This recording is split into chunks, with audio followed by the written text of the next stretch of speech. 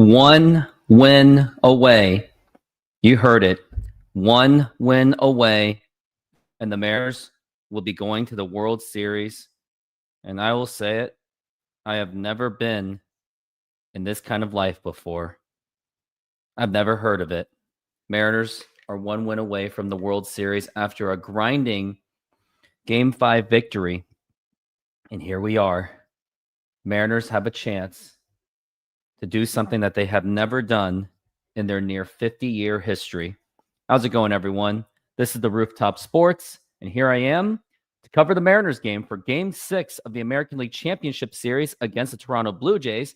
But before we even get into anything, we have just learned that one of our former Mariner, Jesus Montero, he recently passed away in an accident, appeared to be a motorcycle accident, where he got struck by a truck.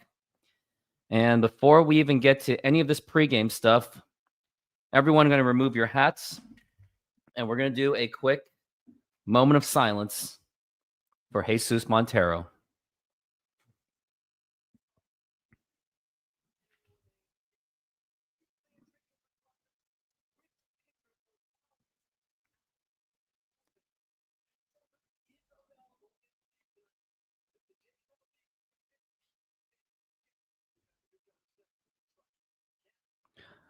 And here we are. That was for Jesus Montero, who was actually a former Mariner from 2012 all the way to 2015. He was part of the Michael Pineda trade, where the Mariners traded away Michael Pineda for Jesus Montero out of the New York Yankees, where he was supposed to be the next big hitter of the future. And unfortunately, that just didn't happen. But I'll get more into him. But we've got a game to follow, and no disrespect to Jesus Montero, but we got a game to cover. Let's go into the lineups. We got Julio Rodríguez, Cal Raleigh, Jorge Polanco, Josh Naylor, Randy Arozarena, Eugenio Suarez, the good vibes only, J.P. Crawford, Dom Canzone, and Leo Rivas. Wonder what's going on with Victor Robles. And then as for the lineup for the Toronto Blue Jays, we got the dangerous George Springer, which, by the way, I told all of you Mariner fans not to cheer when he was hurt and boo while he was walking, because now you just may have awakened the beast. Then we got Luke's, Vlad Guerrero Jr., Alejandro Kirk, Dalton Varsho, Ernie Clement. You got Barger, Kiner Falefa, and Jimenez. And hopefully we will not have to hear those names ever again after this season. Perfect game would have never happened without Jesus. Drove in the only run. I thought it was John Jaso who did that, but let's verify that, because I think it was on August 15th, 2012. Yep, that's true. He did drive in that run, and that's when I think he was a designated hitter, because I think John Jaso was actually... Yeah, I think that's something I'll pay that respect to Jesus Montero. He was actually designated hitter. John Jaso was the catcher at the time. Here was the lineup.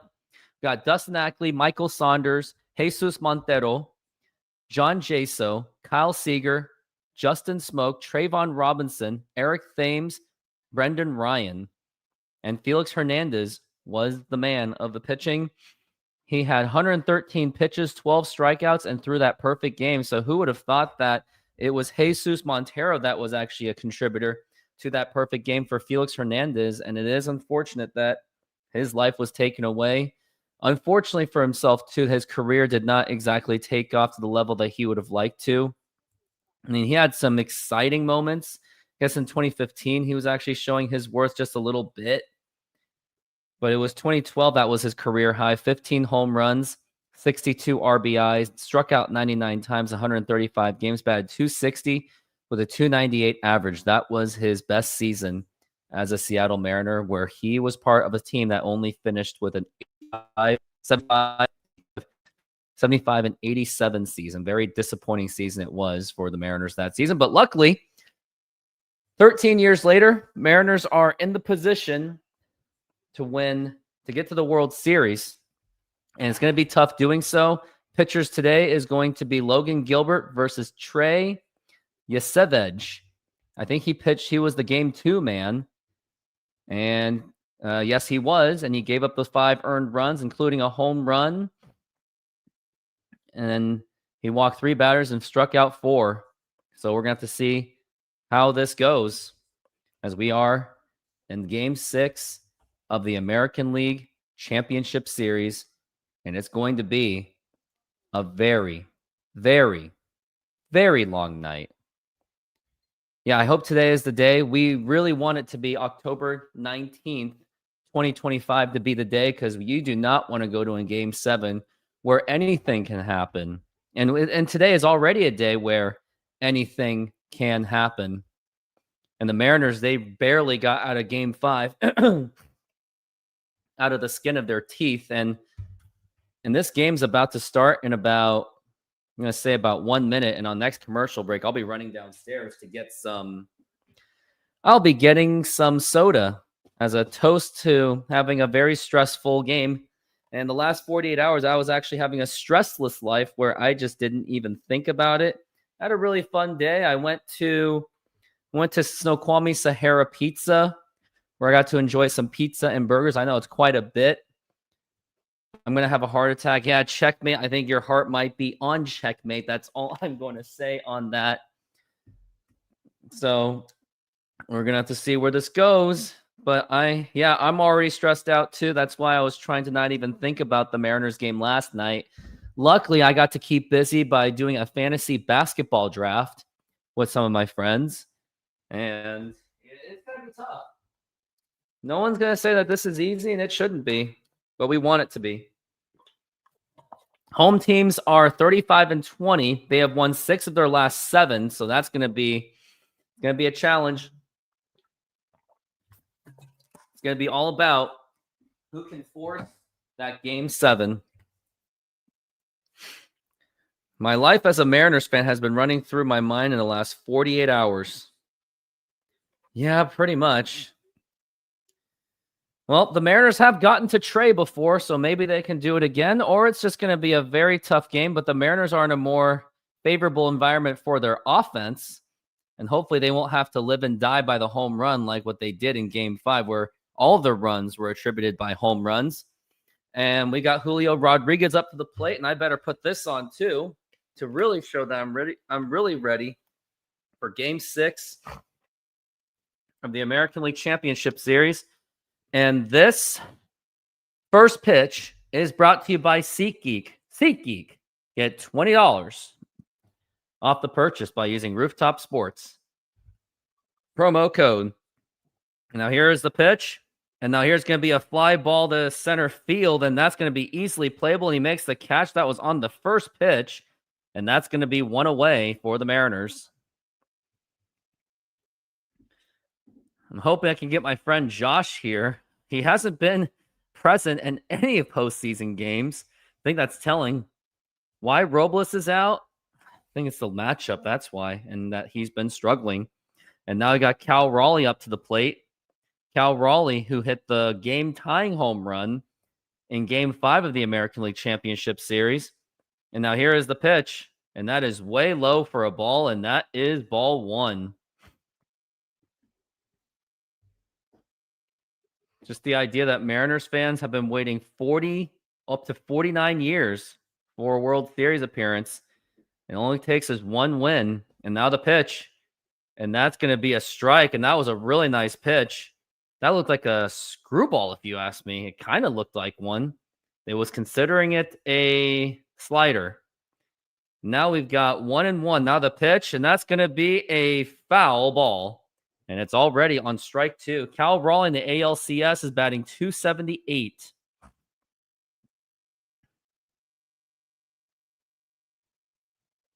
It has a really big drop, so that may be a prone for a lot of pop-outs.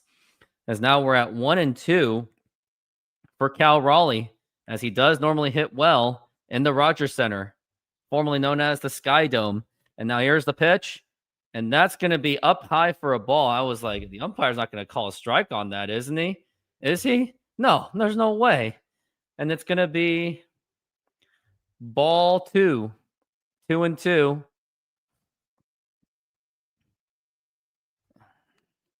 This is a very high leverage game for the Mariners.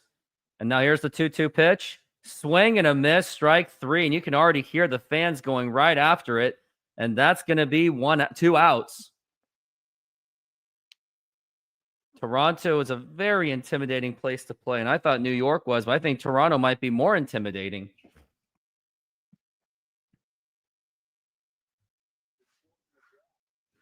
And now we've got next hitter's going to be Jorge Polanco. It's already down to 2 outs. Now here's the pitch. Swing and a miss, and he continues to use that breaking stuff, and that's going to be 0-1. Looks like you're not going to see much fastballs for the Mariners today. Now the 0-1, another breaking ball, and that is going to be a ball. And that's going to be 1-1. That was a splitter. Trey in the second game, he struggled, giving up 4 runs. Now here's the 1-1. And now here's a fly ball belted to deep right field. And nope, I spoke too soon. You can't blame the Marine layer on that one. And that's going to retire the side. We go to the bottom of the first inning and already 1-2-3 inning for the Blue Jays. And we're going to see George Springer up to the plate. And all I can say is my prediction is George Springer's going to hit a home run on a 1-0 count. That's what I'm predicting. George Springer, I think, is hitting a home run. I think he's due because of what happened. The fans cheered him getting hurt. I told the fans not to do that because I thought it was too risky. It's a bad sportsmanship, and you don't want to provoke the bear. You never want to poke the bear, and you just might have. That's why I was against it. And myself have also been met with controversy. I was also met with controversy with the fact that people are like, well, he's a cheater. It should be okay. It's like, no, you don't poke the bear. That's all I'm going to say. Never poke the bear. It's never a good idea. It's always risky. Don't poke the bear again. Let's see what else stuff I got on Jesus Montero. Well, he was a very underwhelming player, unfortunately. He ended up playing all the way till 2021, and he really had underwhelming career. Pretty sad if you think about it. He played in an indie league or the international league. He had some good seasons, but he just didn't play that much. I mean, he had a little bit of a baseball career when he was hanging out in Mexico and Venezuela, especially in the Winter League, but that's really about it. Very piss poor start. Absolutely.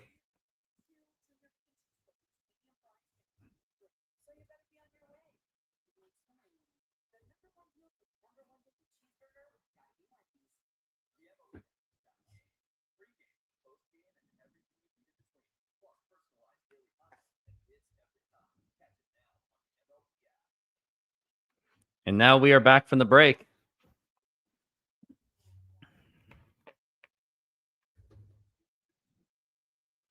We got George Springer, Nathan Lukes, Vlad Guerrero Jr., Alejandro Kirk, Dalton Varsho, Ernie Clement, Addison Barger, Isaiah Kiner-Falefa, and Andres Jimenez. And it's going to be up to Logan Gilbert to send these Mariners into the World Series, go up against the Los Angeles Dodgers, the mighty Los Angeles Dodgers. And I'm already sensing my home run senses out of George Springer is tingling, but it's going to depend how he really is, especially since he got hit. But I'm expecting a home run at this at bat. At some point, I think he is going to hit a home run. The fans are really behind George Springer.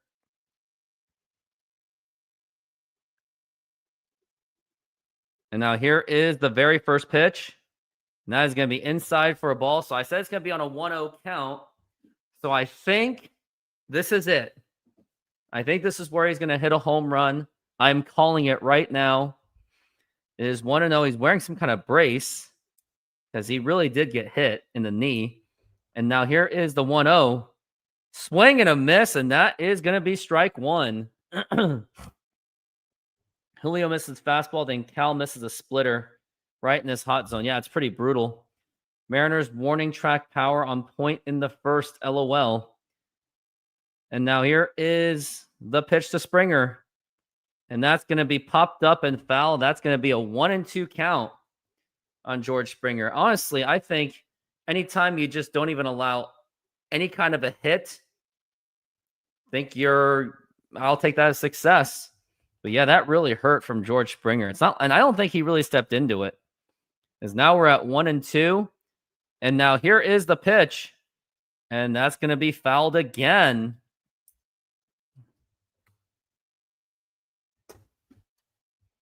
He is still making contact, so you would think that he's going to make some kind of contact. I think he's going to be somewhere on first base. As now we're at 1-2, and now here's the pitch, and now here's a fly ball to right field and fouled. We need Logan to be Walter tonight. I got a fan saying, Chad says, I hate it, but I just don't have faith in Logan tonight. He's so erratic. His velocity has been way down, consistently struggles to locate. Offense needs to show up. Of course they do. They have to show up even when he's good. And now here is going to be the 1-2. And now here is the pitch. Oh, no. He didn't want to give him a strike on that one. That's going to be 2-2.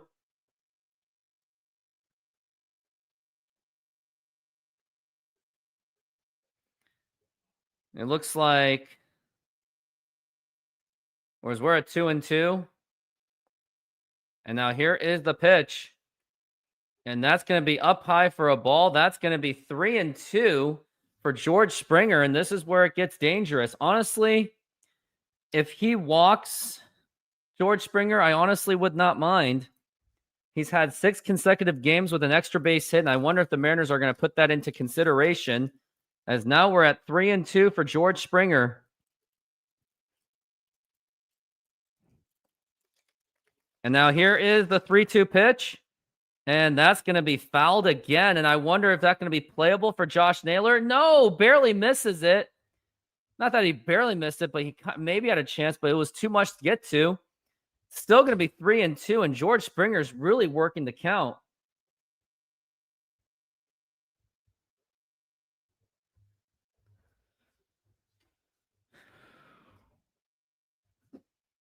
It looks like the knee is really just not the same for George Springer as we're at 3-2. And now here is the 3-2 pitch. And now here's a fly ball to left field, and Suarez makes the catch, and that's going to be 1 out. All right, guys, goodbyes only. Don't forget it. Stop it. Thank you.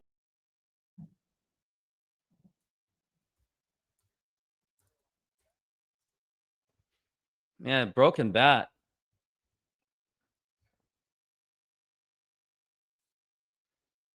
Also, random news that I've heard, former Buccaneers running back Doug Martin just passed away. Oh, my goodness. And now here is the pitch. And that's going to be a ball. As we're at 1-0.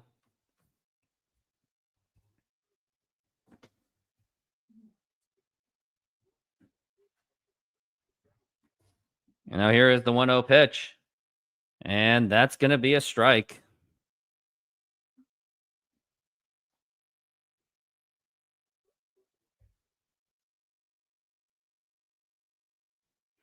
As we're at 1-1. And now the pitch. That's going to be low for a ball.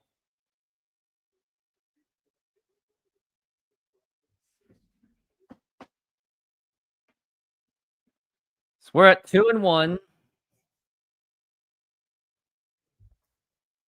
And now the 2-1 pitch. And now here's going to be a liner to right field, and that is going to be a base hit, and that should just be a single. And yep, that's going to be it for that. It's going to be a single, and it's going to be up to Vlad Guerrero Jr., and he has been an absolute killer. He bats .457 in this postseason, so this will get dangerous. Man, even a crippled Springer can still work the count. Man, that man is bad news. Yeah, only how long until he actually gets a big hit? Vlad Guerrero Jr. is .389 in the postseason in the ALCS. And now here's the pitch. And that's going to be a foul ball, and he barely just missed it. It looked like he was just going to absolutely nuke that one. Oh, boy. I mean, this is where high-stress baseball is at its best, especially when the Mariners are just one win away from the World Series. And why does one more feel like 10? As we're at 0-1. Now here's the pitch. Low for a ball, and you can tell that Logan Gilbert's starting to pitch a little bit more carefully.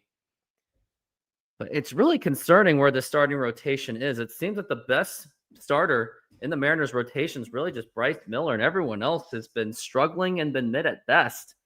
As now we are at 1-1. Now here's the pitch. Now here's going to be a ground ball, maybe a double play ball, and the throw to first. Nope, and Guerrero is going to be safe at first, and we got 2 outs. It was a very slow roller.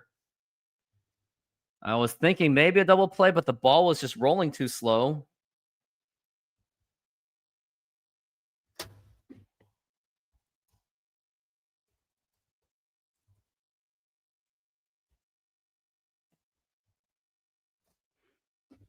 Yeah, Rivas was at least on the bag for it.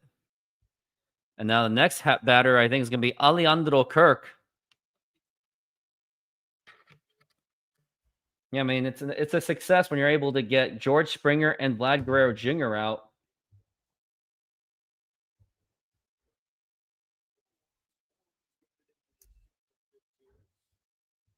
And now the pitch. And that's going to be a foul ball.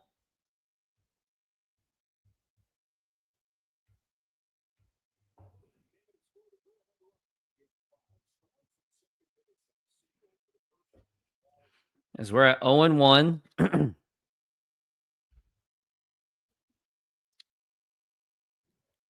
now the pitch. And now here's going to be a fly ball drilled to right field. And is that going to be foul ball just barely? And it looks like the way Toronto is hitting, especially how George Springer was doing it, Vlad was given some trouble. It does feel like it's only a matter of time until Toronto scores. This is why I'm being all pacey like this. It was barely foul. And it's a shame that Canzone couldn't get to that. Canzone doesn't really exactly show the best defense either. So we're at 0-2 on Alejandro Kirk, and a strikeout would be much more ideal.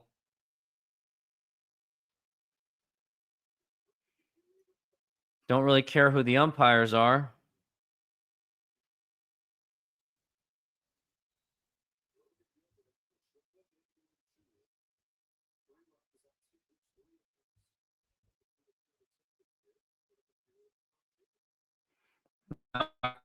Two.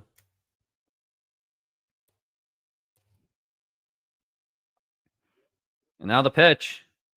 Swing and a miss, strike 3, and that's going to retire the side. Mariners had a little bit of a problem allowing a man on first base, but they do get out of it, especially 2 key outs on George Springer and Vlad Guerrero Jr. And now we will go into commercial break. Senor, tell me how you make a thin crust Sahara pizza. With your hands. Cornmeal.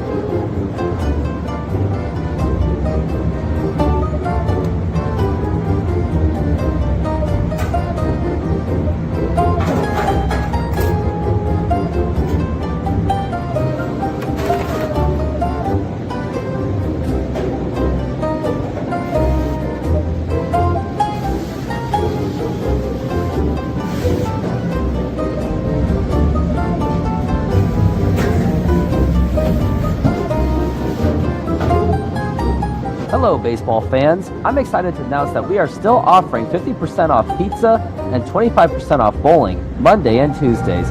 Head on over to Snoqualmie Sahara Pizza. This deal will go through May. And that's how you make a Sahara pizza. Beautiful thing.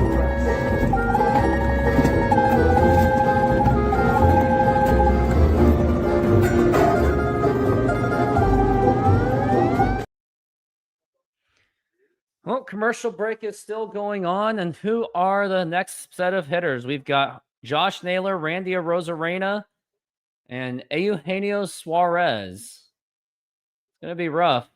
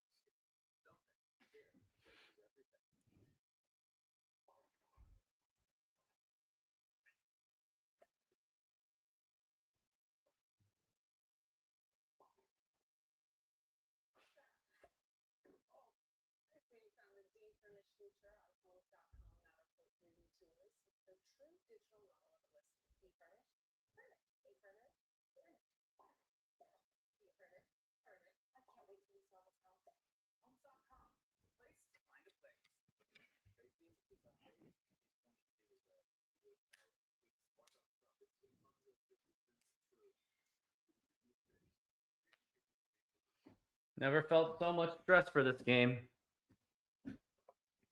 But I don't know. Can Naylor do it?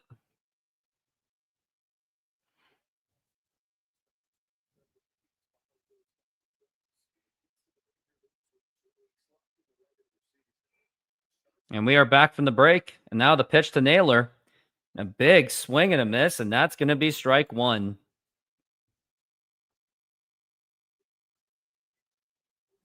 Savage is what his name is. Savage.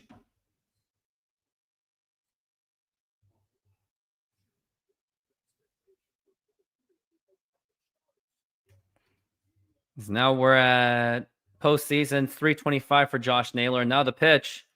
And that's going to be a foul ball. He's a 425 hitter in the LCS. Winner of this, or shall I say, Mariners, if they win, World Series will begin on Friday. As we're at 0-2 for Naylor, the pitch. And a lazy swing and a miss. And that is going to be strike three. And that is going to be 2 outs or 1 out. Feels like 2 outs at this point, just by that.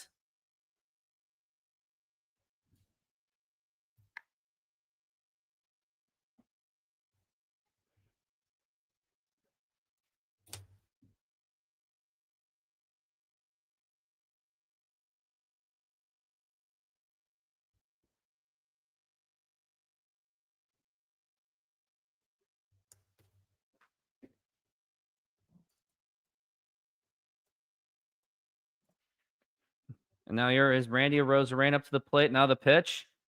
And that's going to be in there for a strike. As we're at 0-1 for Randy Arozarena. Now here's the pitch. Inside for a ball. That nearly hit him, and that's going to be 1-1. Savage has been very efficient in this ball game so far. He has retired 4 in a row. Could be 5. And now the pitch. And a lazy... What are you doing, Randy? Why are you just half-ass swinging?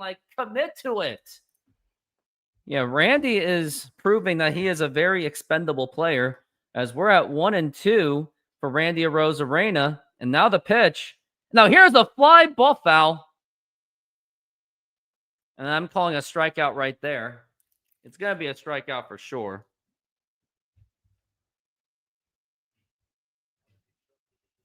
As now we're at 1-2. And now here's the pitch. And a swing and a miss, strike 3. And I knew it. A foul ball like that mentally hurts you. And now that's going to be 2 outs already. 2 strikeouts in a row in this inning for Savage. And it really just feels like this just isn't the Mariners game. It just doesn't feel like it. I just don't feel it.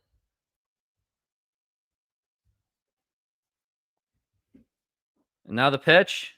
And that's going to be outside for a ball. Here is Eugenio Suarez, who's actually batting .316 in the American League Championship Series, but he's still got to do more than that. He did hit a grand slam home run, but he's got to do more. And now the pitch. And he gets popped up, and that's going to be a foul ball, and that's going to be 1-1. JP Crawford will be due up next. He will hit if Suarez survives this at bat. Now we're at 1-1 for Eugenio Suarez. Now the pitch. And that's going to be right in there for a strike. It really just doesn't feel like the Mariners game. It just doesn't feel like it. And yet they're saying Mariners are the favorite. They have the more win probability, but who are these geeks anyway? And now the 1-2. And outside for a ball.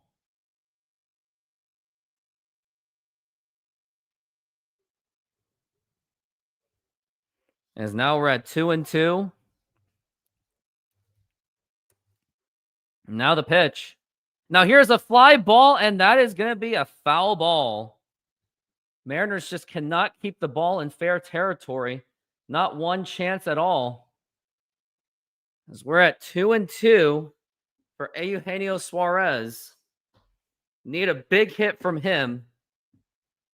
As now we're at 2-2 on Suarez. And now the pitch. And that's going to be strike 3 called, and that is going to retire the side. And he knew it. I knew it. And Savage is absolutely on fire. We're talking about 3 strikeouts in a row. 1 to Josh Naylor, Randy Arozarena, and then Eugenio Suarez. He sold them on the frame job, and that is going to be retiring the side. Try our delicious burgers today. Satisfy your cravings with our mouth-watering burgers. Double cheeseburger with classic double beef patties with melted cheese, lettuce, tomatoes, onion and house sauce, a fresh, flavorful delight. Double bacon cheeseburger, crispy bacon, fried onions, barbecue sauce, and double cheese. Double guacamole bacon burger, double cheese, crispy bacon, guacamole, lettuce, tomatoes, onions, and our special house sauce. Pair any burger with fries with an ice-cold drink for the perfect meal. Come down and taste the difference. You can only find these burgers at our Snoqualmie Mexican food truck.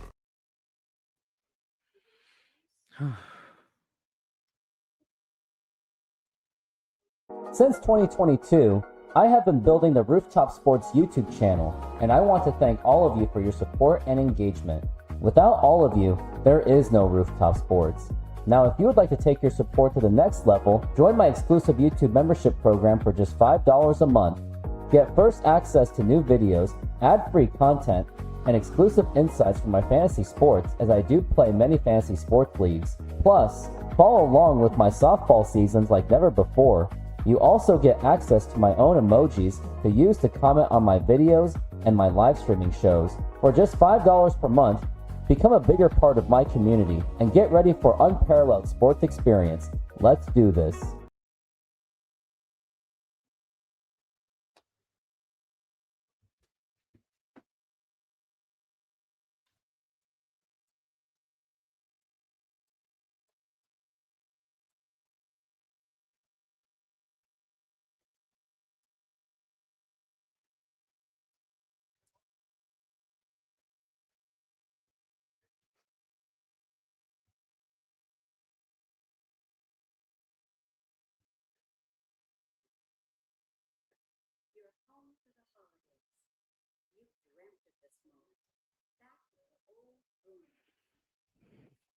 It's like Mariner Sir tried and sub says, "Your Savage stuff looks a little bit better tonight, but it feels like he's also hung a handful of pitches.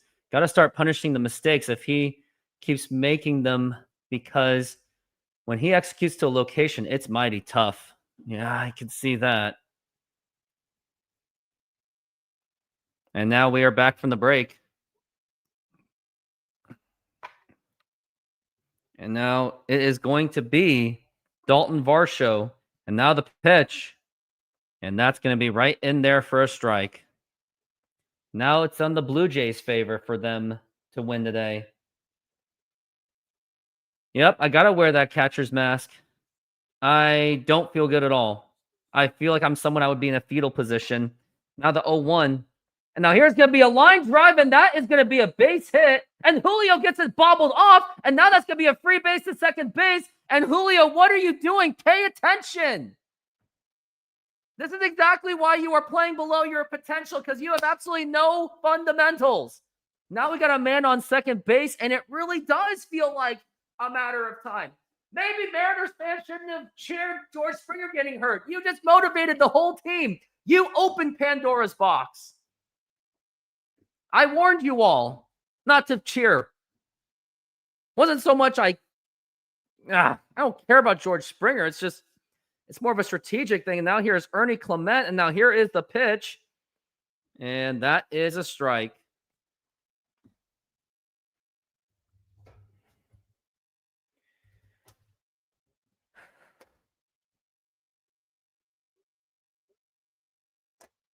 Now we're at 0-1. Now here is the pitch. Now here's a ground ball right to it bobbles the ball in the throw to first, and not in time. The only good thing out of it is that you do have a double play opportunity, but the Mariners just don't seem focused. It looks like the pressure of them to get to the World Series has really increased, and Suarez somehow bobbled the ball.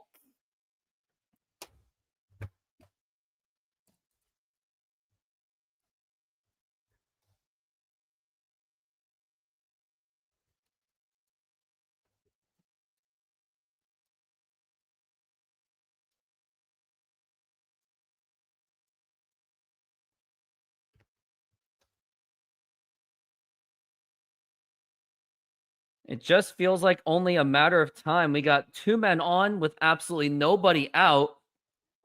And next batter is going to be Addison Barger. And it does not get any easier. And now the pitch. And that is a strike.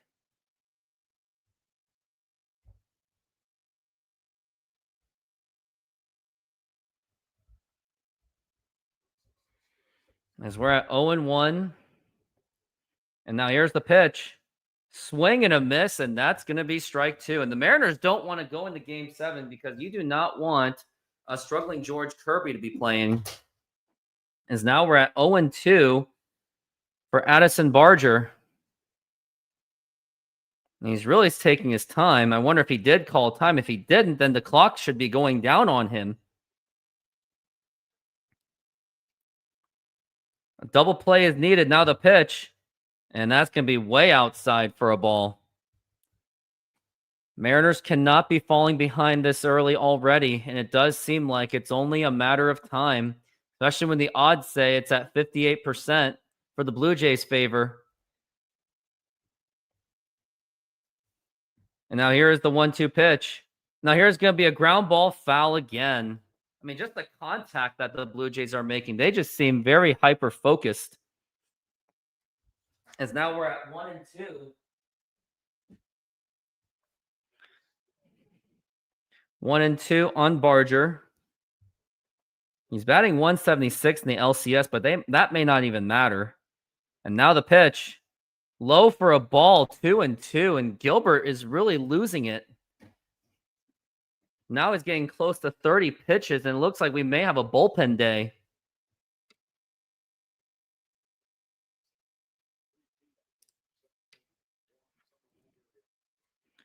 Now we're at 2-2 for Logan.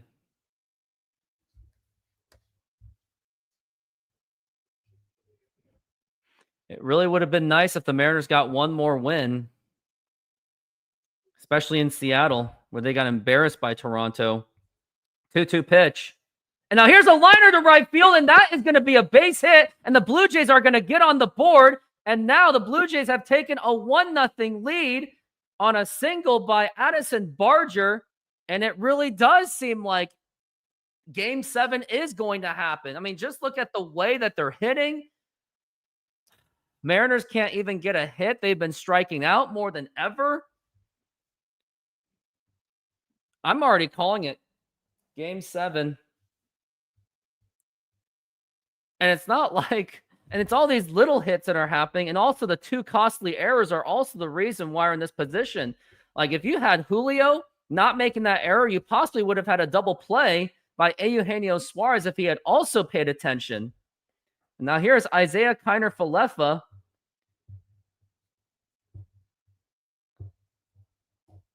And now here's the pitch. And check swing, did he go? Yes, he did. Yeah, it pretty much is going to be. It just seems like it's only a matter of time. The 7 through 9 hitters is what really has been killing the Mariners, batting .286, 9 RBIs, and 3 home runs. The pitch, and that's going to be a foul ball, strike 2. And amazing, and believe it or not, it is still no outs. And I'm telling you, I promise you, if the Mariners were at least more consistent making the playoffs, I wouldn't be like this. I'd be a lot more relaxed. As we're at 0-2, and now here is the pitch, and nearly gets away. And I think that's going to be a free bagger. Nope, it's not. Addison Barger stayed. I'm surprised he did stay. I would have went because at least, because it's not like Cal Raleigh would have thrown at second base anyway, because I could have gotten the guy from third to go home. Mariners look absolutely rattled. As now we're at 1-2 for Kiner Falefa. And now the pitch. And a ground ball foul. Yeah, it just doesn't feel like this game is meant to be. I think Game 7 is going to happen.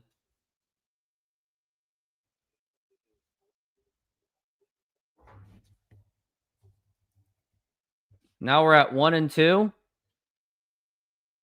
And now the pitch.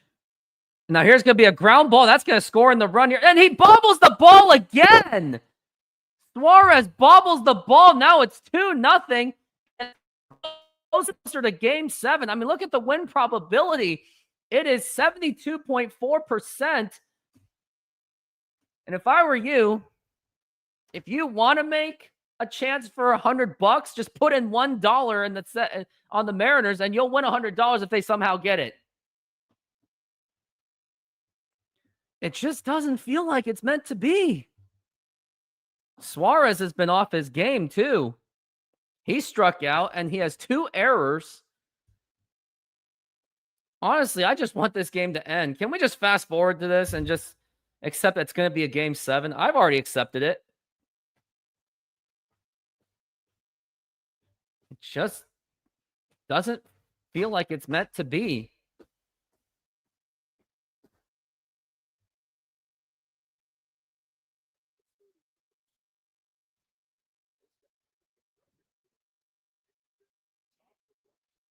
And now we got Andreas Jimenez up to the plate, and it gets worse. If you cannot record a single out, then you're going to have to deal with George Springer and Vlad Guerrero Jr.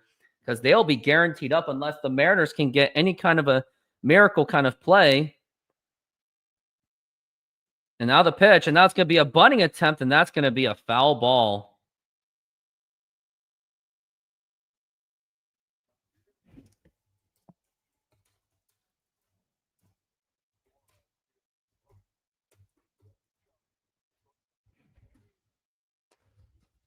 Now we're at 0-1.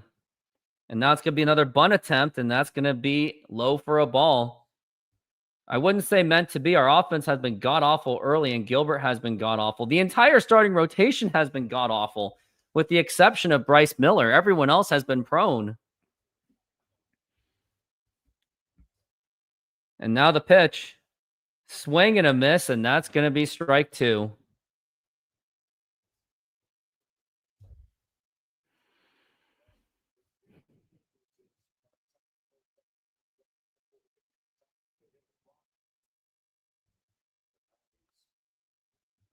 As we're at 1-2 for Jimenez. And now the pitch. Swing and a miss, strike 3. And here is my applause to you.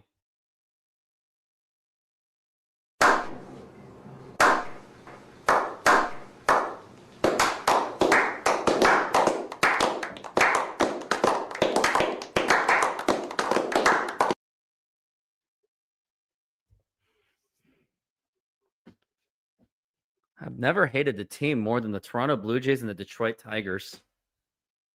As now here is George Springer, and I'm calling a 3-run home run right here.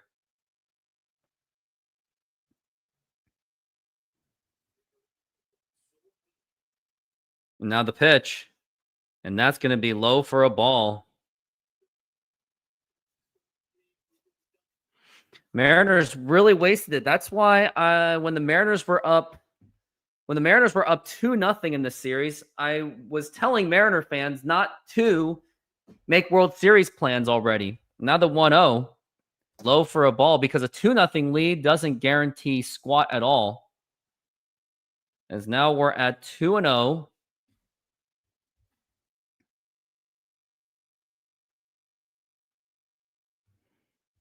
It's 2-0 for Springer. Now the pitch. Low for a ball, 3-0.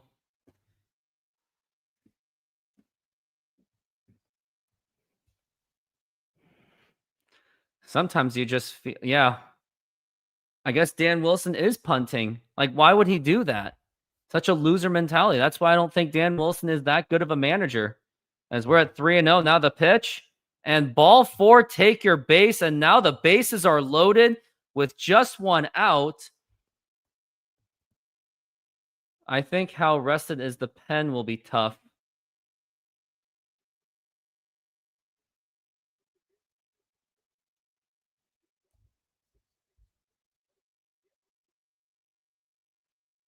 Mariners starters entering tonight in this series with a 6.98 ERA, 300. You can't pay for streaming. Can't pay for streaming for the game. No, I can't. And now here is the next guy up to the plate. This is Luke's. And now the pitch. And that's going to be a foul ball. I mean, this whole team is stressing me out. Like, here's the thing. If the Mariners had not been up 2-0, I would have maybe accepted it just a little bit, because Toronto is usually a death zone for Seattle. And now we're at 1-0, 0-1, and now the pitch. And that's going to be a foul ball, and that's going to be strike 2. And if I were Dan Wilson, you got to get the bullpen out, because it's just not working for Logan Gilbert.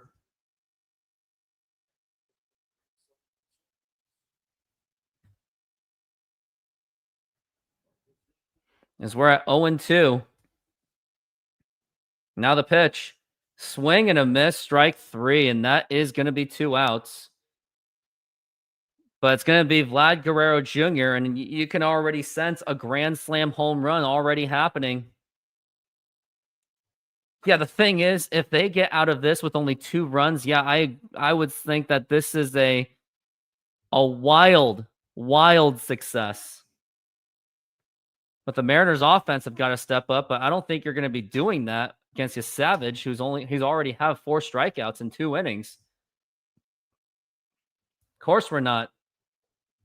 Look at the scoreboard, buddy. And now the pitch. Low for a ball.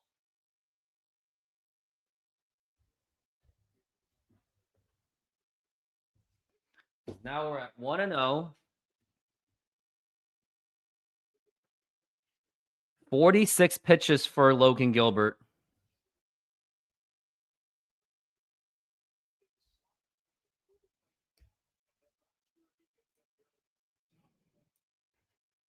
Now we're at 1-0. And now the pitch. Now here's a ground ball, diving stop by Suarez. Throw to second, and that's going to be in time. And that is a little bit of a way to make up for those 2 errors.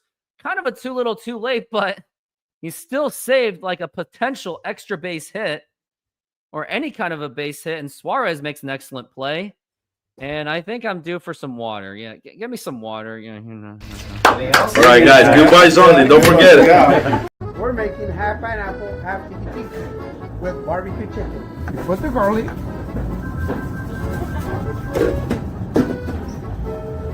Put the pineapple on the whole pizza. Remember, they want half pineapple, and the one is going to be tiki. Tiki with pineapple, garlic, feta cheese, artichoke hearts,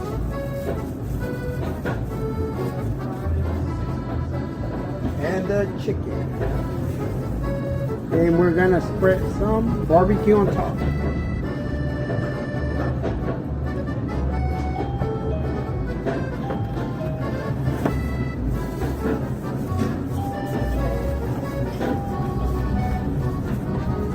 Let's ready. Put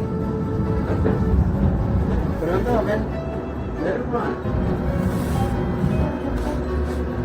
Hello, baseball fans. I'm excited to announce that we are still offering 50% off pizza and 25% off bowling Monday and Tuesdays. Head on over to Snoqualmie Sahara Pizza. This deal will go through May. It's not going through May. It's indefinite.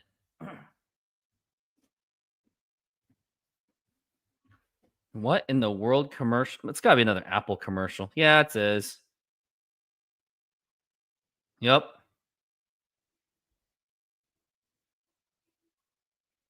They say the camera is their best. iPhone 17 Pro.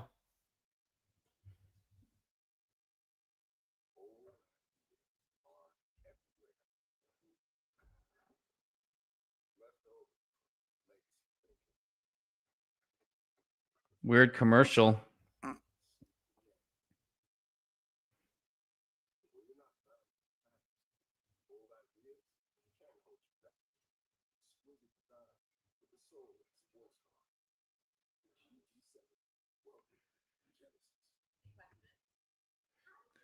Yeah, Blue Jays offense is a very well-balanced offense.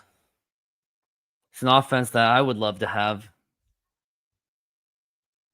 I mean, look at these guys. You can't really pitch around any of them.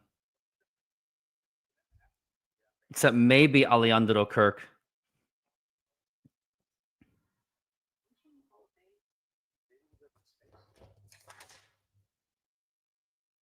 And now we're back from the break.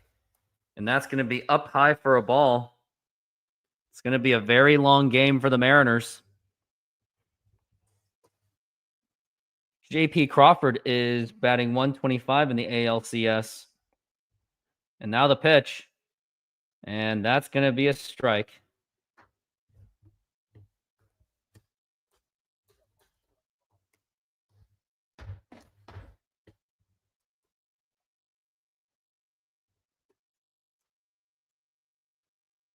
And now the pitch.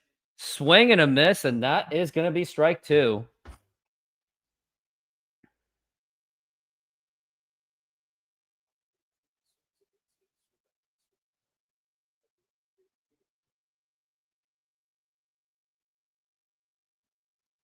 And now we're at 1-2. And the pitch. Low for a ball.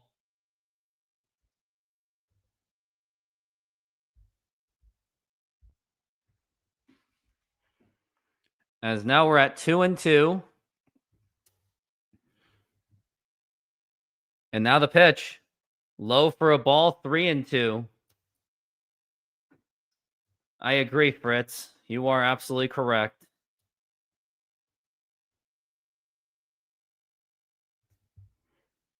Now here's the pitch. And way outside for a ball. Ball 4, take your base as J.P. Crawford gets on base.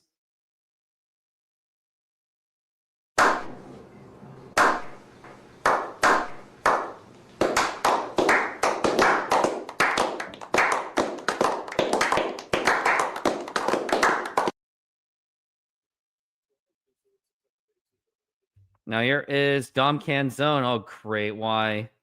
We really should have Victor Robles in. I don't care about matchups. If your guy is batting 150, if Canzone's batting 059, matchup does not matter.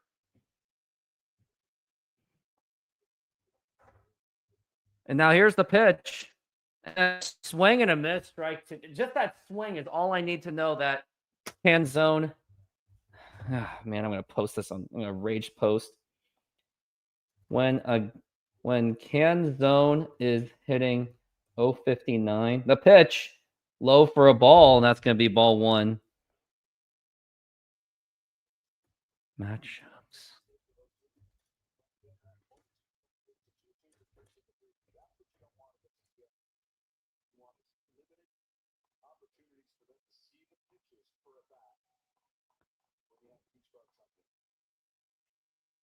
Now we're at 1-2. Now the pitch.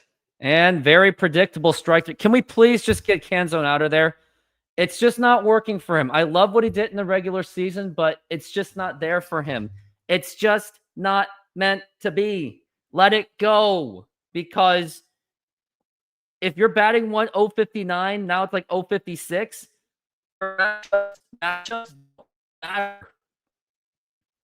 Even left-righty matchup. I think it's the most flawed philosophy in all of baseball. Now the pitch. And that's going to be a strike.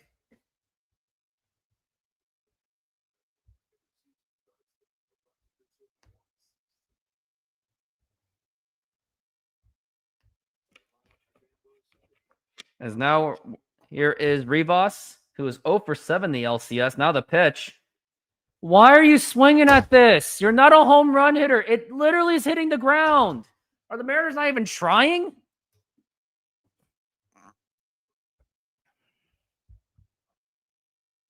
As now we're at 0-2.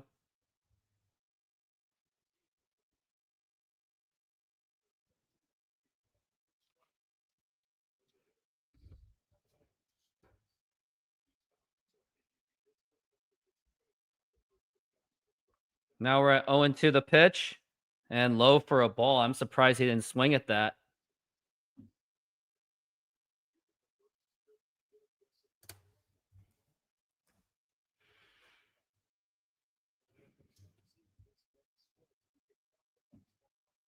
As we're at 1-2. Now the pitch again. Low for a ball hitting the dirt.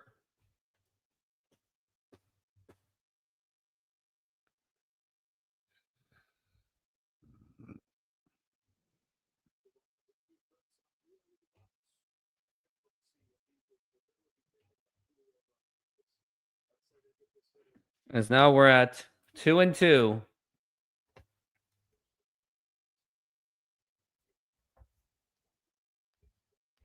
As we're at 2-2. Now the pitch. And that's going to be popped up and fouled.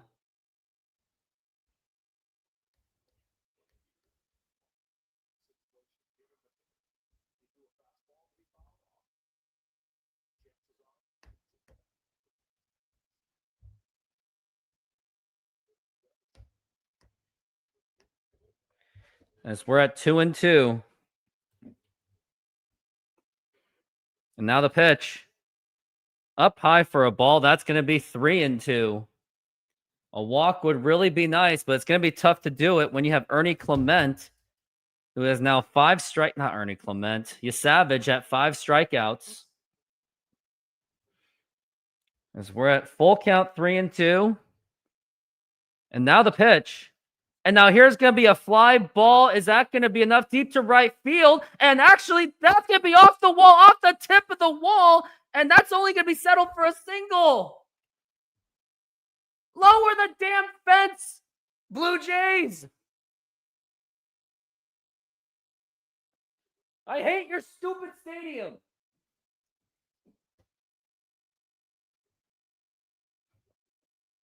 That was right down the middle. It was a nice hit. But now we've got, I think we got Julio Rodríguez up to the bat. We do. And big hit is absolutely going to be needed. Come on, why do the fences have to be that high? Those kind of fences should be banned. And now here's Julio Rodríguez. And now here's the pitch. And that's going to be outside for a ball. That is ball 1.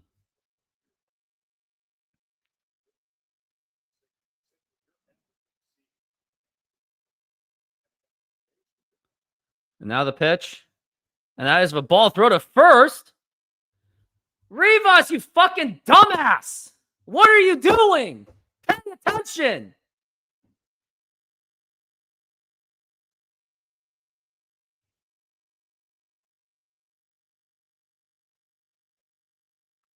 Rivas, you fucking idiot. First, you know you can't steal. You know what's crazy about this?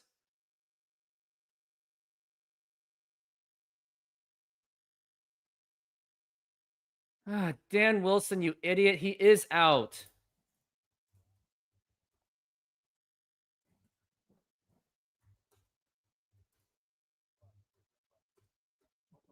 Dumbass. Yeah, he's out.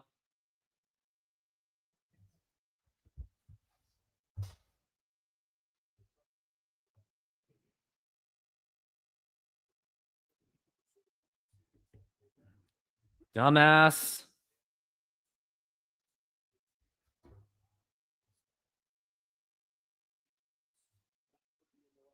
And wasted the challenge for no reason.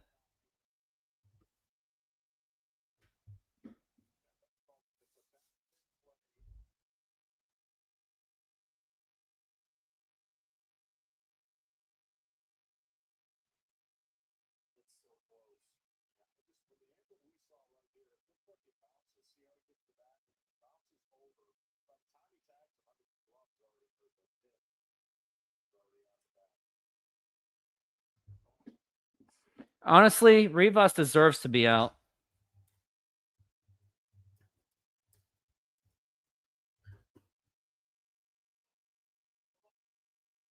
Whoa.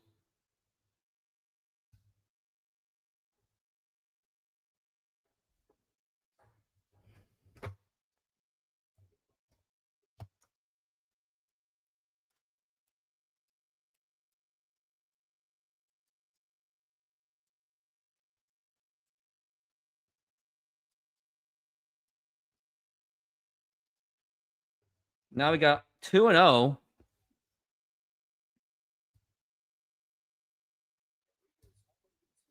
Yeah, Rivas doesn't even steal. So what's the point? And now we're at 2-0. And now the pitch. Why are you swinging at the dirt, Julio?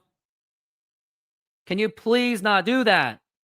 I mean, yeah, sure. If I'm playing Major League Baseball, yeah, I would have done the same thing, but you're a professional. As now we're at 2-1.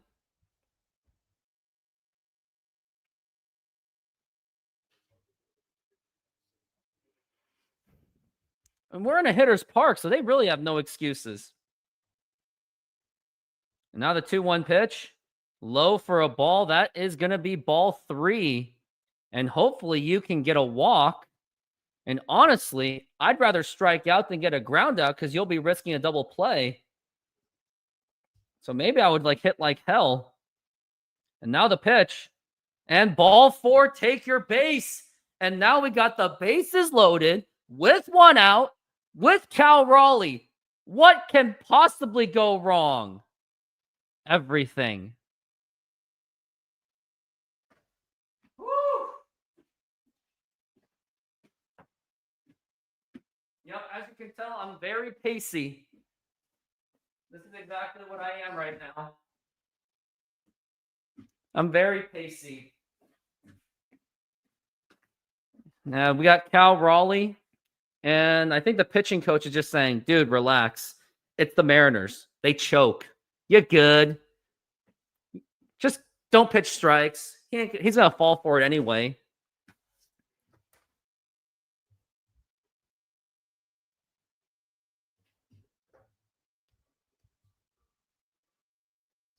But I can terrifyingly see this. Now, I want to see what the Mariners' data is with the bases loaded.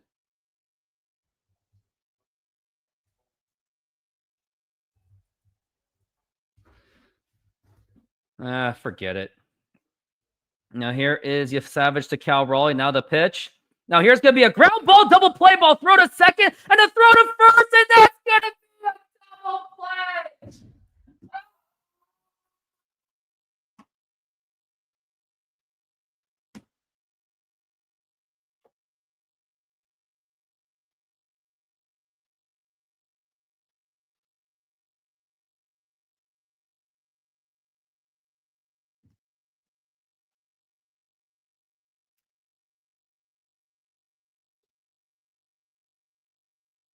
Blue Jays, can you please just let us win? I'll let you. Here's the deal. If you guys let us win, we'll gracefully lose every single game in Toronto because we already know that the Mariners are going to gut their team by next year because of bad ownership. I don't blame you. You can leave, man. It's okay.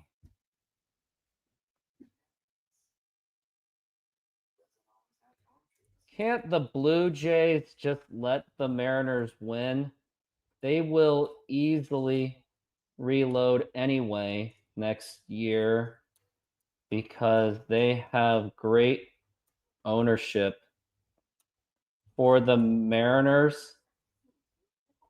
Knowing bad ownership, this is literally a once in a lifetime experience.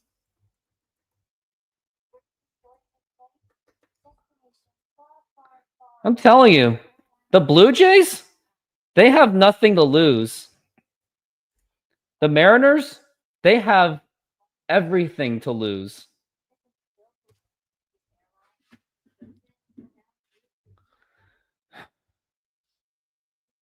I gotta go pee.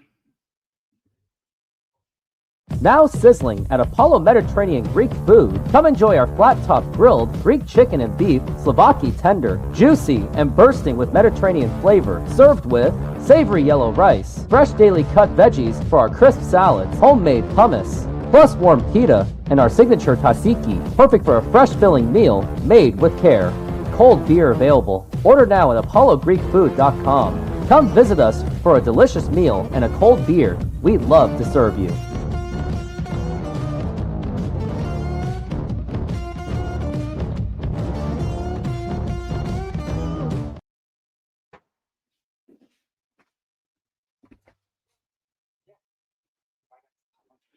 Yeah, Cal's not being patient. That's the detriment of the Mariners, is that they literally just swing at everything. Double play was the last thing they needed.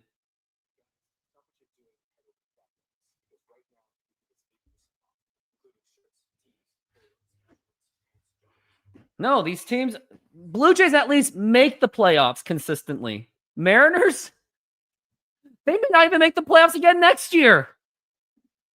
There is no next year. There isn't going to be a next year. Suarez is going to walk. Naylor's going to walk. Randy will get traded. Oh, we're back from the break. And that's going to be a strike.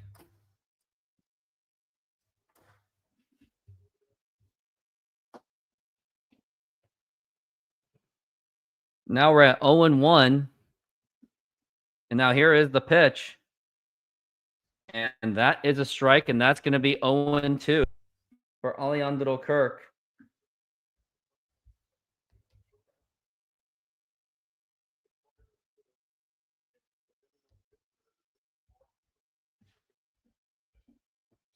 As we're at 0-2.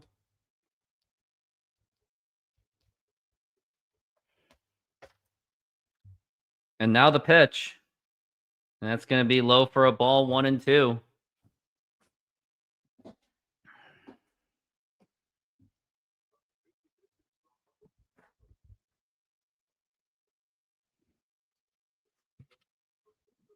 Now we're at 1-2. And now the pitch. Here's going to be a ground ball right to Suarez. Nice play. And now the throw to first. And that's going to be in time. Nice play by Suarez. And that is going to be 1 out.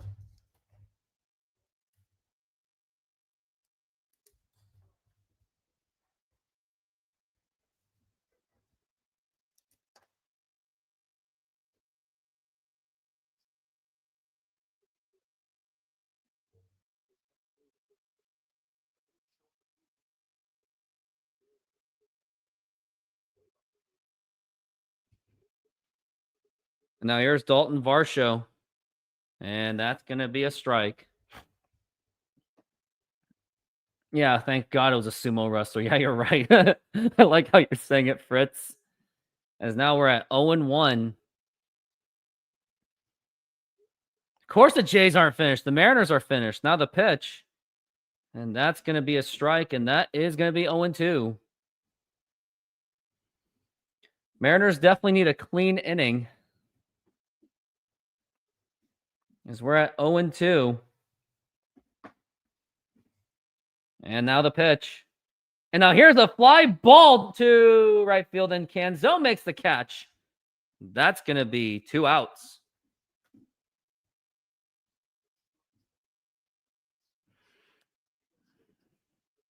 Cal really should have just...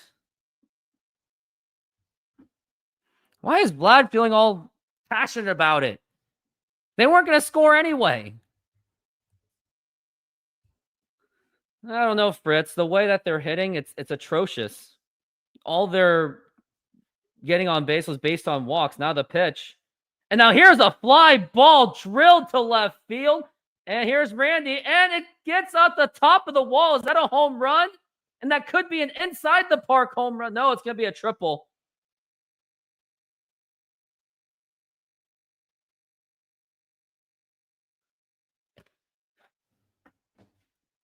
It really feels like we're going to game 7. I hate to say it.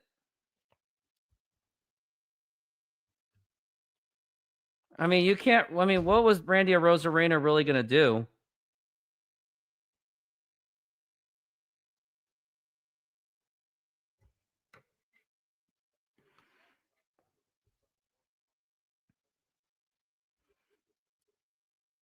And now we got Addison Barger. And that's going to be a strike.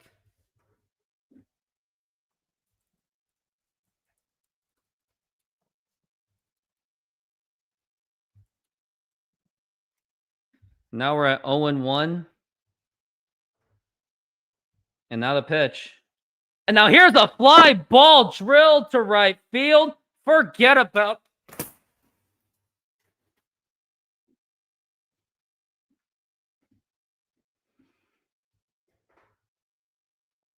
And bad news is I broke my mask. It's broken. And my helmet's broken.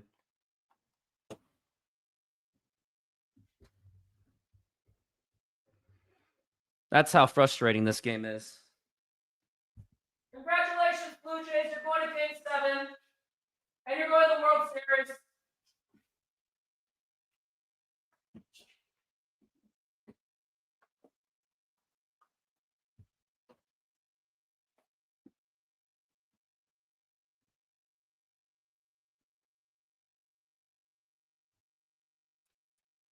And the pitch. And that's going to be a strike.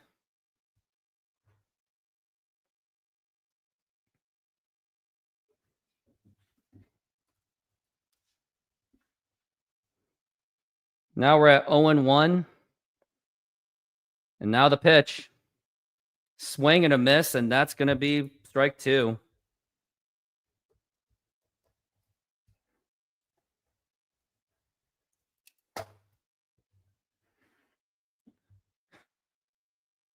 As we're at 0-2.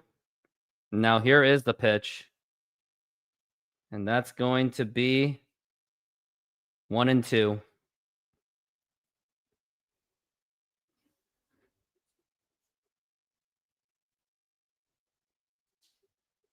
As we're at 1-2. And now the pitch. Now here's going to be a ground ball right to J.P. Crawford. Throw to first in time, and that's going to retire the side. But Addison Barger hit a 2-run home run.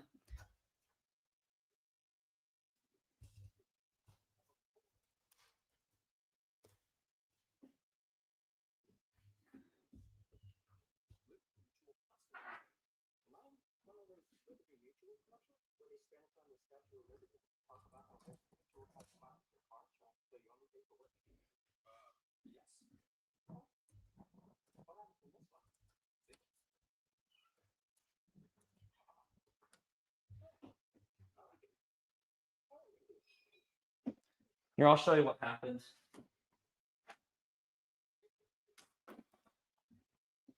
It's broken. I apologize to all my Mariners fans. I literally broke my mask.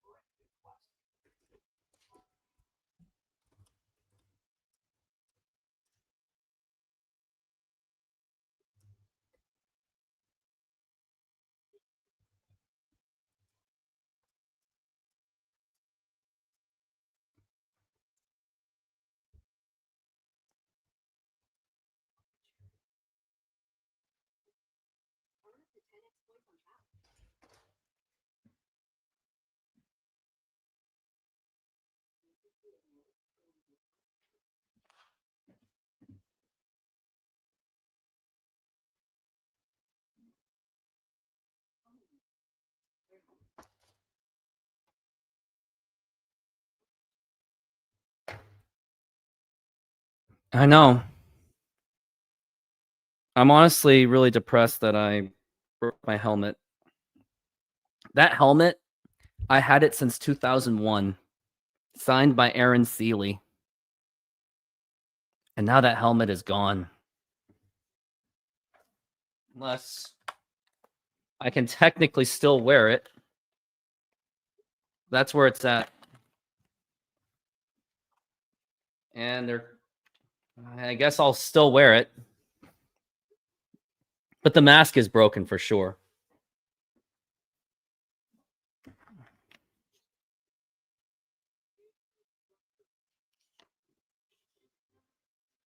Unless I can like fix it in some way.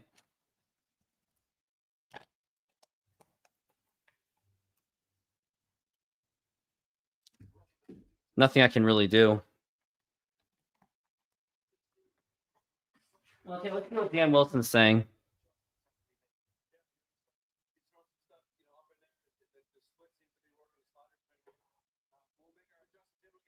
Dan Wilson, shut up. You don't know what you're talking about. Just shut the hell up.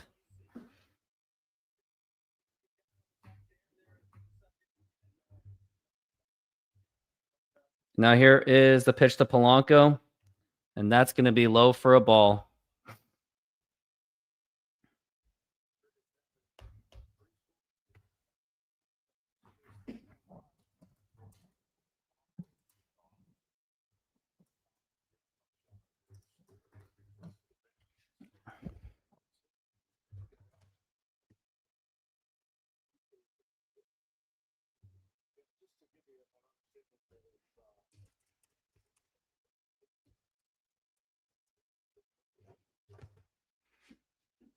Now we're at 1-2.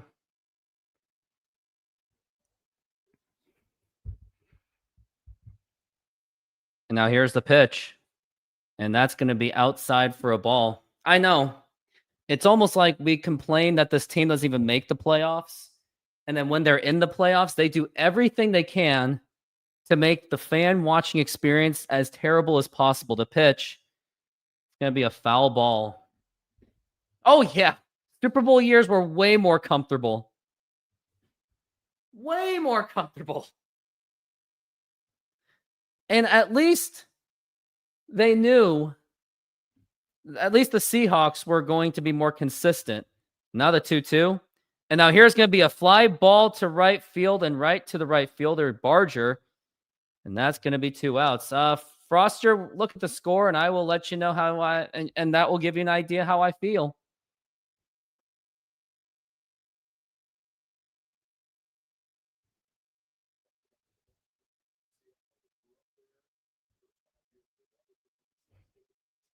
I was actually having a pretty good day. I was having a nice, relaxing day, and then this game happens. And now here's the pitch. And now here's going to be a line drive, and that's going to be a base hit. And do I really care? They're not going to score anyway. So who cares? I'm already thinking Game 7 anyway.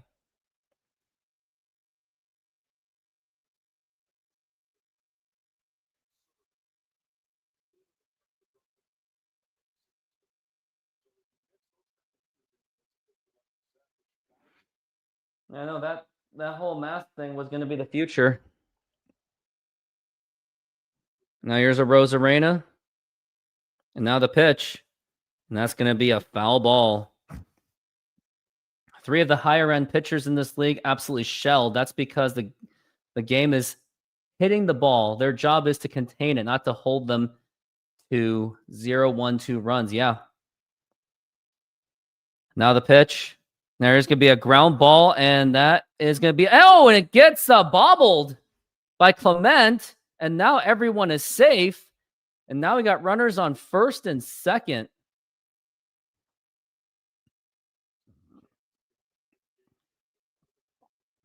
Yeah, I can't believe my helmet is broken. My mask is broken. This is where it is.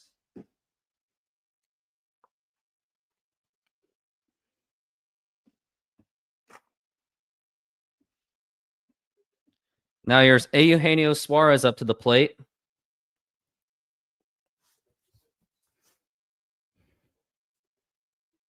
And now the pitch. There's still so much in this. You got to get something here. Even one and pull Logan. It broke Foster. I feel really bad. But when it's a game like this and everything's on the line, and we're at 1-0, and now here is the pitch, and that's going to be a foul ball.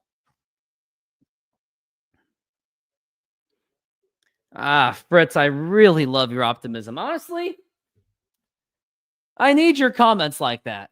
It will help. Maybe it'll help me feel more positive and bring some positive action. I'm a negative guy. The 1-1. And that's going to be inside. No, it's going to be, doesn't. Yep. Didn't swing at it.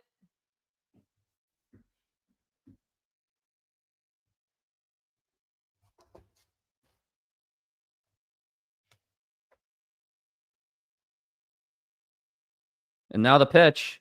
Swing and a miss, and that is strike 2.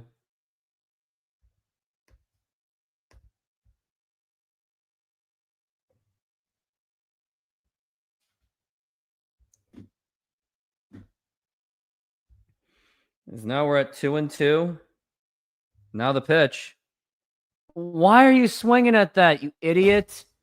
It was way outside the strike zone. Like, does this team even have common sense? What? That's all I've got. Oops. As now we're at 2-2. Runners on third, second, and third with 1 out. Double play. You do something really stupid.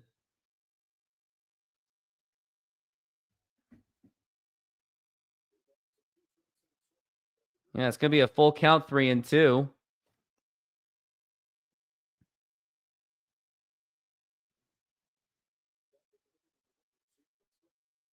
Now we're at 3-2. And now the pitch. And ball 4, take your base. Now the bases are loaded again. And it's going to be JP Crawford, who tends to kind of hit well with the bases loaded, but against Toronto, not my luck.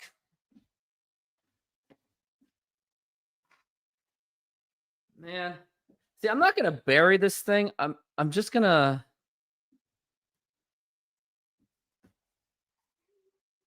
not going to work. Oh, and that's going to be a strike. Let's have Vader wear it. It's really sad. That's the shell itself, literally. And now we're at 0-1. And now here is the pitch. And that's going to be a strike, and that is strike 2. JP Crawford, he has been batting 200 in the postseason. And if he doesn't really contribute anything more, honestly, I'd rather have... and after that, it's going to be Dom Canzone. Now we're at 0-2 the pitch. Now here's going to be a ground ball, double play ball, throw to second and throw to first. And that is in time for the double play again. Second inning in a row with the bases loaded, and it's a double play. It could have been no outs, and they would have made it into a triple play.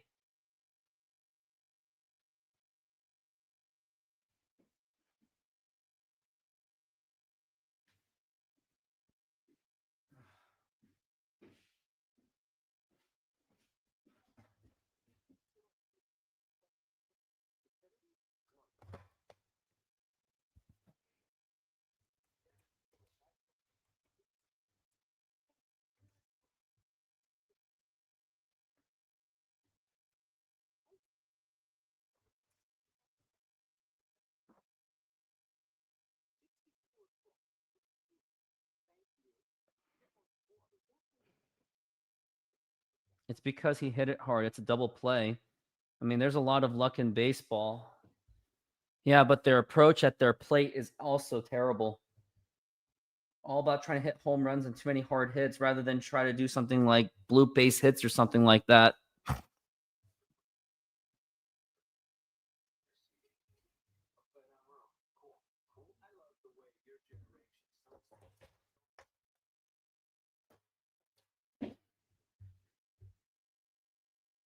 I know. I feel all of you, but no one's going to feel it more than me. Man. Like, again, if John Stanton wasn't the owner, if it was like a Mark Cuban owning this team, then it's not a big deal. Because at least I know there will be a next year. They'll double down and they'll make themselves a competitive team. But when you have John Stanton and you have Jerry Dipoto preaching 54% rhetoric, and then they're going to just Naylor's a free agent, Suarez is a free agent, we're not going to have a team like this again.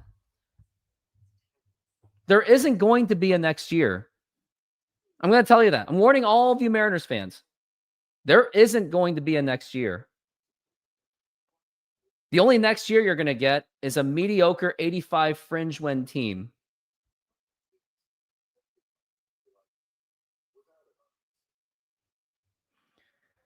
Because at least they were the ones that got us to the the playoffs with their contributions in the regular season, Fritz. And also, the other problem is, who are they going to get to replace them?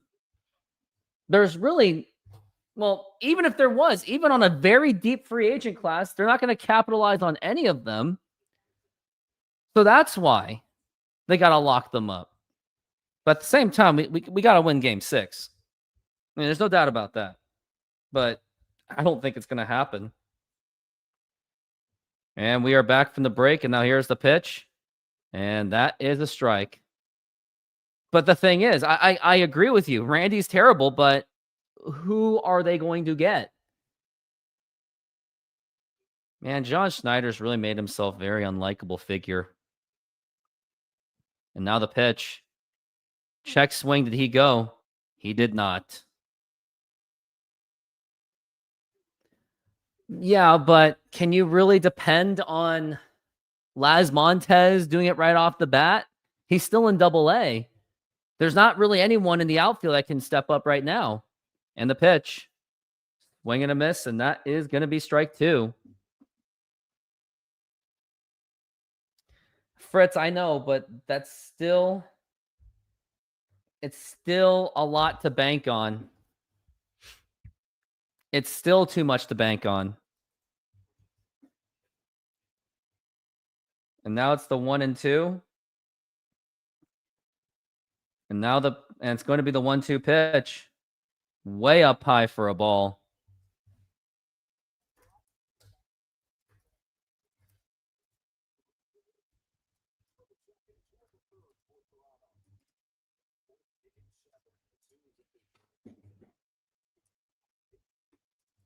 And the pitch. And that's going to be a liner, or it's going to be a ground ball 2. And he gets him out. That's going to be the first out of the game, or the inning.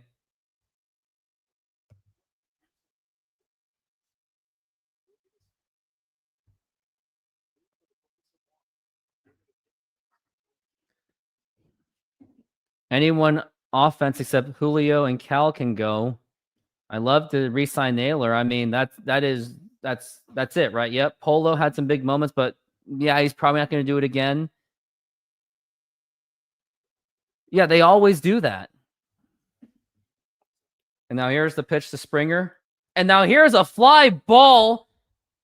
And not deep enough. And he makes the catch, and that's going to be 2 outs.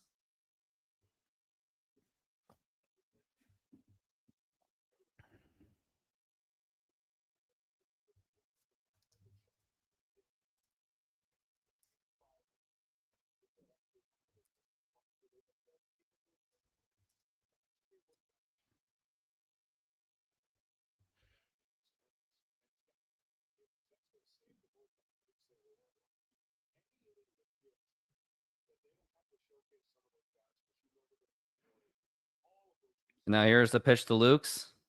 And that's going to be a foul ball.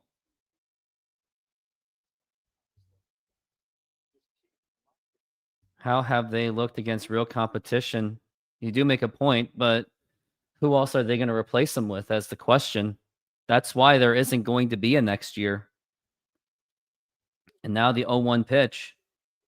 And that's going to be low for a ball. That is going to be 1-1.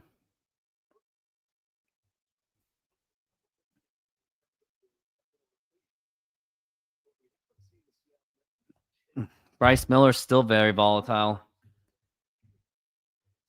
You can't really trust him to do it again. The 1-1. And it's going to be a foul ball. Just the idea that the Mariners are on the verge of having this forced to be a Game 7.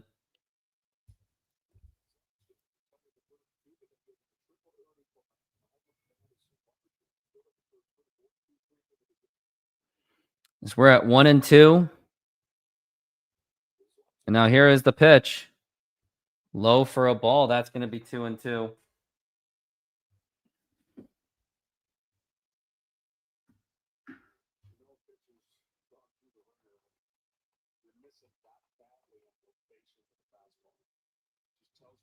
We're at 2-2.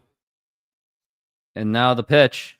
Now here's going to be a ground ball and a throw to first in time. And that's going to be, surprisingly, an easy 1-2-3 inning. Yeah, for the first time.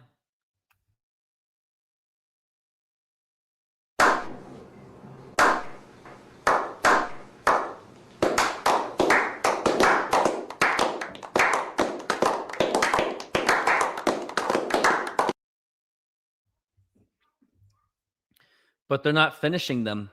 And now you might as well call the next inning. You might as well just call that. That's already a free out. So the Mariners have already started with 1 out.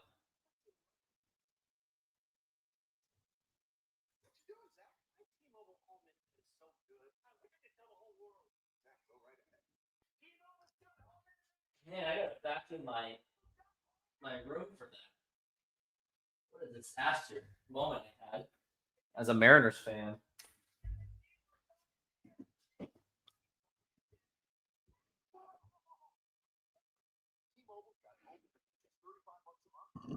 I mean, the Mariners have pretty much been riding mostly on luck this season. And that's why you can't really say that there is a next year. By the way, I'm finally going to sit.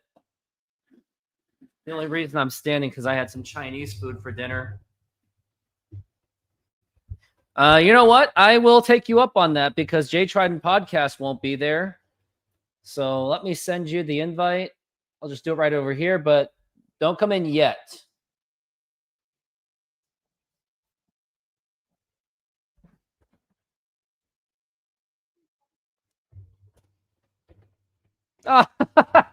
Fritz. There is always next year.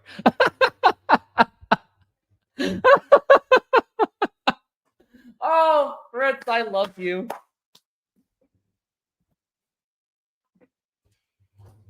There's always going to be a next year. We'll be fine. There'll be a next year. We'll bounce back.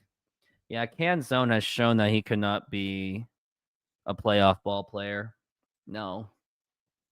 And then he goes to a different team and he magically becomes better because that's how it works.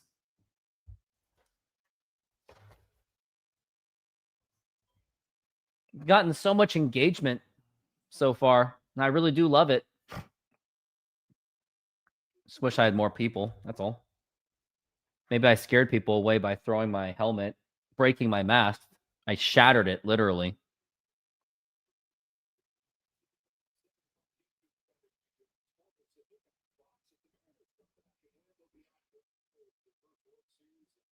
Nightbot could have singled. He wouldn't have failed us. So we need Nightbot.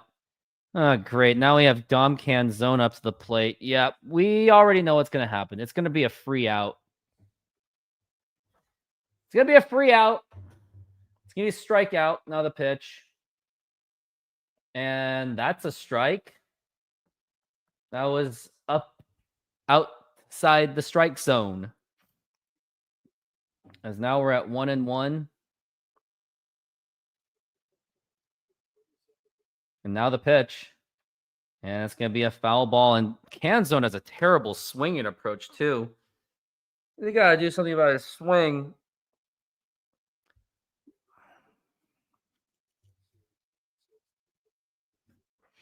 I'm telling you, there isn't going to be a 2026 for the Mariners. As now we're at 1-2. Now the pitch. Surprising swing at that one. That's going to be up high for a ball.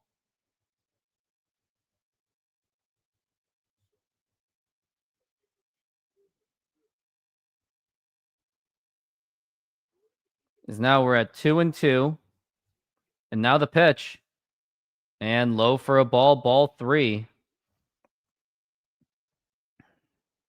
Like in a Blue Jays fan perspective, they might be stressing themselves, but there is nothing to stress about. There really isn't anything to stress about. So I think they're relaxed whenever the bases are loaded. Now it's 3-2, and now here's the pitch. Now here's going to be a ground ball. That's going to get right through for a base hit, and Dom Canzone actually gets on base with a single. Surprisingly, his second time getting on base.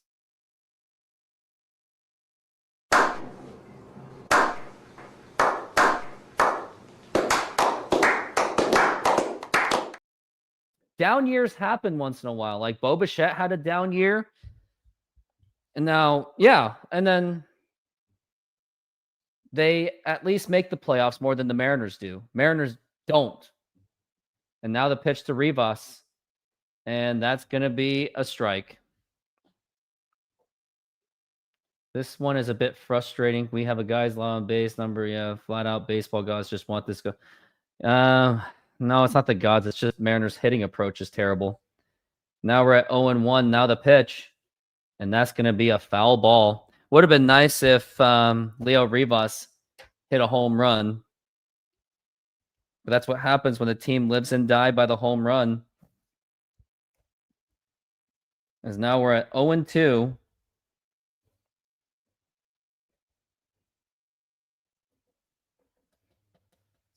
But they've also struck out a lot, too.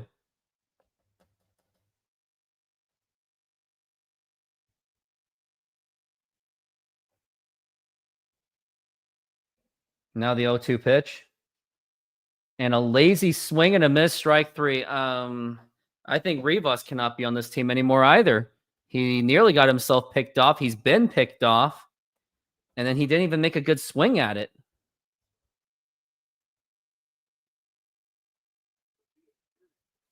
And now we've got back to the top of the lineup.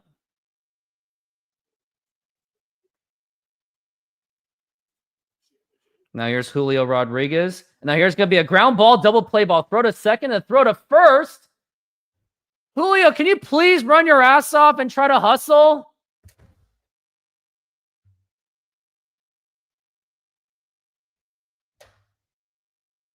Try our delicious burgers today. Satisfy your cravings with our mouth-watering burgers.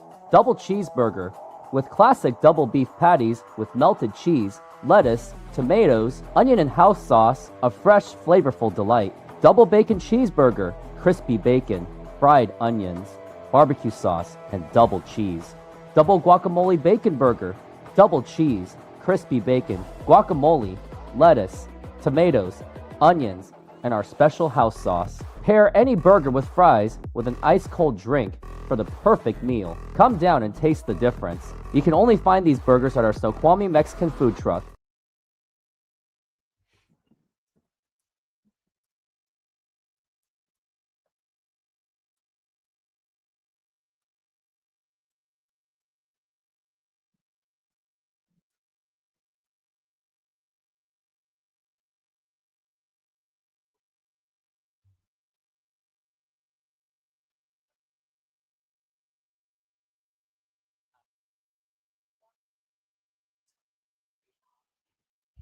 And the thing is, after this game, after the Mariners lose, I don't want to hear anything about ballpark suppression, T-Mobile Park, because the Mariners can't even come up with a run in a hitter's park. I don't want to hear any of those excuses again. You would go with Bryce Miller on potentially a 3-day rest? Ugh.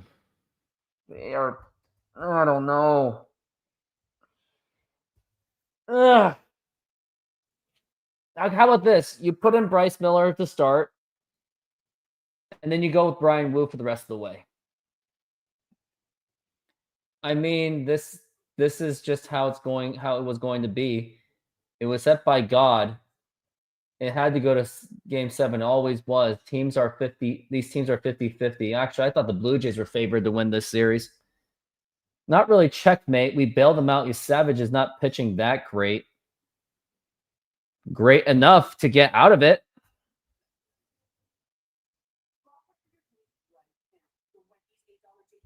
But yeah, Savage is at 75 pitches through 5 innings.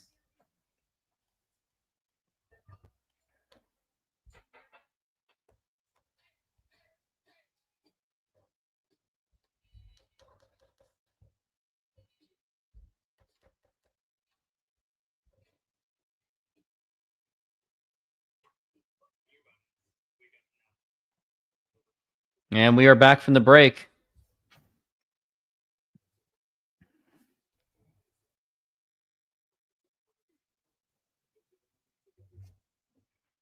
We're at the bottom of the 5th inning. I wonder if they're going to let Logan Gilbert pitch another inning. Yes, they will. Now here's Vlad Guerrero Jr.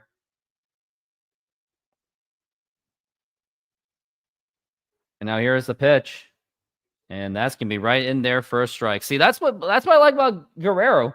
He didn't go at a first pitch. He just let it come to him. He just took a pitch. Wasn't his pitch. Fine. Now it's 0-1, and now here is the pitch. And that's going to be low for a ball. Now you're in your territory of saving your arms for the big game tomorrow. Yeah, pretty much. I wonder if at this point, if it's a blowout, then I wonder if they're going to keep this thing going, as we're at 1-1 for Guerrero. And now the 1-1 pitch. And now here's a fly ball drilled to left field. Forget about this one. And that is a home run for Vlad Guerrero Jr. And now it is 5-0 Toronto. And I think that might just be the dagger of this game. And it's only the 5th inning. And at this point, I think you better start using if you are ready for game 7, use my promo code RoofTopSports to get $20 off for game 7 of the American League Championship Series. Like, at this point, I've pretty much accepted it. I already accepted game 7 when we won game 5.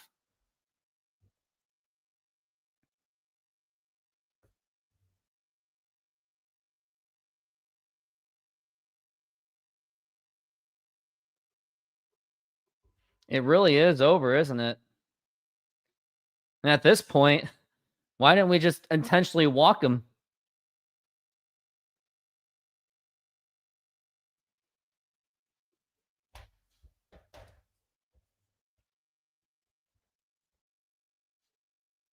And I think they did pull out Logan Gilbert. Yep, they did. He is out of the game.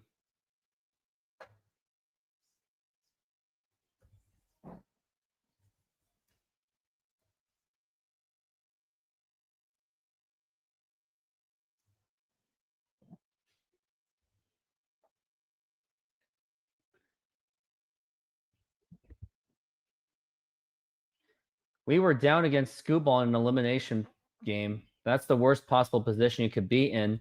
But we're most likely going to have to do it tomorrow. I wonder if they're going to put in Gosman on 3 days rest too.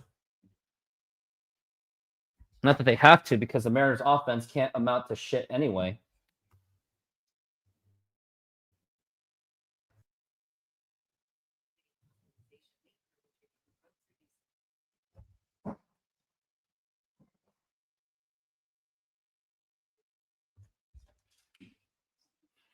It looks like I better get ready for game 7.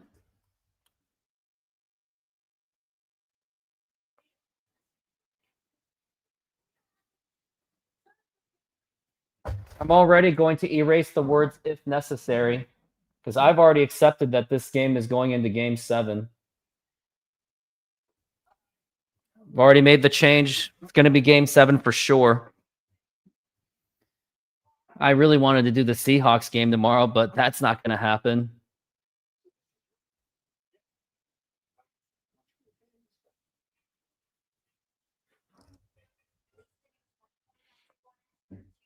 It isn't choking. This is a #1 offense in the MLB. Yeah, but The offense in a offense-friendly ballpark, Mariners should at least have 2 runs in.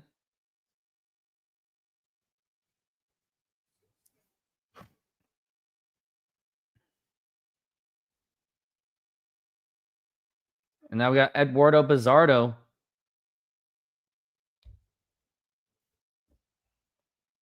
In that pitch. And that's going to be right in there for a strike. I mean, I'm going to do the Mariners game tomorrow for sure. I just won't be able to do the Seahawks game. As we're at 0-1. And now here's the pitch. And that's going to be a foul ball. Yeah. I would have kept in Gilbert maybe for one more inning. So I guess that means you could save it. But they still somehow believe that they're still in this game, which is kind of delusional at this point.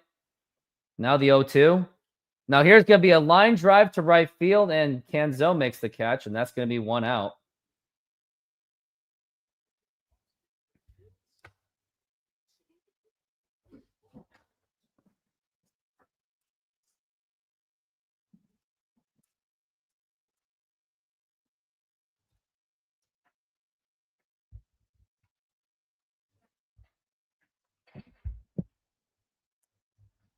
Now the pitch to Varsho. And that's going to be swing and a miss.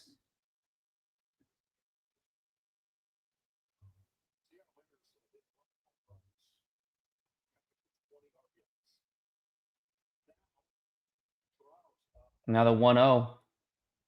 Or I'm sorry, it's not 1-1. You have to think you're in it. You have a ton of time left. But with the Mariners' inability to score, I don't see it. And now the pitch. And now here's a fly ball to center field, and Julio's still running back to the track, and he makes the catch, and that's going to be 2 outs. I guess that's where small ball killed them, I guess. Maybe they should have just hit for power at that point. Bright side is we came back from an 8. Different team, buddy.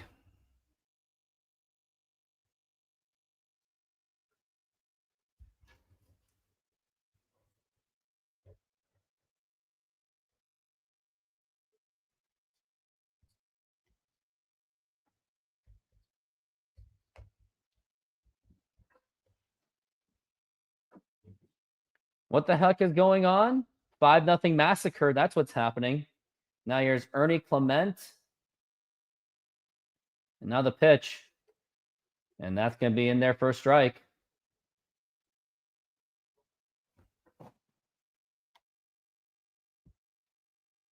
Yeah, we are down 5-0. And now the pitch. Now here's going to be a liner to right field, and that is going to drop in for a base hit, and they are going to go to second base, and really disappointing to see Canzone just not hustle for that.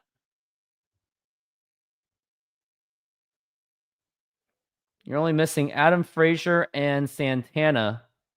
Both could have been difference makers, though.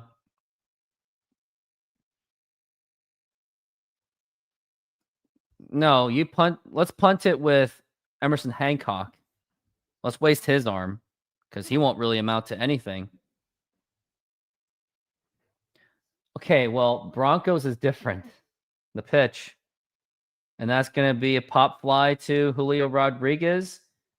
And makes the catch. And that's going to be the next out. That's the 3rd out.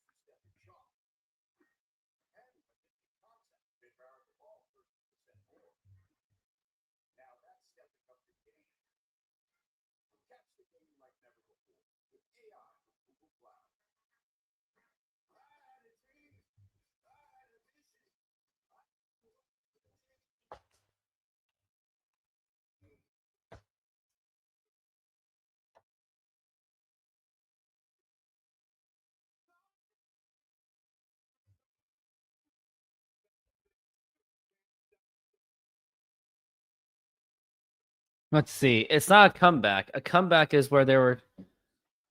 Yeah, probably. Blue Jays look dominant. That's an understatement.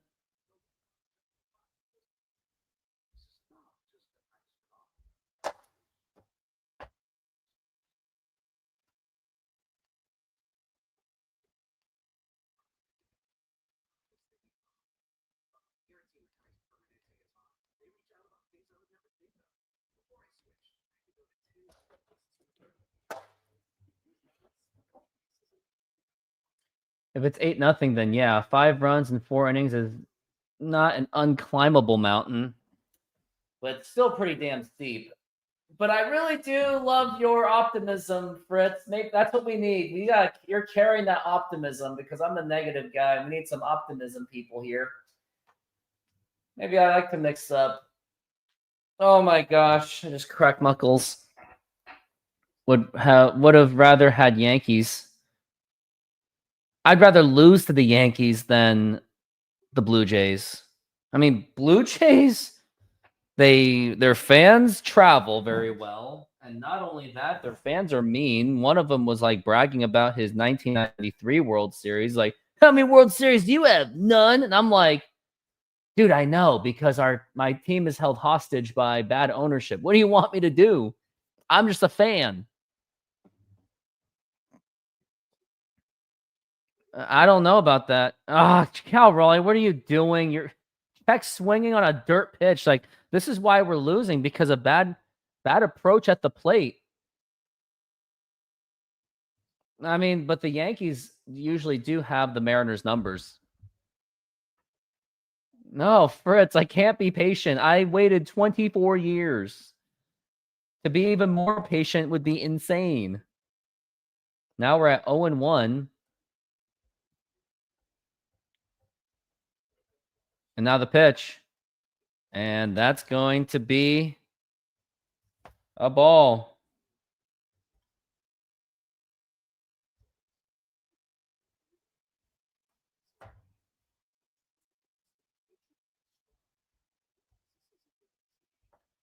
As we're at 0-2. And now the pitch. Up high for a ball.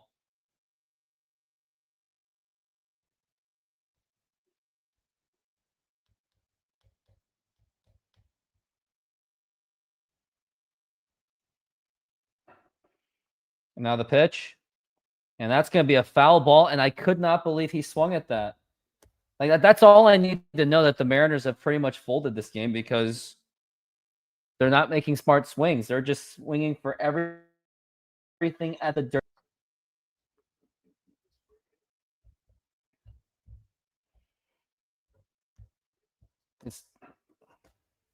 As we're at 1-2.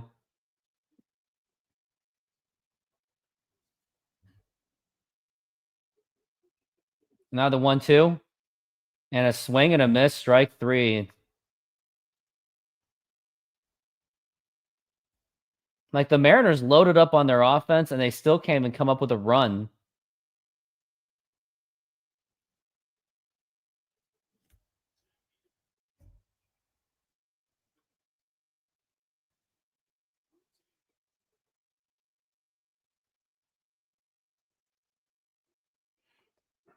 Now here's Jorge Polanco, and that is low for a ball. Kind of like... I mean, I already removed the if necessary out of my StreamYard. I've already accepted that there's going to be Game 7. Because now it's 1-0. Now the pitch. And that's going to be up high for a ball. That's going to be 2-0.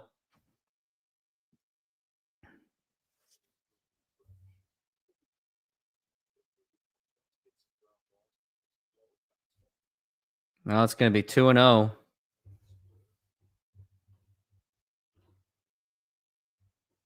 Now the pitch. It's going to be a ground ball right to Guerrero. Easy play. Go to first, and that's going to be in time. And that's going to be 2 outs. Honestly, I am heavily tempted to just do that. I'm tempted to end the stream, but I'm not a dick either.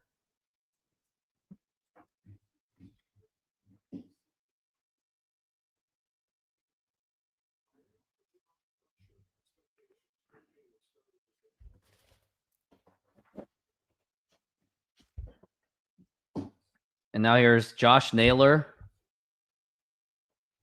And now the pitch. And now here's a foul. Oh, it's gone. That's a home run. Josh Naylor hits a home run, and now the Mariners get on the board. And that is going to be 5-1 Blue Jays. Mariners get on the board, and third home run of the postseason. But does it really matter? It's already over anyway. I mean, the way that Josh Naylor swung at that, I thought he thought it was a foul ball or something. The way he swung, it was kind of funny. He already knew it.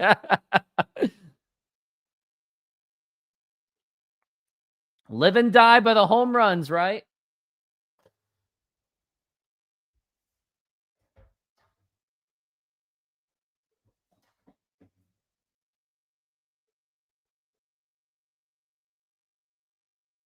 Now here's Randy Arozarena. Now the pitch. It's going to be a foul ball.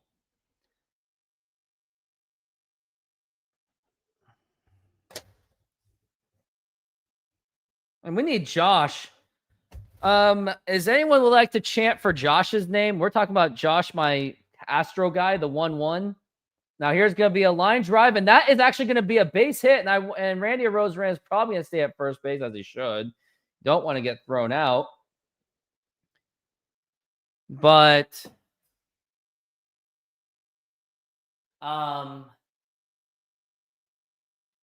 next up to the plate, who's it going to be? I think it's going to be Eugenio Suarez, which it is going to be. Oh, wow. Hey, let's hope Dan Schneider's decision bites him in the ass.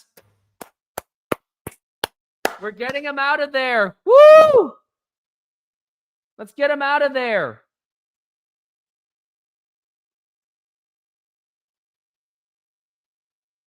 Still a little surprised they pulled him out. No, but we need Josh here. We need Josh. Josh is what we need. We need Josh here, the Astro guy. We need him here. I know. I want Josh.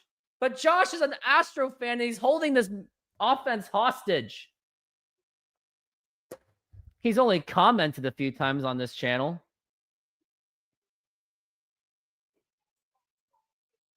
I want his thoughts on this too.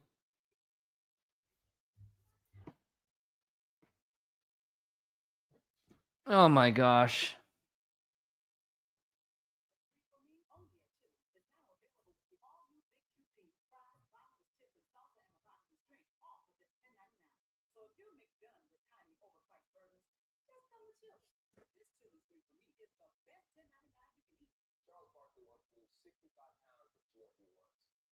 Charles Barkley losing 65 pounds, that'd be the day. Me losing a few pounds would be the day too. Yeah, let's see what other Mariners memorabilia I can share. Not really much. I don't got much at all.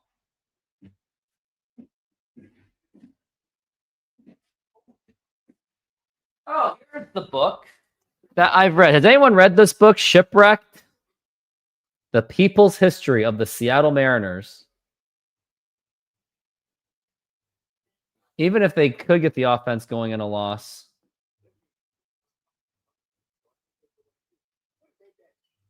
This book explained perfectly why the Mariners ownership is really bad. Yep, this was a thing. This is a beautiful book.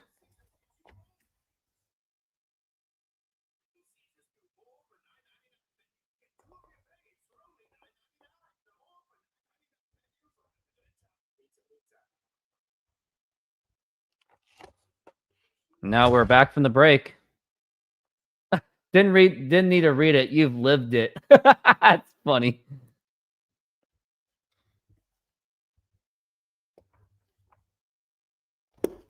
This is Lewis Varland.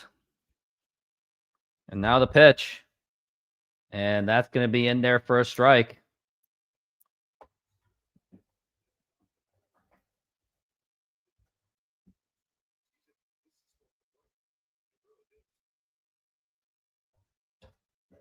As we're at 1-1.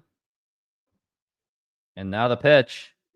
Up high for a ball. That's going to be 2-1.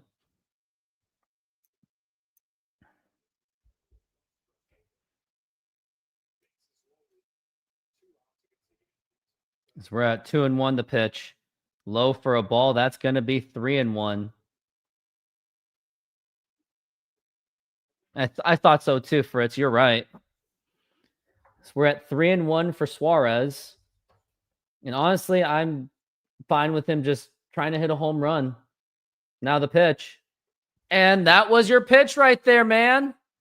You literally sat on it. And then you're going to swing one at the dirt, aren't you? Something that we're very much used to. Fans are up on their feet. They are confidently feeling that they don't really have much to worry about. They've already forced a Game 7. And now the 3-2 pitch.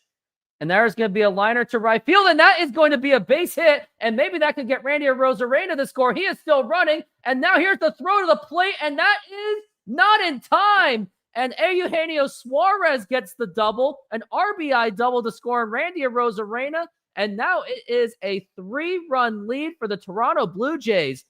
All right, guys. Goodbyes only. Don't forget it. Stop it. Thank you. Mariners are trying to grind their way back into this game as Suarez hit a nice double. And Randy Arozarena really hustled that one. That's when we needed it most.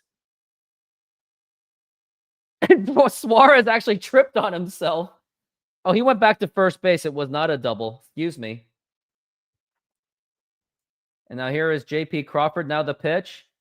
And that is going to be a strike.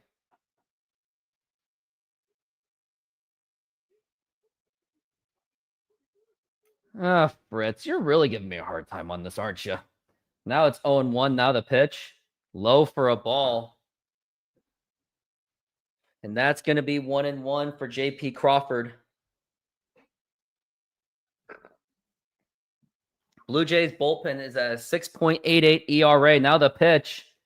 It's going to be outside for a ball. 2-1. I know Vader's not happy with me. He's wearing a broken helmet. As we're at 2-1. And now the pitch. And that's going to be a foul ball, strike 2.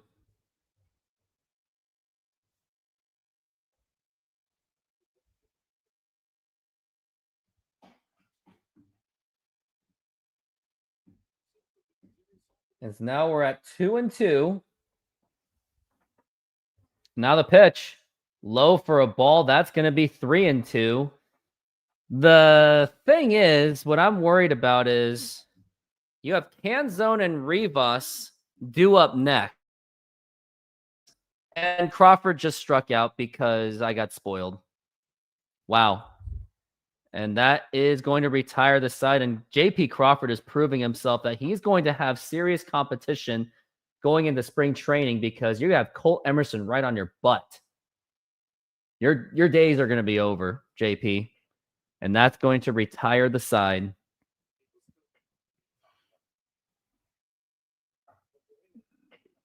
Senor, tell me how you make a thin crust Sahara pizza. With your hands. Cornmeal.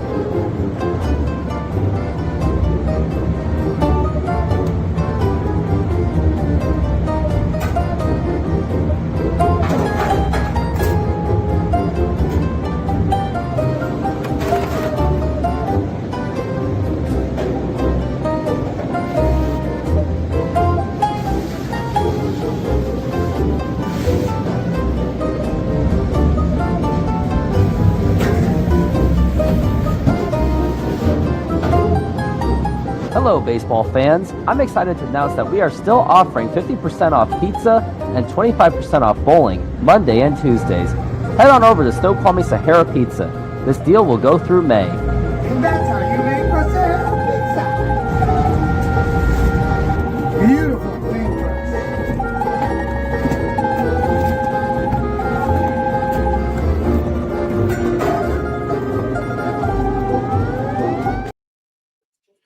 Yeah, but it's also a matter of, can the Blue Jays score more runs is what I'm also concerned about. I know there's time, but now you're cutting it close. At this rate, the deal is going to go through May 2026. Are you talking about JP Crawford's contract? Because he is a free agent at 2027. I think the Mariners will not hesitate to get rid of him, because I think Crawford's days are going to be numbered. I mean, this season, sure, he had an okay season, unlike his 2024 season, but he still didn't have a good season. I mean, Crawford was good at one point. He was like a 280 hitter at one point.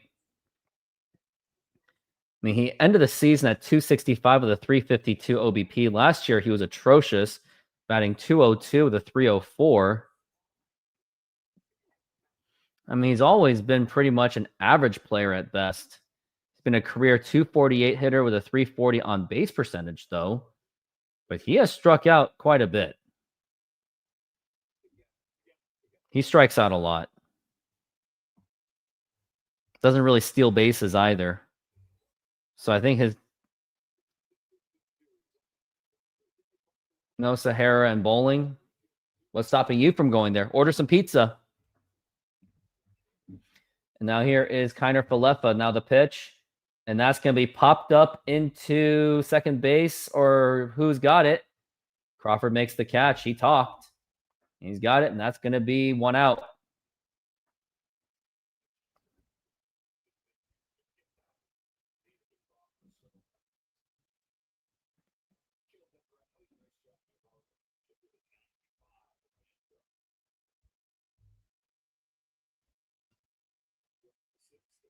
Now here is Jimenez. Now the pitch. That's going to be right in there for a strike.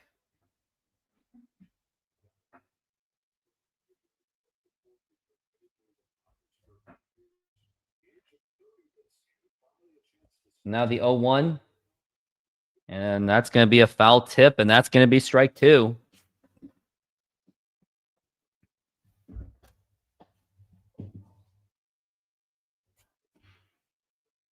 It's got Vargas and... Right. We got Brash. Or Vargas. That's just great. Now the pitch. Swing and a miss. Strike three. Great inning so far for Bizardo. That's going to be 2 outs. And I wonder if you challenge him to give him one more inning after this if he gets out of it fast. And after JP Crawford, it's going to be Dom Canzone, Leo Rivas, and Julio Rodríguez.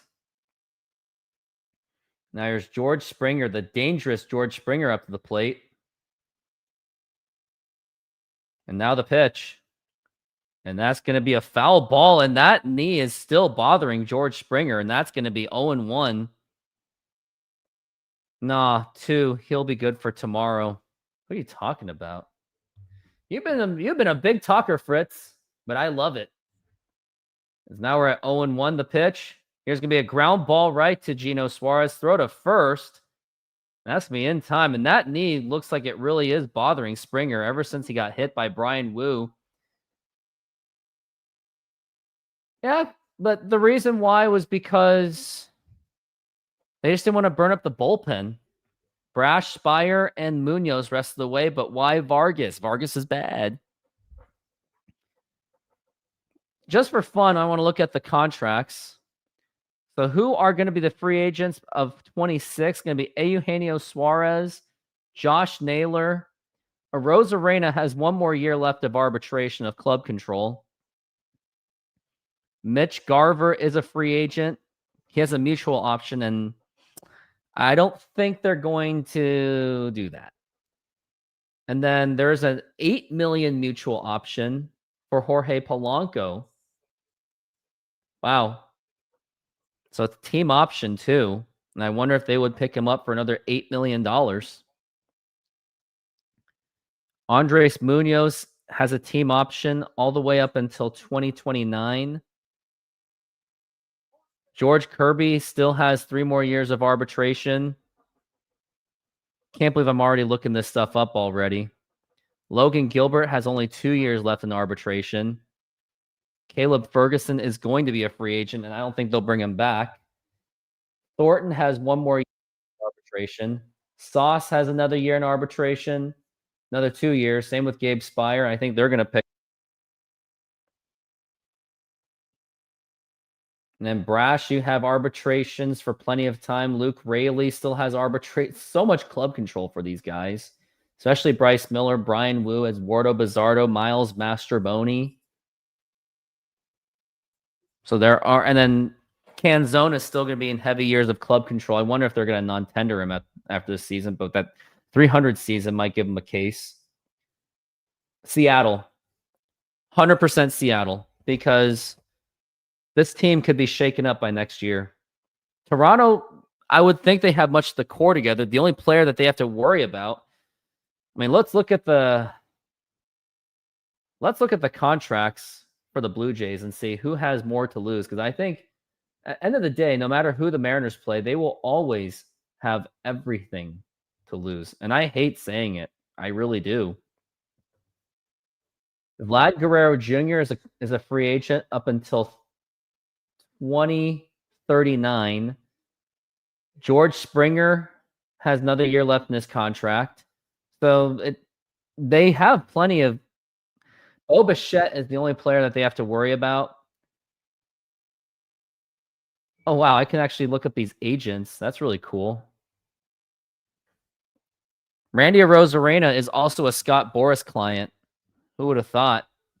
And now we're back from the break, and now here is Dom Canzone. And that gets away, and that's going to be ball 1.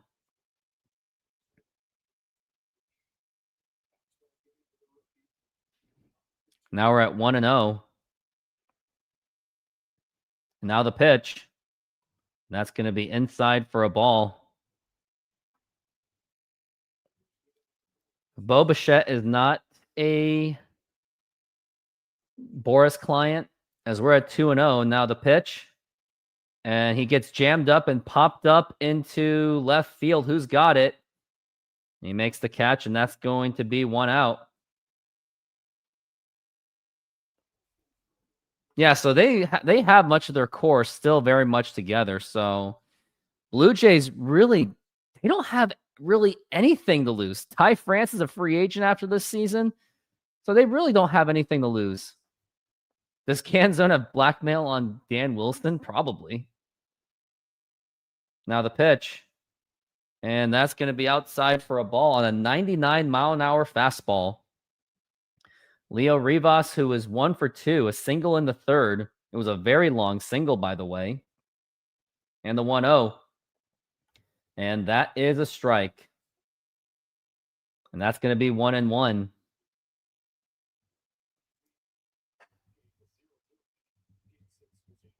Cold Dotness, how are you doing? Now the 1-1 pitch. Way outside for a ball. That is going to be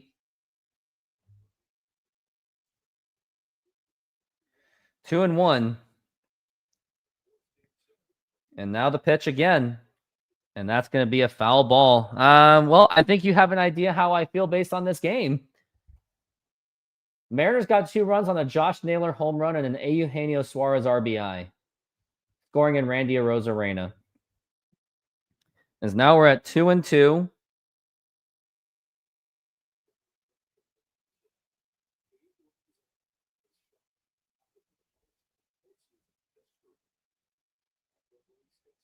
And now the 2-2 pitch. And strike 3 called, and that is going to be 2 outs. It's kind of funny, though, right? Mariners are hypocrites to themselves. They never swing at good pitches, and then when it comes to outside the strike zone, they do everything they can to go out of their way to swing at it.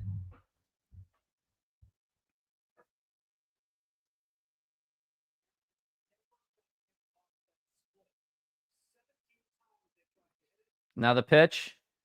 And that's going to be a ball for Julio Rodríguez. Time is severely running out. After this, there's only going to be 6 outs left for the Mariners. As we're at 1-0. And now the pitch. And now here's a fly ball deep to... You can't blame the marine layer on that. That's going to be 3 outs. That was a fly out. It's a nice hit by Julio. So what? So, Mr. Luke Arkins, what's your argument on that? Is there a ballpark suppression on that? It did look great off the bat, too.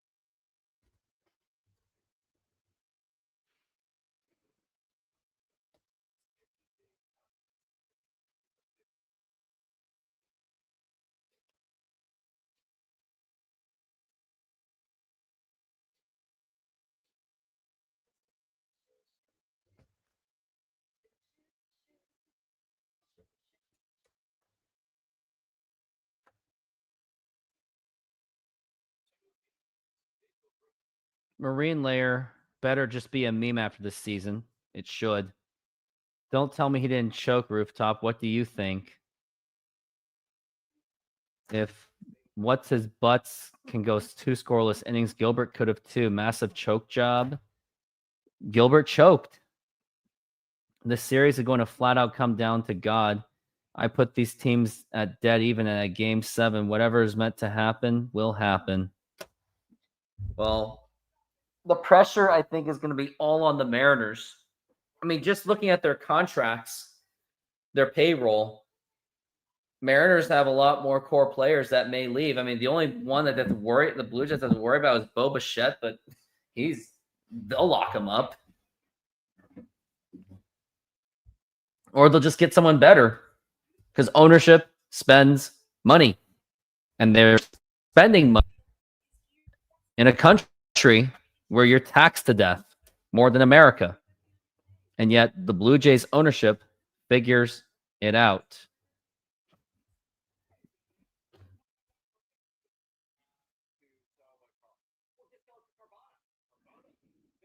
Oh, Fritz. I know. And, oh, I forgot to sing the 7th inning stretch. Ah, forget it. Take me out to the ball game. Take me out to the crowd.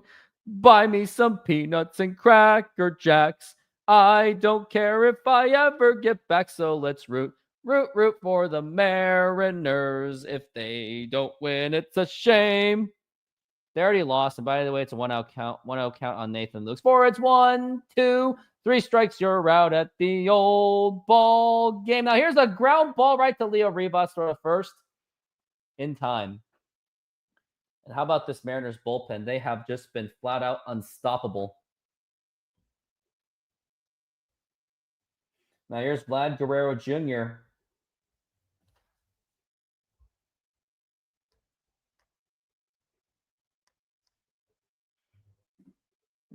And now it's the 1 out.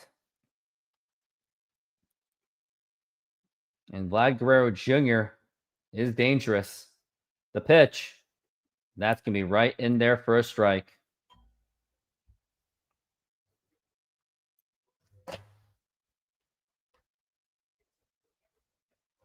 As we're at 0-1.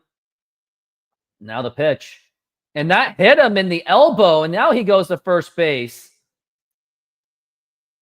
And he doesn't really care.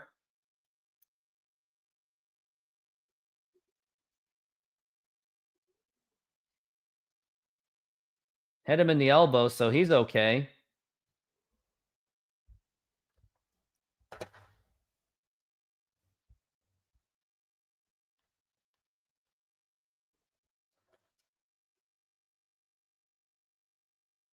And now we got Alejandro Kirk up to the plate.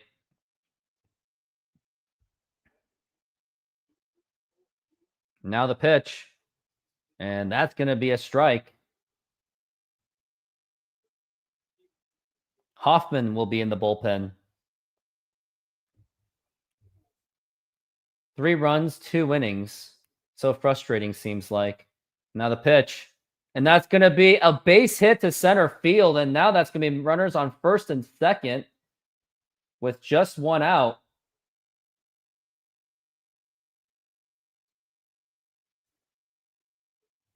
As we are at still 1 out. Alejandro Kirk does it.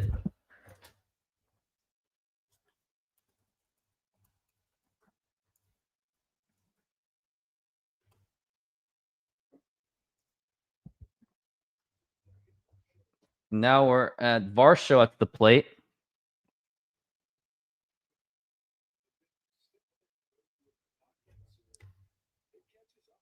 I'll worry about you if the Mariners make the World Series. See, this offense is just relentless. It seems like we're trying to hit straight ball after straight ball, and they can't do it every able.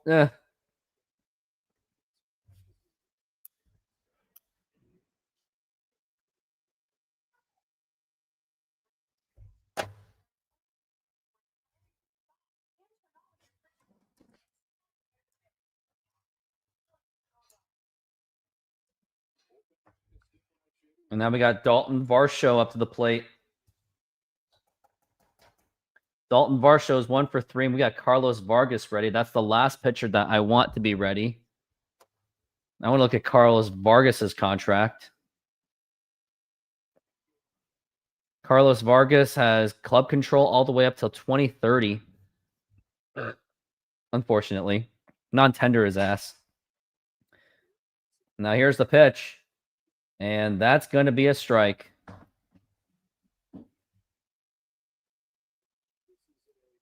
Dalton Varsho is 1 for 3. As we're at 0-1, and now here's the pitch. Swing and a miss, but that gets away. And the throw to third, and that gets away again. And now here comes Vladimir Guerrero Jr. Bad throw by Cal Raleigh. And I think that is the dagger. Congratulations, Toronto. You have forced the Game 7. And congratulations, you're going to the World Series too. Goodbye. Bye-bye.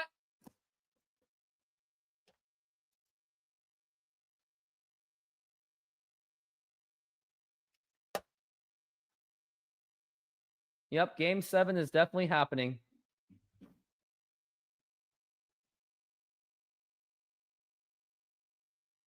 As now we're 0-2 to Varsho. Now the pitch. Swing and a miss, and that is strike 3. Now we got 2 outs. I mean, checkmate, I don't blame you. If you want to go, you go.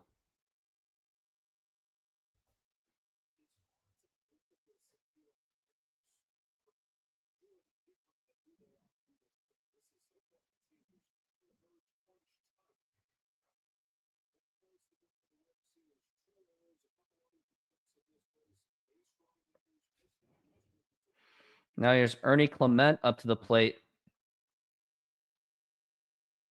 Now the pitch. And why are we pitching ball after ball? You can't afford any errors. But all I know is it's going to be intense. As we're at 2-0 for Matt Brash. Now the pitch. And that's going to be low for a ball. As we're at 3-0. And I just got nachos delivered to me along with soda because I'm absolutely cranky. I think I have low blood sugar protein and no carbs. So that means I will be standing up as now we're at 3-0 for Ernie Clement. I mean, given Brash's volatility, and now the pitch. And that is ball 4, take your base. Man, this umpire really wants to force a Game 7, doesn't he? I mean, Game 7, no matter which team is playing, you need a cigarette. I know. I do too. And even though I don't smoke, I have a cigar in my. Man, where is it? I have a cigar in my locker, in my safe. I'm gonna get some snacks. Right here, right in front of me. It looks really good too. Check this out. Oh.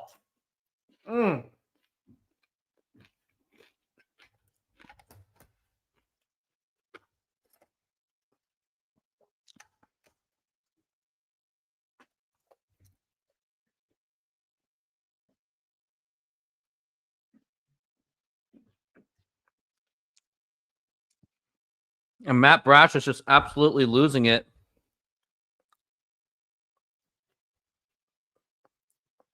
Rooftop mukbang.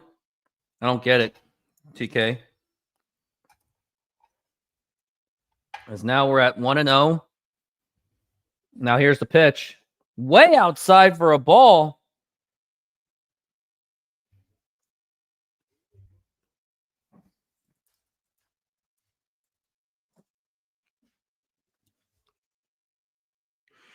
Now the pitch. And that's going to be a strike 2-1.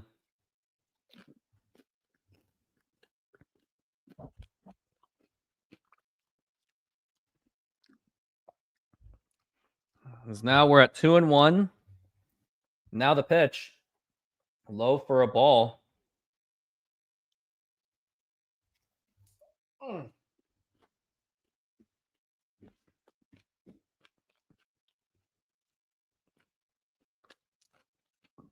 Now the pitch. Swing and a miss, and that's going to be strike 2. Oh.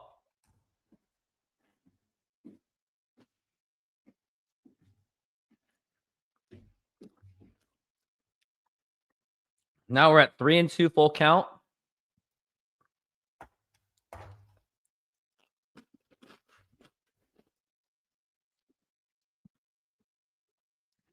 Now the 3-2 pitch.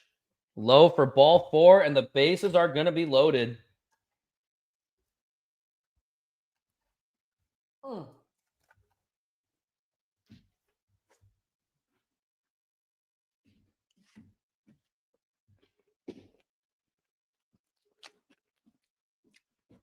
Hello, Matthew. Now we got a pinch runner, huh?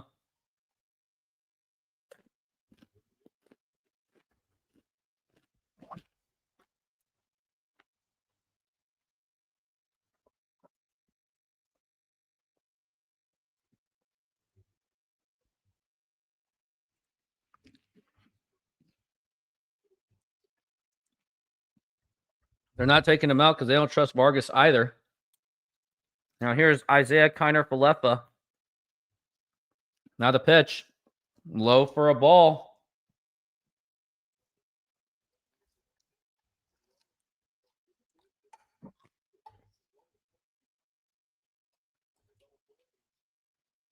Now we're at 1-0. Now the pitch. That's going to be popped up, and I wonder who's going to get it. Here's Canzone. And he makes the catch, and that's going to retire the side, but a costly error by Cal Raleigh. And Mariners are now down by 4.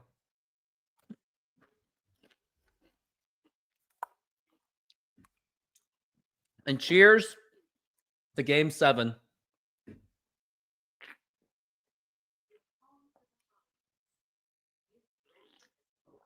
Ugh.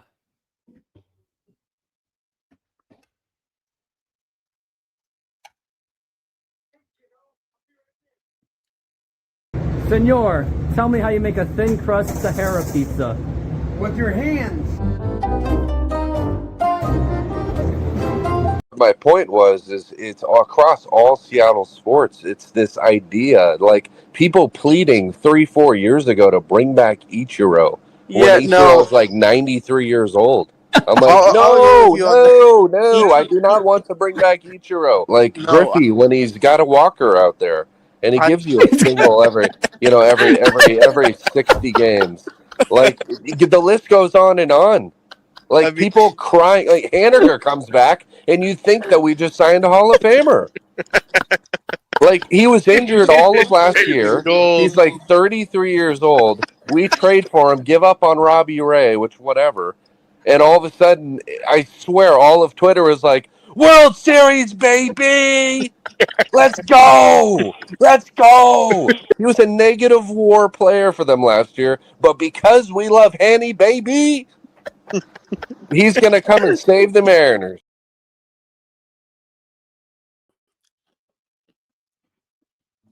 Hopelessness.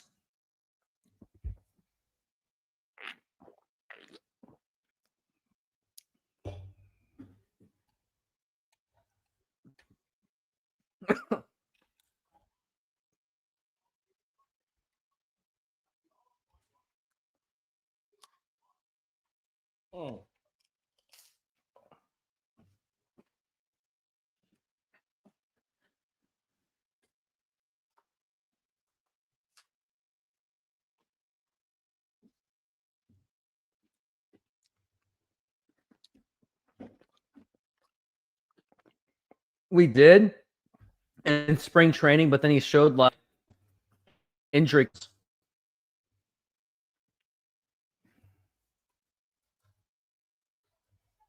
Mitch Haniger is actually still part of this team. Actually, he's no longer with the team. He was released.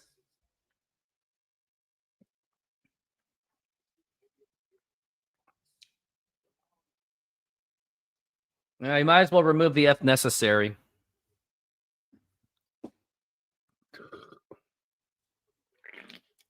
Now here's Cal Raleigh up to the plate.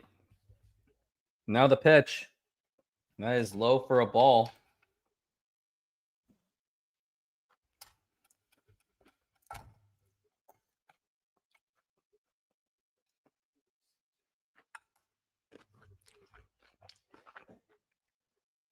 And that's going to be a strike. I don't know. 6-2. It's a lot to ask for. Now we're at 1-1.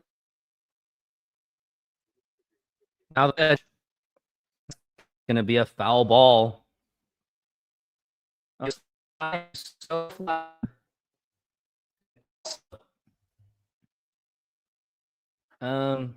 Man. So we're at 1-2. Nathan Lukes is at right field, by the way.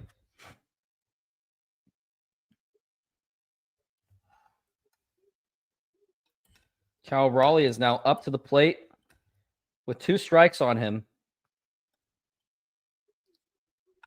And now the pitch. And foul again.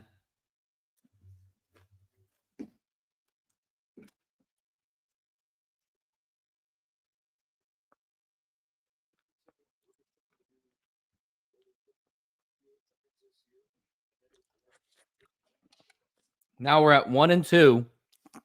The pitch. And swing and a miss, strike 3. And that's going to be 1 out.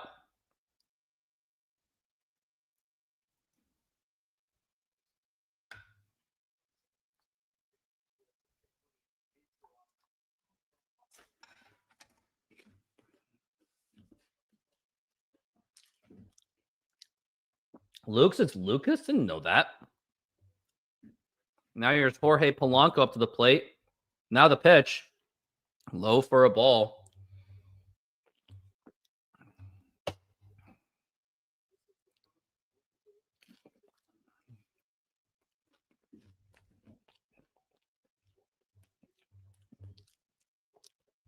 The pitch. Oh, that almost hit him. Honestly, Polo, I think you should have just took him for the team.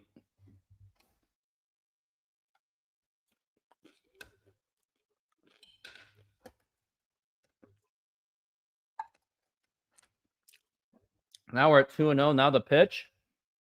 And that is a strike.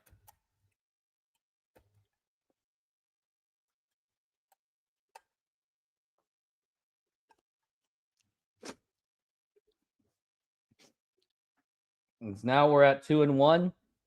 And now the pitch. It's going to be a foul ball, strike 2.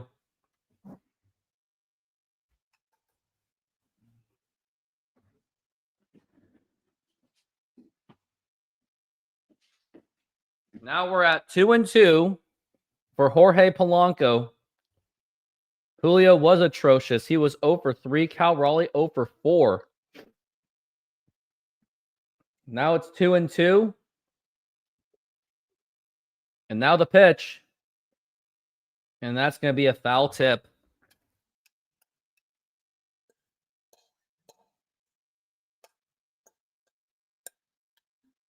And that's the thing. Everyone knows that the Mariners have all the pressure in the world. For the Blue Jays, if they lose a series, it's not that big of a deal to them. They have Guerrero for 14 more years, if not 13.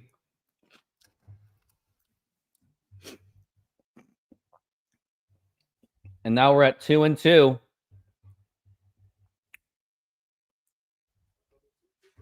And now the 2-2 pitch. Now here's going to be a ground ball, and that is going to be another foul ball. At this point, I don't even care. Just shoot one to the moon, Jorge.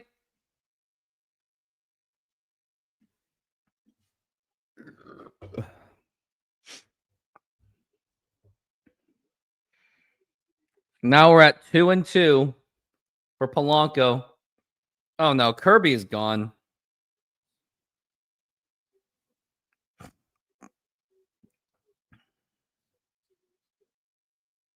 Now the pitch.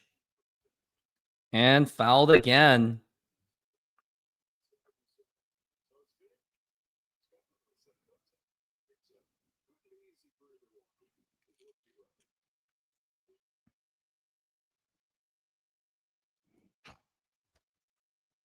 As now we're at 2-2. Pitch. What are you doing? Why are you swinging at the dirt, you idiot? I think that's a sign that the Mariners have surrendered. Game 7, baby. Let's go. Woo! Game 7.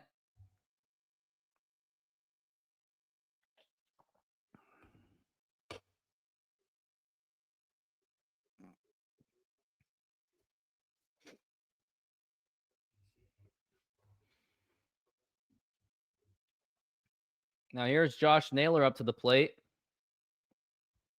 Now the pitch. And that's a foul ball.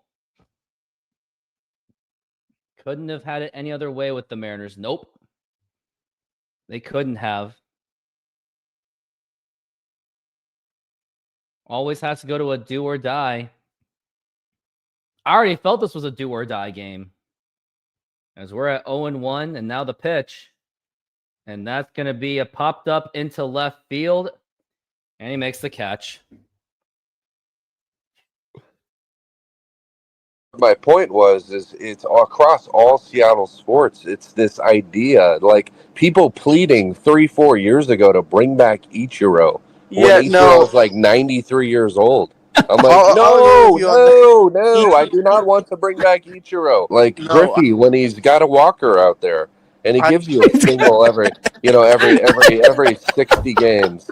Like the list goes on and on. Like people crying. Like Haniger comes back, and you think that we just signed a Hall of Famer. Like he was injured all of last year. He's like 33 years old. We trade for him, give up on Robbie Ray, which whatever, and all of a sudden, I swear, all of Twitter is like, "World Series, baby! Let's go! Let's go!" He was a negative WAR player for them last year, but because we love Hanny, baby. He's going to come and save the Mariners.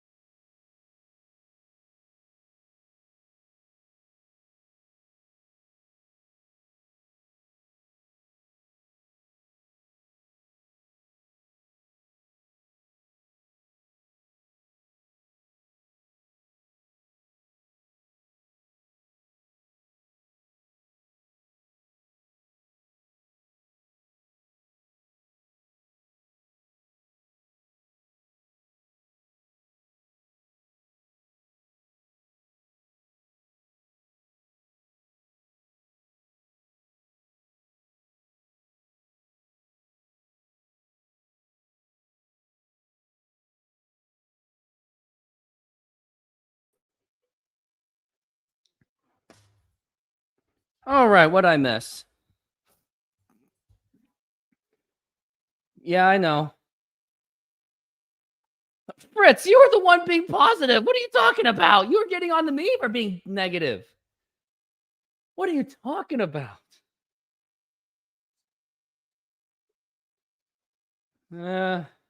Kirby or La Piedra? I don't know.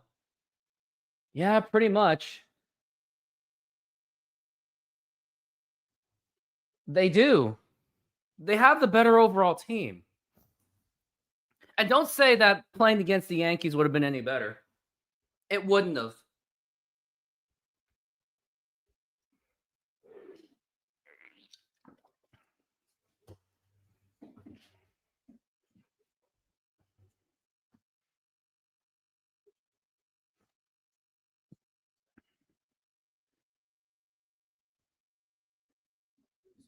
Now the pitch. And that's going to be up high for a ball. Paul Hahn, I did not, unfortunately.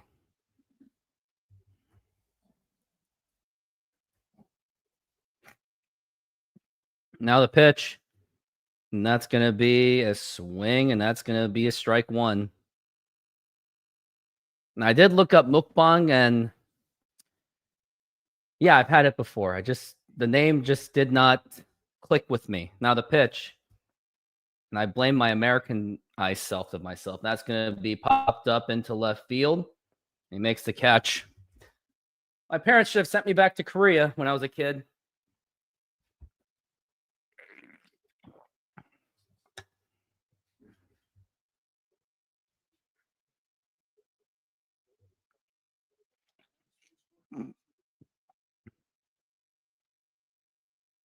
Now we got George Springer up to the plate. And now the pitch. Way up high for a ball, and they're doing it again. They're trying to really get to Springer's head. Come on. We don't need any provocations. Just pitch normal. I was okay with it to Vlad because him in the elbow anyway.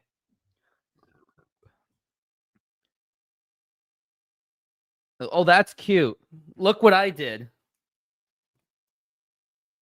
Yeah, there you go.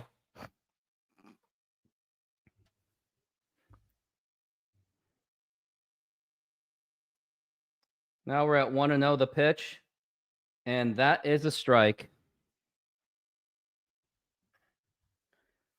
Yeah, I did, and it gets worse. I also broke this because I was so frustrated. Now the pitch. Oh, foul ball. And no play.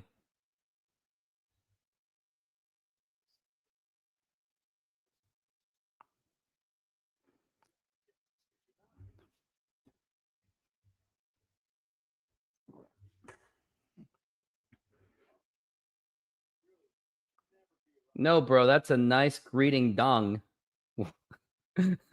We're at 1-2. Yeah, the helmet took a huge abuse. Now the pitch. Swing and a miss, strike three. Ooh, and Springer's really feeling that pain. That's going to be 2 outs. Yeah, Julio, you fielding like a dumbass. Suarez fielded like a dumbass. Cal Raleigh could not stop a ball. And he threw it away to Suarez. Now the pitch. Swing and a miss, and that is strike one. It was a nice helmet. Made me think of John Olerud, and now I can't wear it anymore. Sucks. Now Vader gets to wear it.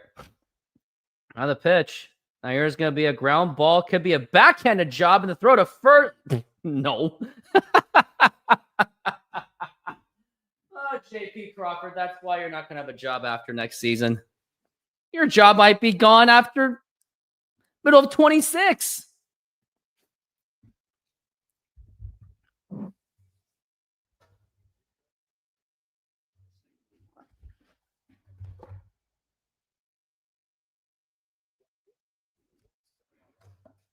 And now here's Vlad Guerrero Jr., and he might as well just hit another home run. The pitch, and that's going to be a foul ball.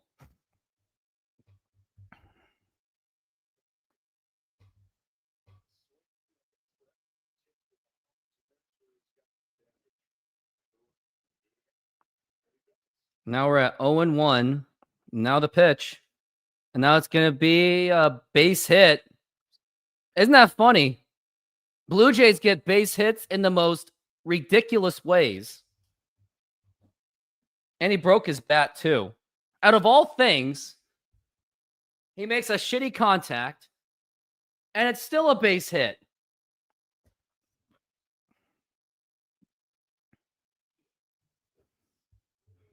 And it was a good pitch. Just that Vlad happened to do it. We had to deal with Vladimir Guerrero Sr. and now Vladimir Guerrero Jr.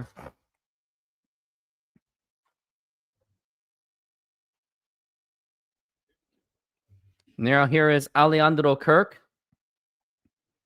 And now here is the pitch. And that is a foul ball.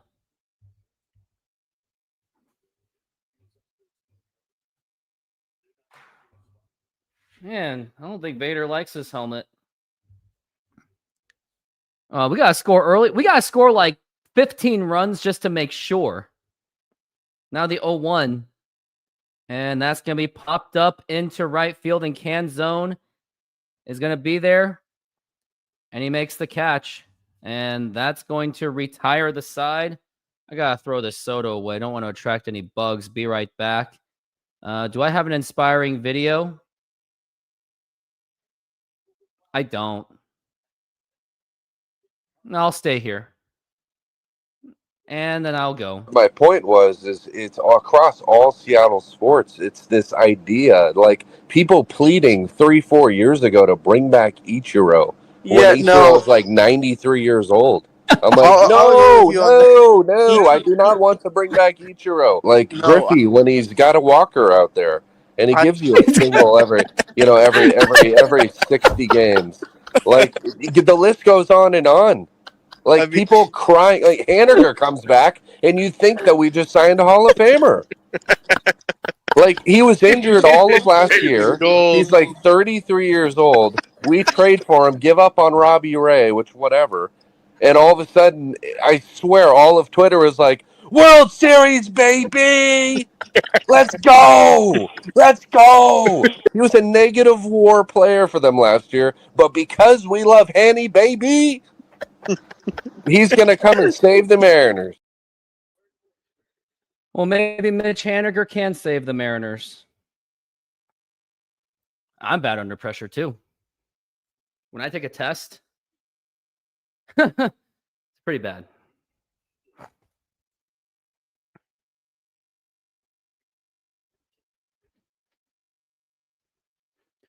Well, all I know is Mariners are 3 outs away from having been forced a Game 7.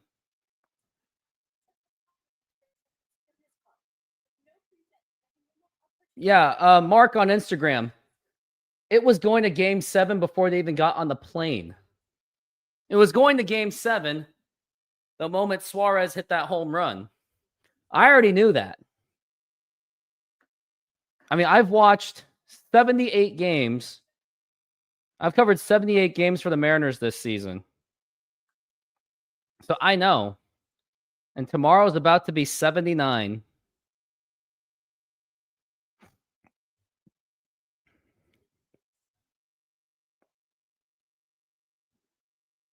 I wonder what it looks like when the lights are off completely. Oh, cool. Well, maybe I'll make it dark. No, it's bad for my eyes. But it was kind of cool. What does it look like when it's even brighter? A little too bright.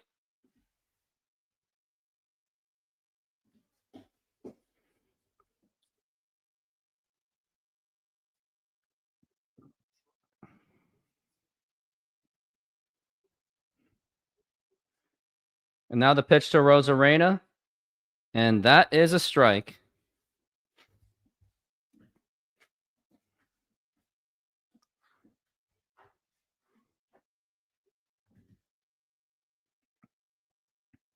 Now here is the pitch.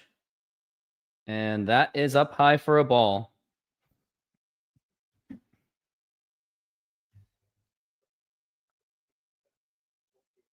As we're at 1-1. And now the pitch.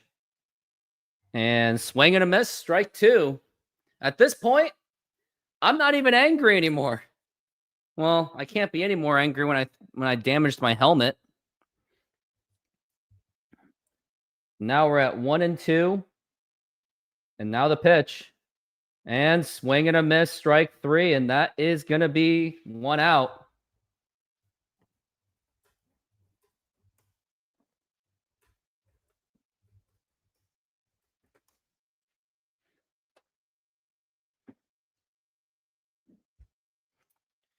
Again, if you're going to go to the Blue Jays game tomorrow, use my promo code at least RoofTopSports. Get your $20 off. And now the pitch. And swing and a miss. And you can tell the Mariners have just quit. If you're swinging like that, that means you're saying, screw it, let's go to Game 7. And we're on the verge of going into Game 7. And now the pitch. Low for a ball. That's going to be 1-1. I mean, a lot of strikeout guys. I mean, Jared Apoto says he was going to bring down the strikeouts, and that never happened. As now we're at 1-1. And now the pitch. And that's going to be outside for a ball. That's going to be 2-1.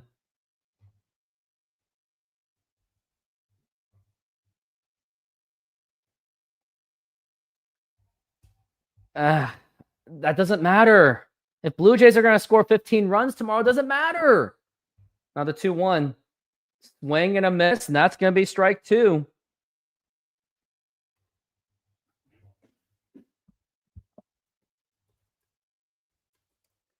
As we're at 2-2. Really just 4 strikes away. And watch this. Bye-bye. Oh, I guess it didn't work.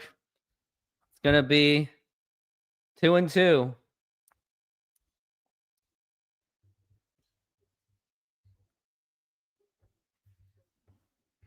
As we are at 2-2.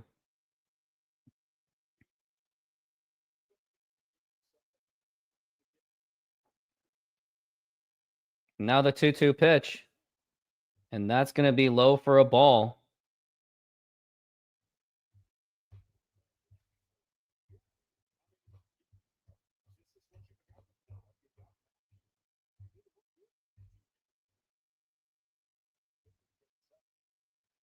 Now the pitch. Swing and a miss, and that is going to be strike. That's going to be 2 outs.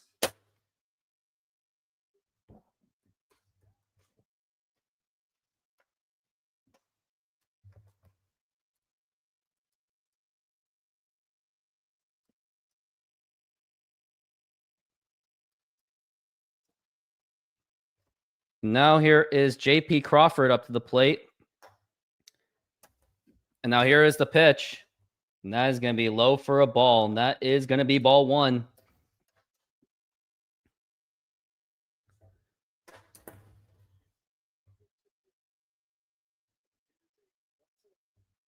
As we're at 1-0. Now the pitch. Way up high for a ball, but it's going to be 2-0.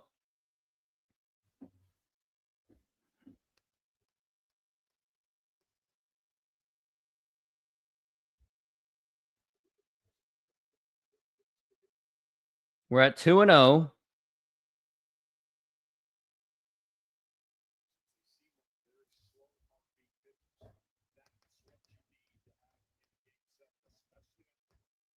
Now the pitch. Swing and a miss, and that is going to be 2-1.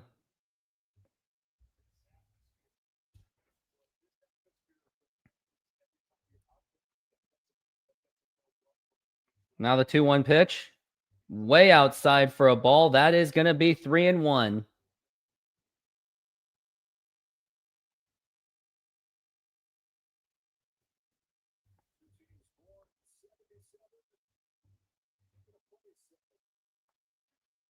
Now the 3-1 pitch. Ball 4, take your base. But who cares?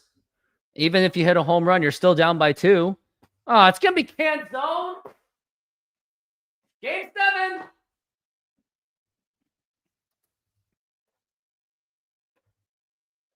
I mean, they've already declared it anyway.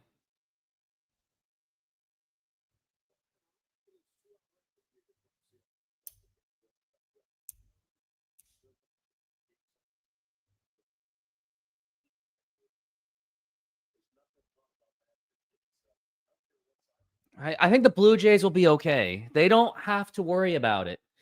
Mariners have everything to lose. They have all the pressure on them. Blue Jays have nothing to lose. I mean, it says in their payroll that they got nothing to lose.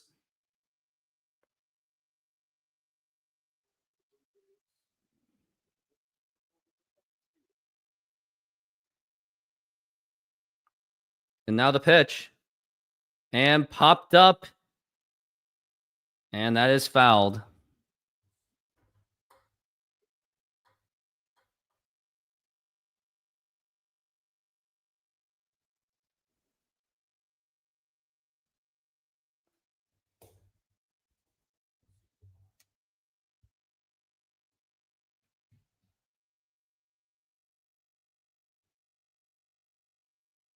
Now we're at 0-1.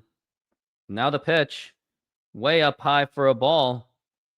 And Crawford actually steals second base.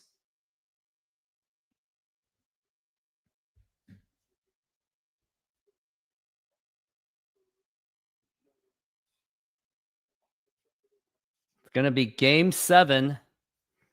Unless the Mariners make some unprecedented comeback. Now the pitch.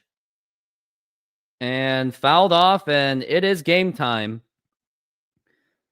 Toronto Blue Jays right off the bat just punished the Mariners as hard as they could, going up 5-0. Then the Mariners came back a little bit to make it 5-2.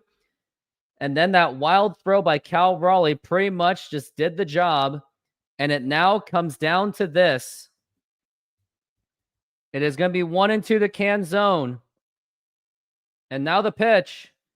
And he reaches it. That's going to be popped up. And when it comes down, yep, it is going to be game 7 of the 2025 American League Championship Series. And now pressure goes all the way to the Mariners. And the Blue Jays have very much everything going for them for game 7. And also, game 7 fact, the home team is 30-29.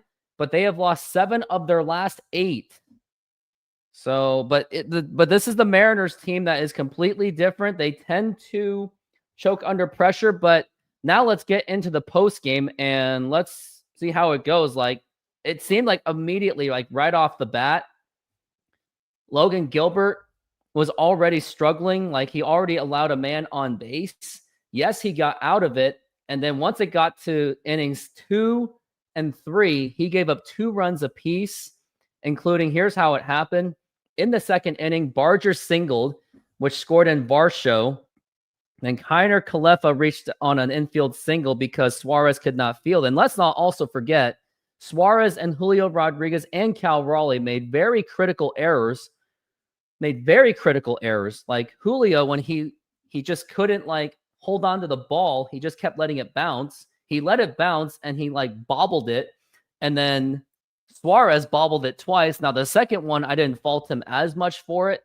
It was a long shot to get him out at first base anyway.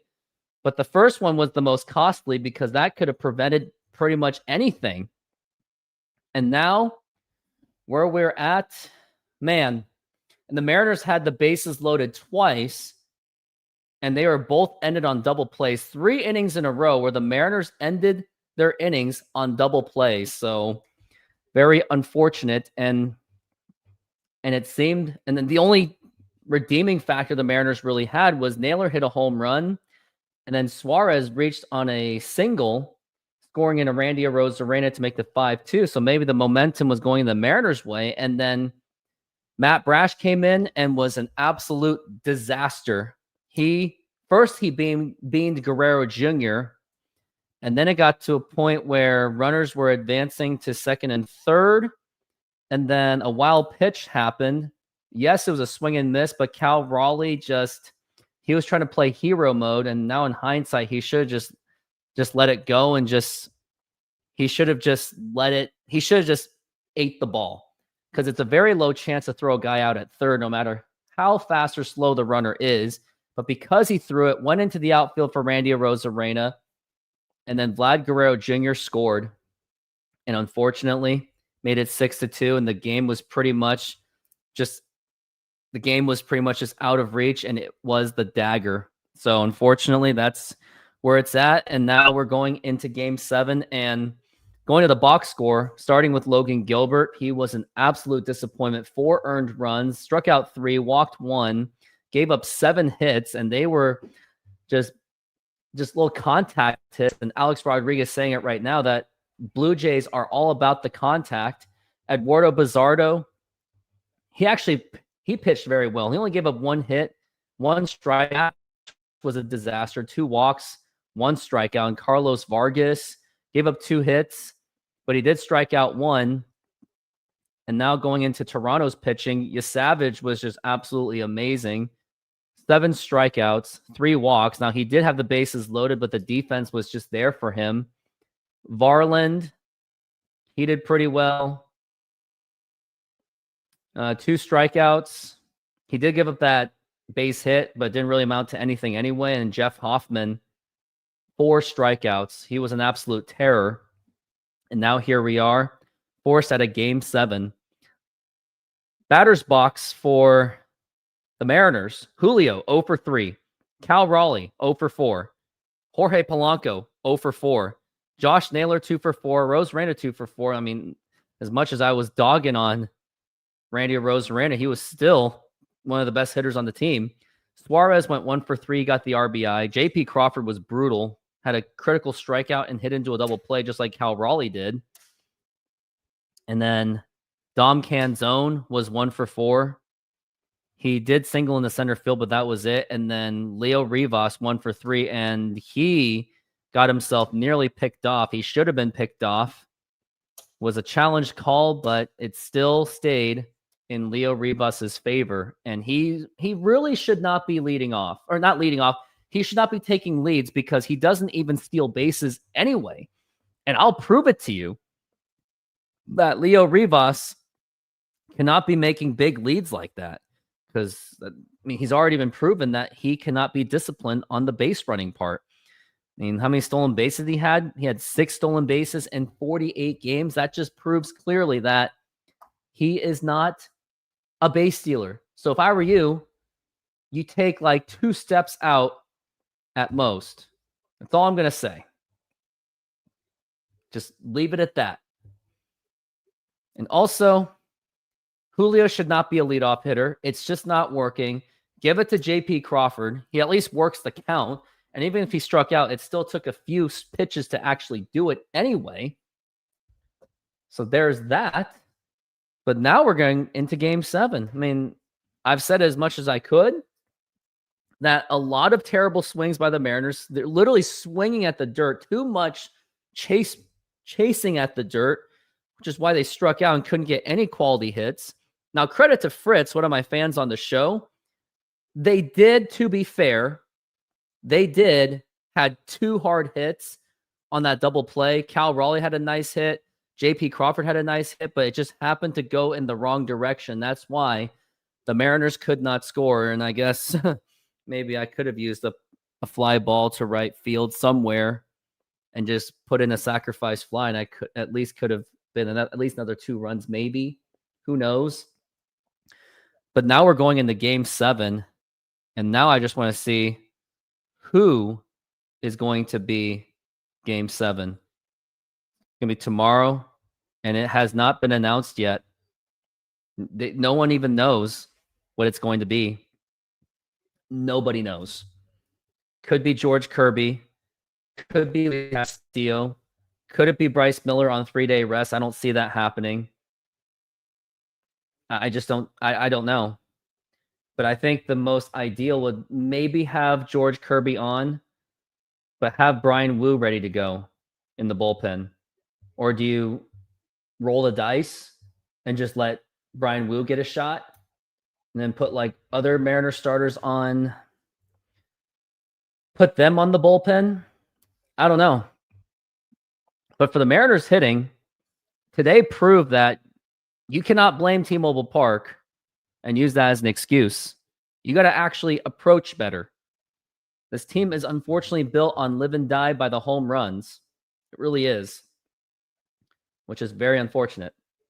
But it's just the way it is. But they should at least try to get some kind of base hits, although that both double plays were based on small ball hitting. It's not like they were, at least they didn't strike out or anything. But they just happened, they made contact and it just didn't work for them. I mean, I'm really nervous going into game 7. Like, and I hate to say it. I've said it so many times. I know Fritz, my fan, is tired of it. Blue Jays have nothing to lose. They make the playoffs very consistently. They have a down year there and there. They have plenty of their core players under contract. Bo Bichette is pretty much their only like real prominent free agent going into next season. And assuming that it'll be pretty easy to lock him up, Blue Jays don't have a lot to lose. Schneider, he's still going to be there for years to go. They make the playoffs consistently, and worst case scenario, they at least make it interesting if they don't. But for the Mariners themselves, they have everything to lose. Naylor's on an expiring contract. Suarez is going to be a free agent. What are you going to do with Jorge Polanco? What are you going to do with Randy Arozarena, who's on an arbitration? Last year of arbitration, mind you, could be $18 million. What are you going to do with Logan Gilbert and George Kirby, who are due for new contracts? They're on arbitration, but how long is that really going to last?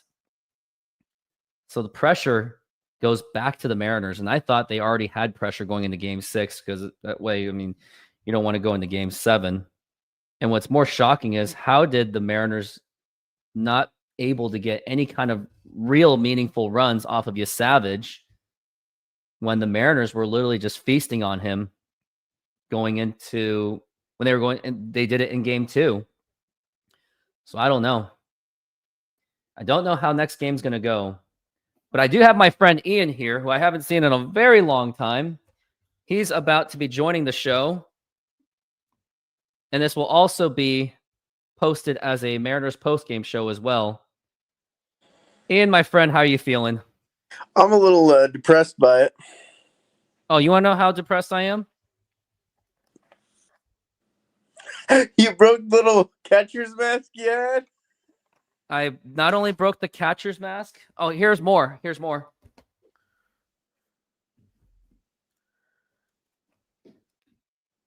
Oh.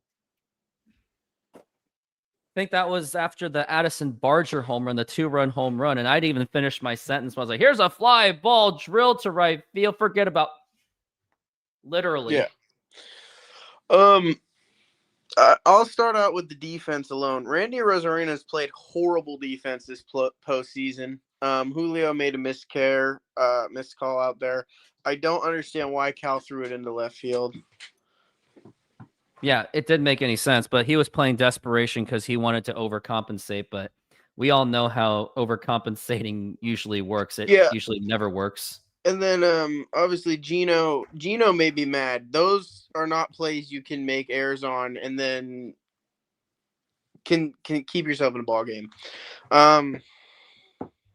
Let's get into it. Hitting. What did you think tonight? I thought we hit worse than I've seen in a long time. Oh, we're used to it. But when you have Julio Rodríguez going 0 for 3, Cal Raleigh 0 for 4 on a stadium that is like second nature to him, and then Polo, who goes 0 for 4, when you are going on a combined 0 for 11 on 3 of your best players, arguably, you're not going to win many baseball games, let alone in a stadium called Rogers Center, where it's essentially the Kingdome. And games like this remind me how much I'm seriously sick and tired of the whole marine layer excuses for T-Mobile Park and the whole ballpark suppression.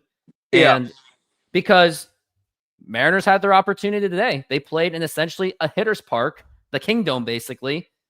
And their 3 best players went 0 for 11, and they only came up with 2 runs, and they were kind of like, when the game was pretty much over, like kind of garbage time kind of runs. Yeah. So I don't want to hear T-Mobile Park excuses ever again. I don't want to see articles like that ever again like they did in the beginning of the season. I was actually insulted by those stories because I was like, wait, Mariners still win their games anyway, so what's the big deal? I mean, No, sorry. I'm insulted with you because we've had some of the best seasons statistically that players could ever put up. And I don't want to hear that you can't hit home runs in there. I don't want to hear anything because prior to moving the walls in, Boone had a great season in 01. People have had historic seasons in Seattle, and other teams hit well. We like to make excuses for the lack of our ability to hit for the last, I don't know, since Edgar retired. We have only had, besides Ichiro, Cruz, and Cano, we haven't had hitters in there that have just come in and dominated. And I'm tired of Seattle fans, reporters, whatever. Oh, it's the Marine layer, everything else. Well, San Francisco's right on the bay too, and I don't see them having the same problems as Seattle. Like, you can't just sit there and make excuses for, that. Got to take accountability, and I think the Mariners don't do that. I also think Dan Wilson is a joke. I'm going to be real honest with you. I think it's great he got us here, but if you're looking at his managing, it's like I genuinely wonder if he knows how to manage a bullpen. You're going into Game 7 tomorrow. Kirby just got shelled. Castillo didn't look great, and you have a dude who came off injury. So what I would do is start Wu, go as deep as you can without getting him hurt, and then you bring in other guys. But don't start Kirby, who you don't know what you're going to get, but you can't go into the first inning, give up 8 runs, and then go, okay, we'll battle back all game. That happens in a Game 7, you're eliminated. Boom, season over. And as me and you both agree, we know what happened 95 to 96. We know what happened in 01 after 01. So, they're going to implode a team if we don't win. They're not going to try to re-sign everyone. We may get Naylor. We might get Naylor. That's it. They will implode the team even if they win the World Series. Probably. They're going to implode the team no matter what. Hence why Cal Raleigh's like, let's win the whole bleeping thing. Yeah, Cal could be traded. Anything could be traded at any point in time because as fans, I think fans truthfully don't understand the John Stanton thing. I heard, what was it? I was working in the Seahawks today. I was leaving when the fans were going into the stadium because I was getting ready for tomorrow's primetime game. There was fans literally sitting there going, this ownership staff has done so much to help this team and stuff. And I'm like, we made some of the worst deals this year at the end of the season trying to get players like Suarez coming back. He didn't amount to anything coming back. Yeah, he provided a great Game 5, but truthfully, he didn't give us the numbers he was given in Arizona. And we still didn't get the pieces we need. How are you starting Dom Canzone in right field in elimination games? Where's Victor Robles? Where's another guy? Look at your bench. You have Mike Masterboni on your bench. I don't know if Ben Williamson's back on it or if Cole Young is right now, but you have those two guys. They're not getting looked at. Said you have Mitch Garver. What are you going to do? Pinch hit Garver in a situation game? That's not going to help us win. Yeah, he's got a couple triples, but he isn't doing anything to help this team win. We didn't have a bench. We have nothing to turn to. It's what you see is what you got. Leo Rivas should not be starting in postseason baseball. I'm sorry. That shouldn't be what you're doing to be a championship contender. Yeah, Leo Rivas fills in that role more of he's basically a 95 A-Rod. To put it precisely, it's a young player that doesn't matter. Now, A-Rod probably had more talent than him defensively and offensively, but what I'm saying is not developed yet. He's not crazy good yet. We don't know what we have there, but I'm not going to sell out and think he's crazy good. He is more of that Rich Amaral, Mark McLemore role. Now, I'm not saying that he's as good as any of those two are. I'd rather have those two over Rivas any day, but that's the role he should be, not a starting role. And Leo Rivas has also proven himself not saying he's proven himself out of the team, but when you're getting picked off and then you nearly got picked off again, and honestly, I wanted him to be out because that he has proven that he's not paying attention and his numbers prove that he is not a base stealer. So what was the point of taking such a lead big enough to have Vlad Guerrero be like, hey, I got this guy, get him out? I'm glad you brought that up. So his hit that went off the wall, I just want to know, I don't know what we do before games, but clearly base running needs to be talked about. JP walking is one of the most abominable things I've ever seen in baseball. It does not matter. Until that ball is over the wall, you're running. He should have been on his horse around second, around third, scoring off that one off the wall. But instead, no, he's just walking. Well, Vlad Guerrero scored from first on a hit like that. So that's all I'm going to say is that's the difference between players that want to win and don't. And I know a lot of people love JP on your channel. I'm just going to say, if we don't trade him at the end of the offseason, it might crash out. He is not good. He is not worth the money we pay him. It's time to move on and find a shortstop that's actually going to deliver for us and not just be a tenured Mariner and a fan favorite. Like, that's cool and all, but it's time to actually move on and try to win. Well, I hate to break it to you, but I hate to break it to you, and I forgot what I was going to say about JP Crawford. And I totally forgot what I was going to say, and I should have wrote it down.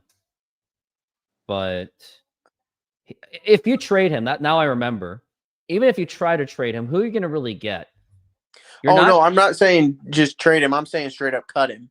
Like, go find something else. We'll take the salary hit. He'll be better off this team than sitting there on the bench. Yeah. Rather than seeing a guy that throws a hissy fit with the umpires all over a call that was clearly a strike on him, but he's snapped and stressed because he's fighting against Cole Young and Cole Emerson, which, by the way, I don't want to talk about next season yet, but JP Crawford, if he doesn't step up now, I mean, whether he steps up or not, he's going to see competition. Cole Emerson is literally right on his tail. Since you're bringing up Celestine is going to get playing time. Yeah, since you want to bring up AAA guys, let's talk that for like half a second before getting back to the game. You have Ben Williamson, Cole Young, and Cole Emerson. We need to bring those guys up and develop them. I don't know why they didn't come up in September, sit bench, and then we start them, say, on like series we didn't want to win or ones where Dan we're going to throw them. Like the Dodgers series, for example. Those three should have been starting the final series of the year since Dan said, basically, I don't really care about winning. I'm just going to kiss these games goodbye since, we're going to make the playoffs anyways. We could have started those kids, given them at-bats, let them experience more of the major leagues because, I mean, that's your future right there. Gino's going to be gone. JP's not there. Let's be real. Polanco's a DH. He can't play the field every day at all. And I'm only willing to take him back next year because of how clutch he's been. Granted, next year, with our luck, he'll probably revert to the 2024 Polanco and not hit well at all, and the luck will have run out. But which is why, like, we've seen it on social media before where they're going to say, oh, don't worry, we'll get him next year. We got this. The problem is we've already talked about why there may not even be a next year because I don't think there's the team. I don't think there's going to be a next year. And I think another thing I'd like to address, I think it's time to fire the hitting coach. No, not Edgar Martinez. Clearly, when Edgar showed up at the end of September, the bats came alive. Clearly, he knows how to relate to the players and teach them and talk to them. But our other hitting coach, Kevin Seitzer. Yeah, that dude doesn't know what he's doing because, I mean, we hit awful all year. Sure, Cal had a good year, but like until September, like our backs were to the wall. Edgar, I noticed, started traveling with them right before that win streak, and everything turned around. And it's like every time Edgar was in the clubhouse or showed up, like we'd win. And I'm not saying he's the only reason, but I'm saying he's clearly a big part of understanding the game. Clearly, as an award after him, he knows the game, knows how to teach the game and develop players. I don't need saying he needs to be there all season, but we need to find somebody that actually will work with him and make it work, not just sit there and clearly not know how to relate to guys. I mean, I'll use Rosarena as a great example. He hadn't been hitting well. I saw him talking with Edgar after game 3, and I've seen small bits of improvement in his hitting in the last couple of days. Not a lot, but there's clearly like that kind of one-on-one. He's fixing something, and that's another guy. Like, do you re-sign him or not? Like, yeah, we got him for another year, but unless he puts up like a great regular season again, his postseason play has been abysmal, to use it best. I mean, we all know what he did in 2020 with obviously hitting in a favorable spot, but he still produced. Like this year, it's like, don't even count on him getting on base, let alone a hit for you when it matters. Oh, which one are you talking about for 2020? Randy Rosarena. He had the crazy playoff run with the Rays. Mean, what really got me was why ever since Eugenio Suarez got traded to this team. I am still confused to this day why they put Randy Arozarena as a leadoff hitter. The numbers clearly prove that he is not a leadoff hitter. He had the worst numbers as a leadoff, and I've been looking it up on that Baseball Reference website. Did you look at his on-base percentage, though? As a leadoff hitter. Yeah, did you look at it? His on-base, the thing was, is he was getting walked or always – he's at least getting on once a game, and not saying we need to bring it in here, but the Moneyball theory, I don't know if Dan Wilson's stupid in trying to do that, but that's the only justification I can give is he was getting on and he was providing at least a run or two a game, not by hits, but by walks. Now, I don't think he's a leadoff. I think we need a leadoff. I don't think Julio's a leadoff by any means, but that's just where we're at right now. I also don't think Julio's a three-hole hitter. Do not agree with that. Do not think he's a three-hole. I think Cal Raleigh at the 2 is also crazy because, well, yes, you want your best hitters to have it. You want him to have RBI chances. Cal should be in the 3-hole. You should find somebody else for 2.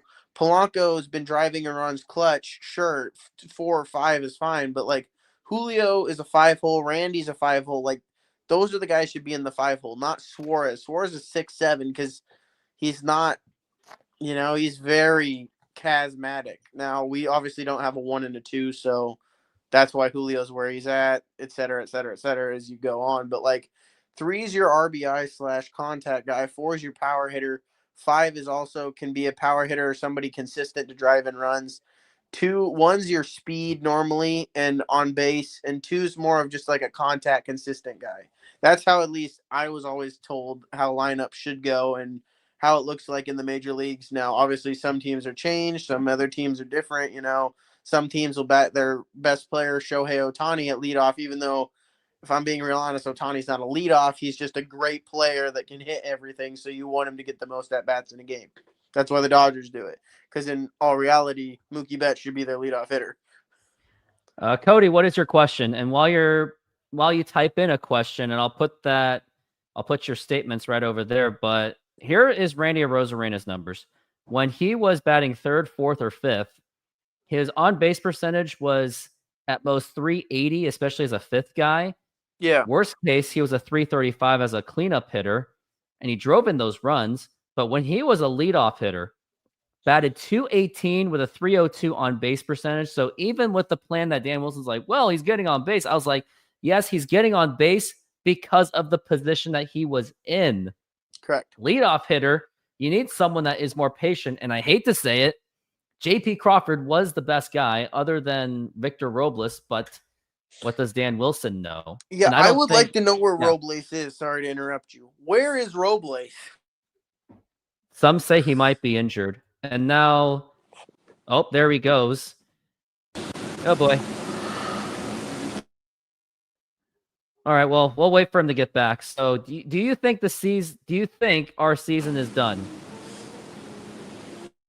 I mean, I don't have a great answer to that. All I can say is, and I know I was saying the season was over because of heat of moment and everything, but I'm going to say this. The Mariners they have all the pressure stacked against them. I think they have all the pressure on them more than the Blue Jays do because of the state of what could happen for 2026 in the offseason. And while I'm hoping that Ian gets back real soon because we still have some more to talk about, but they're going to have the pressure more to them than the Blue Jays. For the Blue Jays, they can easily just bounce back. Their only player that they have to worry about leaving for free agency, like a prominent one, is Bo Bichette, who's not even available. So that's where I think it's at. All I can say is 2026, because of the state of that, could be the reason why the Mariners have everything stacked against them. Fritz is like, 2026 is not guaranteed. This is about now. I get it. I'm talking about the fear of 2026.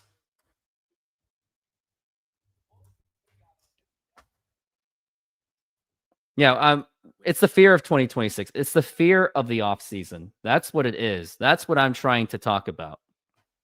Has nothing to do about I'm waiting till next year. So yeah, game 7 is going to be tough. And so I don't know.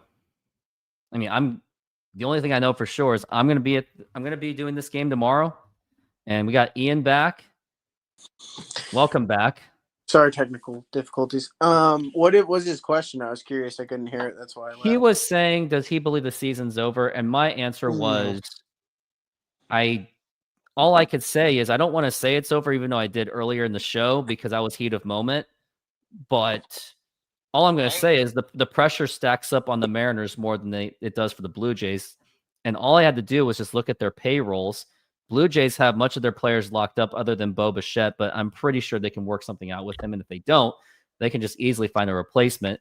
Mariners have players on expiring contracts such as Suarez and Naylor. Randy Arozarena is on an arbitration worth 18.2. Gilbert and Kirby are due for extensions. So that's why I think the pressure is on the Mariners now more than the Blue Jays. For the Blue Jays, to them, it's like, yeah, we'll be back next year or a year or two. For the Mariners, it's like, when would they be back next if they don't make it to a World Series or make any kind of a deeper run than they already have? I agree with you. It's a win now mentality in Seattle. I think the biggest thing is tomorrow, and again, my managerial take from what I would do, I'd start Woo. The other guys got roughed up. I know he's pitched a couple days ago. I know he can't go deep, but I mean, give him 2 innings. If he's healthy, still going, let him cook. I mean, what if Woo somehow is able to give you 6 innings, 7 innings, perfect ball, and then you come in and you actually can put in relievers in the right spot instead of let's start Kirby. Oh, no, he gets knocked around in the second. Bring in Castillo. He gives you 2 innings, gets knocked around. And then you're sitting there, you're like, well, who am I going to throw in? I don't really want to see you bring in Munoz in the 6th. I don't want to play the game where, oh, well, like the Tigers, I don't want to go 15 innings. Yeah, it's cool to see extra inning baseball. I don't want to get in that position where another Houston thing, we're 17 innings deep. You have no bullpen. You have no pitching left. And look who's on your bench. Who are you going to pinch hit? Robles? I mean, clearly Dan either knows something we don't or he doesn't like Robles. I don't know what's going on, but Canzone, again, shouldn't be starting. And I don't want to see that happen again. Which may happen, and it depends who the pitcher is tomorrow. But the other thing that Dan Wilson can't be doing, and this is coming from someone that really had high hopes for Dan Wilson, at least towards the end of the 2024 season. But then it turns out that he's basically no different than Scott Service. He's basically Scott Service, but he has the big name to him, and that he was a catcher for the Mariners. That's really it. He's basically an extended Scott Service. I think he also, unlike Service, has the club that's willing to fight for him and give him a little bit more. And I think his relationship with Edgar and other guys has helped. I think there are some things that he does better than Service, but ultimately, yeah, I'd agree. He's basically another Scott Service. Scott Service, but slightly better, but it's really not saying much at all. And and Paul says, can you guys call Dan and give him some? Yeah, I wish. I'd love to. It's just tough to sit here and, obviously your channel, you're a big Mariners supporter. I'm a big Mariners guy, even though I haven't been able to be on much of the shows this year. It just kills me to even when we were on our losing streak and other stuff, there's been moments that this Mariners team has had that we could have won and gotten stuff done sooner, and we can't. Since we're on this game, let's go back to the I want to say it was the second and the third, or it was the first and second. We had bases loaded and 3 innings straight of double play balls. I'm sorry, but yeah, this is a little baseball heads up thing here, and this is some people are just very much going to disagree with me. When that ball that Cal Raleigh was hit, Julio jumped over. What he should have done is kicked the ball. Yes, Julio's out, but Cal would end up being safe at first. A run scores. That's a different ball game there. You give someone else another chance to drive in another run. That's just some baseball that you sit there and go, what's better? Instead, Julio jumps the ball. Obviously, it's slowing him down. Vlad picks it up, throws a second. Cal's not beating out anything at first. 1, 2, 3. Or JP, you're swinging first pitch. I get it, but why are you swinging at a splitter up or down? Or no, was it? Yeah, splitter up or down. and you're just grounding out. Like, these are points in the game where you have to deliver. I mean, I'm sorry that, like, yeah, it doesn't always happen, but 3 double plays in a row, like, welcome back Kyle Seager. Like, that's basically what it felt like. Kyle would ground into double plays when you needed it all the time. Not really needed it, but, the sarcasm thing. I mean, at this point, I literally feel like sitting here, and I'm sitting here with Rooftop last year, and we have this guy saying, Mitch Haniger, World Series, baby. Like, that's the mentality You know what? I feel right now. I have a treat for you. My point is it's across all Seattle sports. It's this idea, like people pleading 3-4 years ago to bring back Ichiro when Yeah, Ichiro is like 93 years old. I'm like, I'll agree with you on no, I do not want to bring back Ichiro. Like No. Griffey when he's got a walker out there and he gives you a single every 60 games.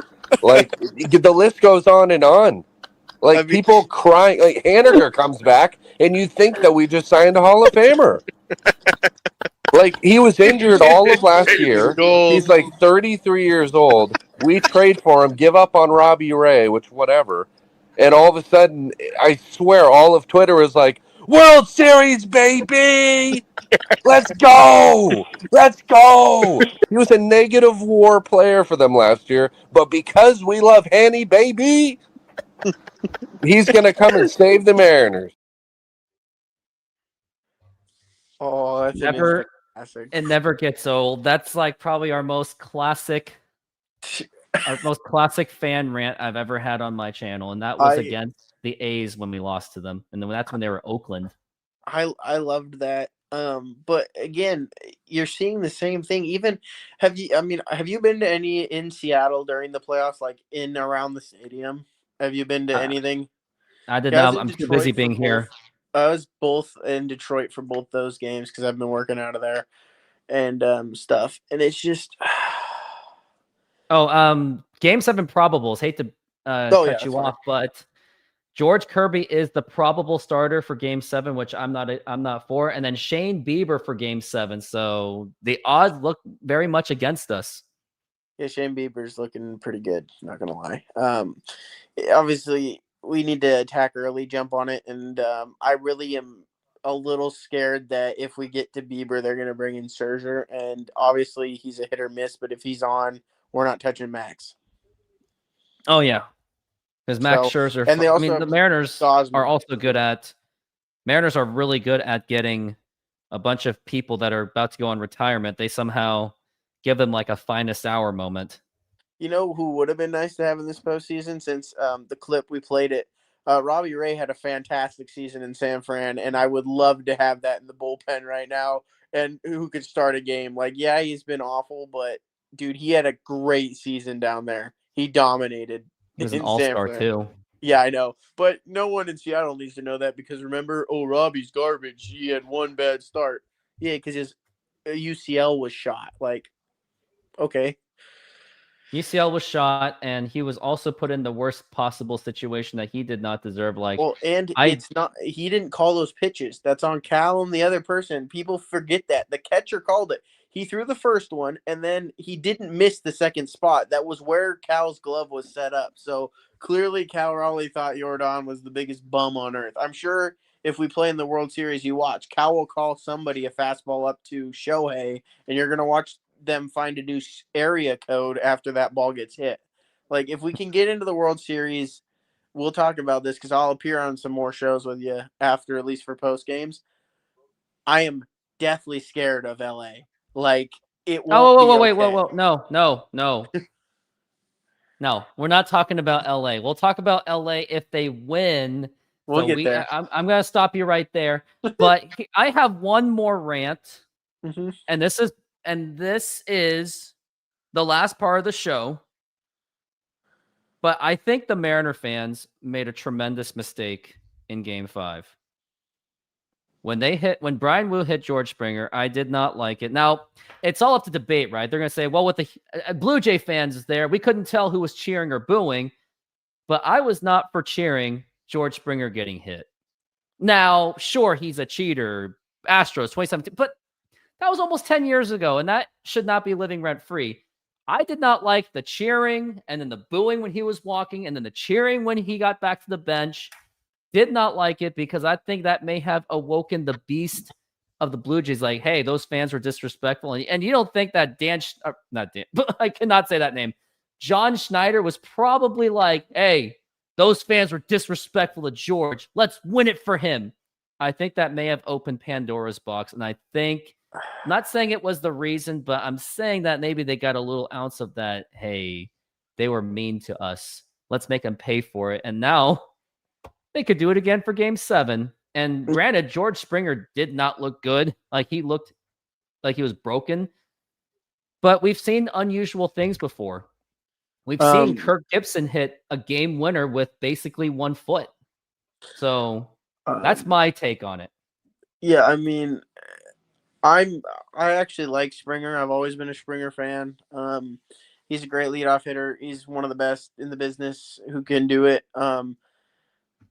I don't think it's okay to boo anyone, especially after an injury. I mean, it doesn't matter how hated the athlete is. You don't want to see somebody get hurt. Obviously, it's no one's intention. I do get that fans boo the Astros. I understand it. Altuve, other people. It's a different story on each athlete, but at the end of the day, they're human beings. We got to respect them as much as I don't like them. I boo players, but not on injury. And I think Seattle just didn't showed some real lack of respect there. And I don't know if it awoke a giant, but it definitely, to me, it was a disheartful look on the Mariners as franchise and as a team. And, yeah, I hope that they can bounce back tomorrow because, I mean, it would really stink to say, hey, this is a one-year wonder, and when Rooftop's doing his channel here in about 35 years, I'll get back on, and we'll be like, well, we're going to the playoffs again. Let's run it back like 2020. Like, I don't want to be in that position where this just is a repetitive depression down another 20 years and we don't get anything. Well, at least I'll be able to make some Mariners nostalgic content based on this, and then that will shoot up some views there because it will be a very, very niche subject enough for it to blow up because the Mariners. Yeah, I don't want to think about that. They could set. I don't want to think about that either. But like that's where we're at. Like this is a win now. The city needs something. The Mariners need something. They need to put it up. They need to give us some reason to go, hey, look, some hope for the hope, even if, you win the World Series, who knows if you make it there, who knows anything about that. But the point is they need to do their job, and they didn't show up and do anything today. And I would really appreciate it if they do it tomorrow, because I'm going to tell you this, it's either going to be a super close game, we're going to get blown out, but we will not be blowing them out. That's not going to happen. I don't see that in any of the things. I see this going tied extras, or I see this going where we're down and Dan basically just gives up the ghost. It says, hey, if you want to pitch, come on down. Would you like the pitch? You get the pitch. You get the pitch, and just kind of throws it away. And like, as everyone says, there's next year. Well, they'll blow up the team. And if they don't blow up the team, we'll make some awful deals. We won't get stuff where we need it. And this team, again, as you pointed out on your channel, the Astros were hurt this year. I'm not saying we can't win the division, but the Astros were not full strength. If they're full strength, they probably win the division. We probably come in second. We're in a wild card game, and who knows how that works? Who knows how that wild card series works? I mean, I watched Cleveland, who was clearly the better team than Detroit. They just fell apart in that series, and that's just how it goes. I mean, you had New York and Toronto, or not New York and Toronto, New York versus somebody. Anyways, they fell apart too. Like, teams fall apart. That's how it goes.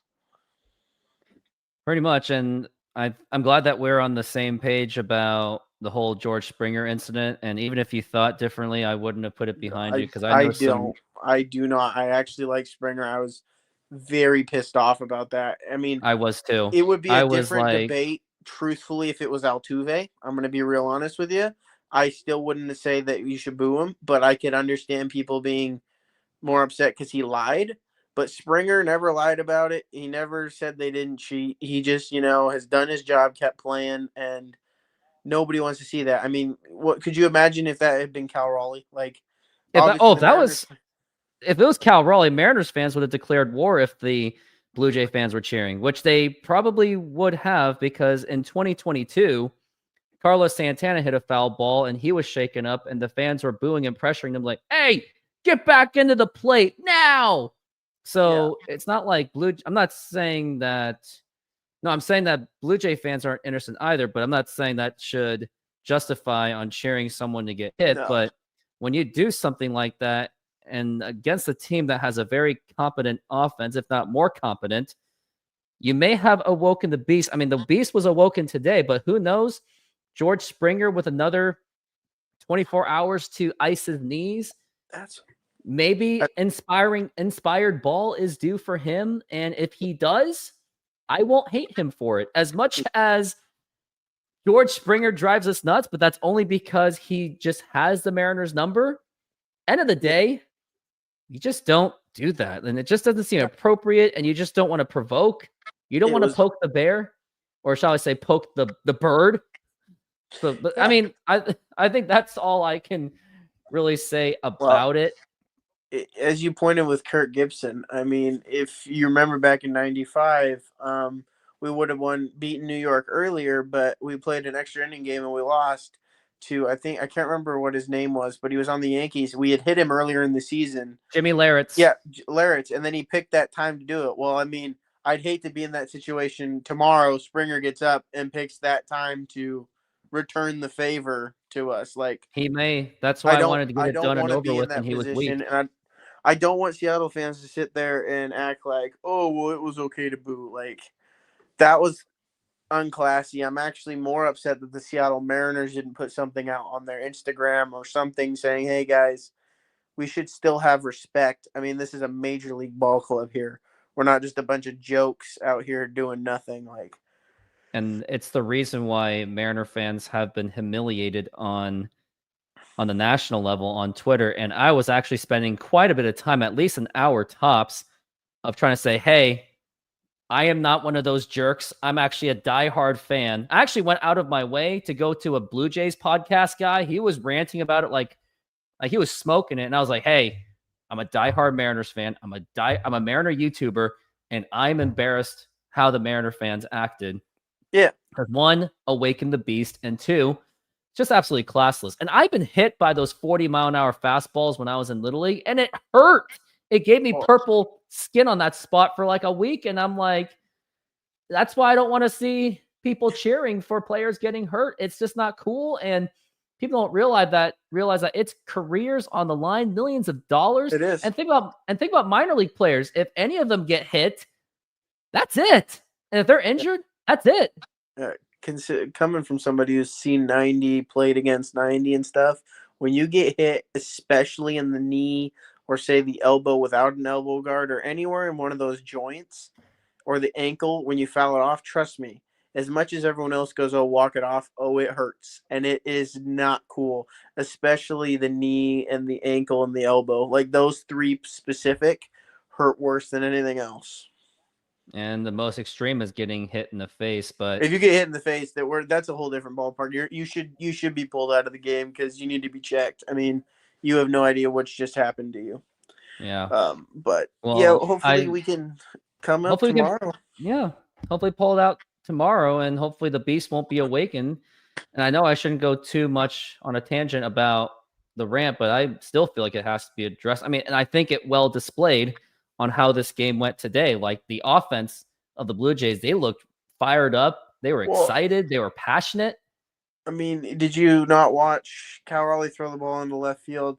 And Vladdy scored, and he looked right at our dugout, and he gave that clap, and like, he's like, "Oh, it's on. We're gonna win." Like, look, we got the best of them in 2022, and I'm not gonna lie, that was a lot of luck because of a Bo Bichette, George Springer crash that happened in center field and the ball that dropped. That should have been a catchable ball that ends that rally, and that didn't happen. So obviously we got that and we won. But I mean, tomorrow we got to show up and play, and I'm not saying we're not going to show up and play, but I just how bad our starting pitching's been, and even some of our bullpen, like even Brash is getting hit. Like, you can't throw Munoz for 5 innings. You can't throw these guys like in certain areas, and you're going to have to take a chance. I'm really hoping Dan will sleep tonight, think about it, and hopefully tomorrow go, hey, you know what? Kirby, you got roughed up. I'm not saying you can't start later if we make it to the series, but I don't think tomorrow is your day. And I hope he gets enough guts to sit up there and go, look, you got the dude who was good for us all season. He gave you 2 good innings a couple days ago. Let the man have a chance. Put the game in Brian Wu's hands, who's by far our best pitcher. And if we lose, we lose. If he gets shelled, he gets shelled. But I just feel like the confidence and the boost that we would get putting it in that guy's hands, because he's been nails for us all season.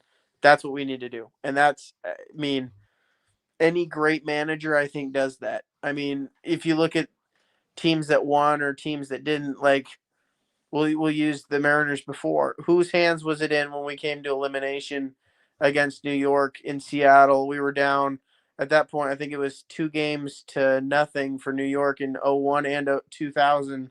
And he put it in Moyer's hands. Moyer shut him down both games. Moyer never got shelled by the Yankees. So you give it to the best guy's hands when you're facing that do or die game or a pivotal point in the series. You give it to your rock. You don't give it to some random guy and hope you get lucky. Or, I mean, start Bryce Miller for all I care. Like, somebody who's been good. Now, I'm skeptical Bryce had a one-off start. That's my thing with him. So I think you rock it with that. But I'm not the manager. They don't pay me for that. This is just my humble take on it, and we'll see what we can get. But I'll be on tomorrow. If you do it, I'll come in after and we can talk about it. I just hope that it's not too little too late. Well, it'll be a matter if depends on Jay Trident podcast if he's there. But let's say he could be on, and after he's done, because he usually is like a 5-10 minute guy, and then you can jump on. And I'm pretty sure no matter what the result is, I'm pretty sure I'm gonna be still on the show even an hour after. I think I'll be on for another extra hour for sure. And now I want to go. What into about the last Seahawks comment. game? Are you gonna try to cover that after? I don't know. I think I'm gonna be too exhausted by then, but. Yeah, I want to go into some comments, and This one got me. It goes, go support and spread the love tonight to your Seattle Mariners. They may be a little down tonight. They need out loving.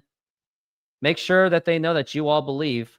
I mean, you can do that, but for us, we're like the objective ones. So I'm not going to sit here and lie to myself. I'm sorry to interrupt you there, but I'm not going to lie about believe. I don't know what you were going to say, but that's all I had to say to that. I'm not going to lie to myself.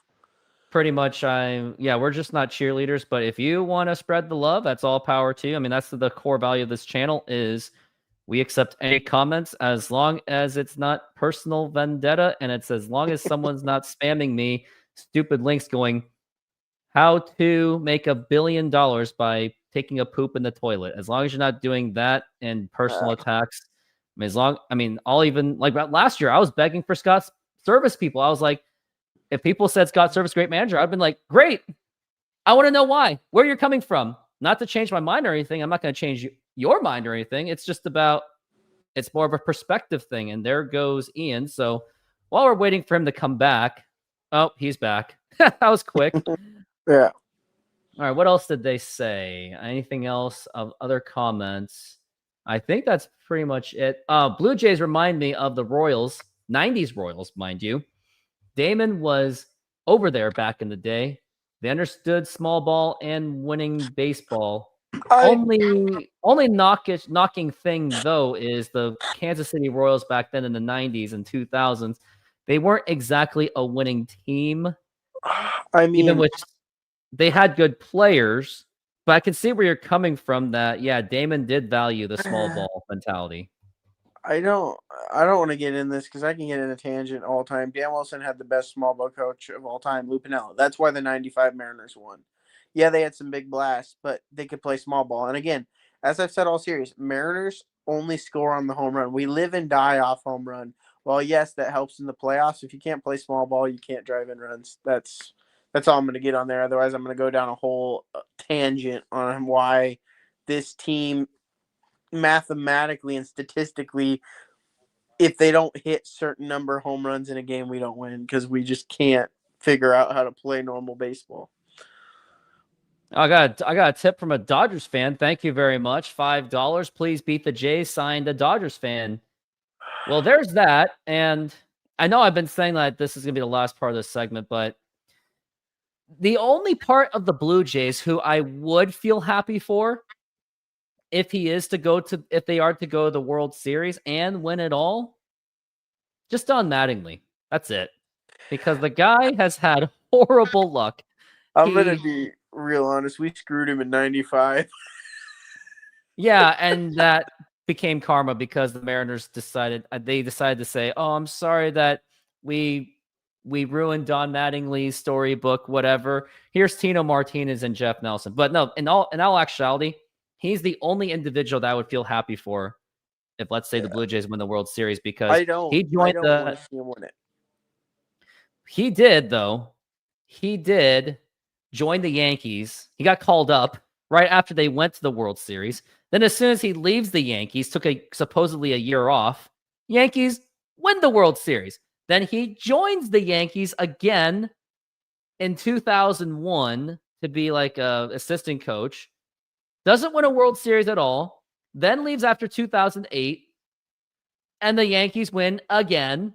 They win a World Series. And I think he goes to the Dodgers, had a time there. And then the Dodgers win after he leaves. Poor guy. Yeah, I mean, I just don't want to see them win it personally. I don't want to see the Dodgers win it either, but I mean, I'd love to see the Mariners win. The thing, if the Dodgers win, everyone always used to say, again, I was younger, but they'd always talk about the Yankees buying championships. That 09 Yankees team's payroll isn't even half of what the Dodgers was, and I think they had more talent.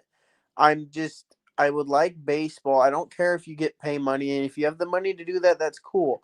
I don't think it's about buying. I just wish baseball would regulate the fact that if you have certain payments, you shouldn't be able to defer an entire amount of money until a certain point in time. They should have to pay at least half up front. Like that Shohei deal, of course he's going to take it. Who's going to match that? But at the same time, they're not paying like any of that till later. Like, how many Bobby Bolinas and Ken Griffey Jr.'s are going to be out here where they're paying them for the next 85 years? Like, Shohei will be in the grave and they'll still be making payments from the Dodgers once a year. Like, that bothers me a little bit, but ultimately at the end of the day, I will still look at our ownership and go, thanks, you gave us some players, but I mean, there's other guys out there. You had Devers. Could you imagine if you had Rafael Devers in this team? There's a DH.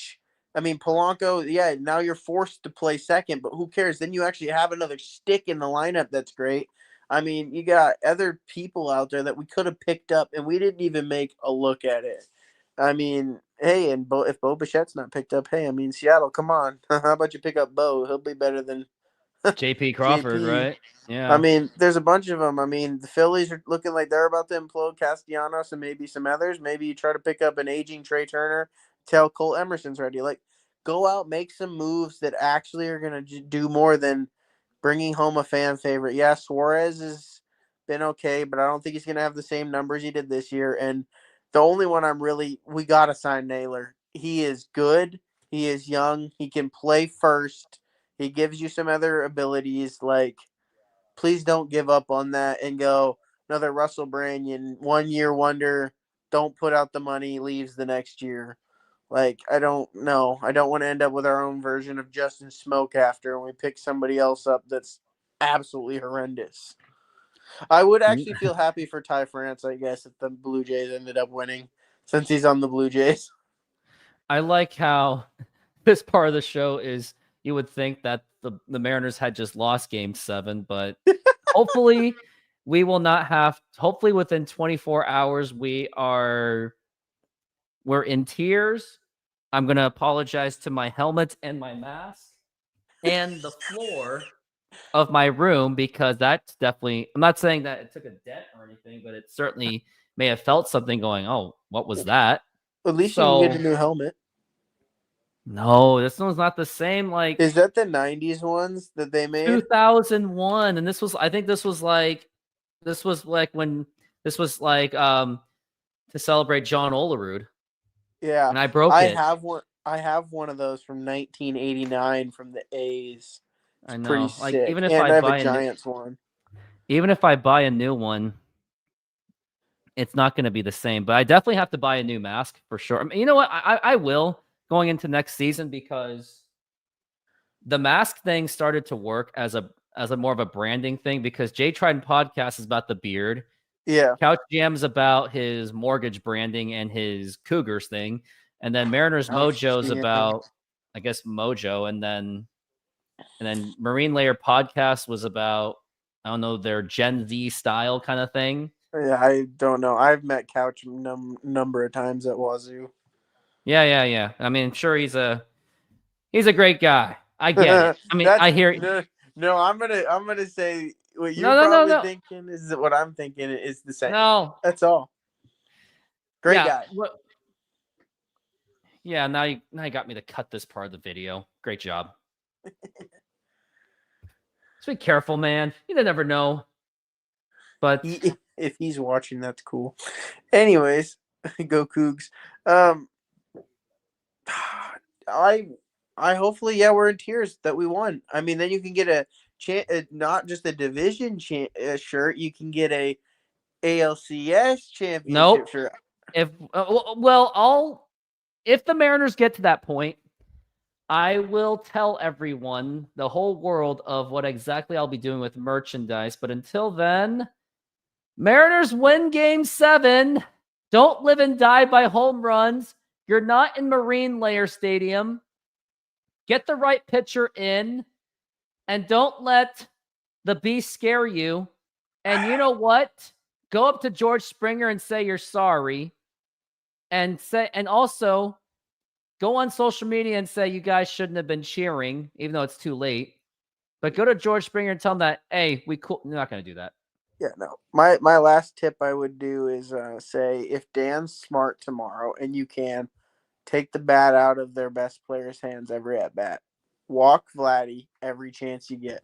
Don't pitch to him. He's too hot. If you take the bat out of his hands, I'm just saying, if there's no runners on, take the bat out of his hands.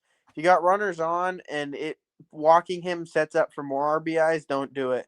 But if you got nobody on, and if the next guy homers, he homers, but it's just like that moment where you let him hurt you, he'll do it. And I just, unless your pitcher nails on the mound, if it's Kirby or somebody else, let's just let Vlad have a nice little trot around the bases walking. Well, the thing was, the Mariners did kind of do that. They did hit Vlad Guerrero Jr. Not that that's an ideal way to put someone on, but they had a plan. I guess it was going to maybe work, but it didn't. And that's why Cal Raleigh, that's why he ended up having that wild throw, and that didn't really work out. I think Cal probably knows, let's never do that again, because that was an awful throw. It really was. But now, I am going to take off. We are all going to take off. And all I can say is, and painfully saying, well, first, before I even say that, thank you very much for being here. Thanks for watching me just completely scream at my camera in a very immature way.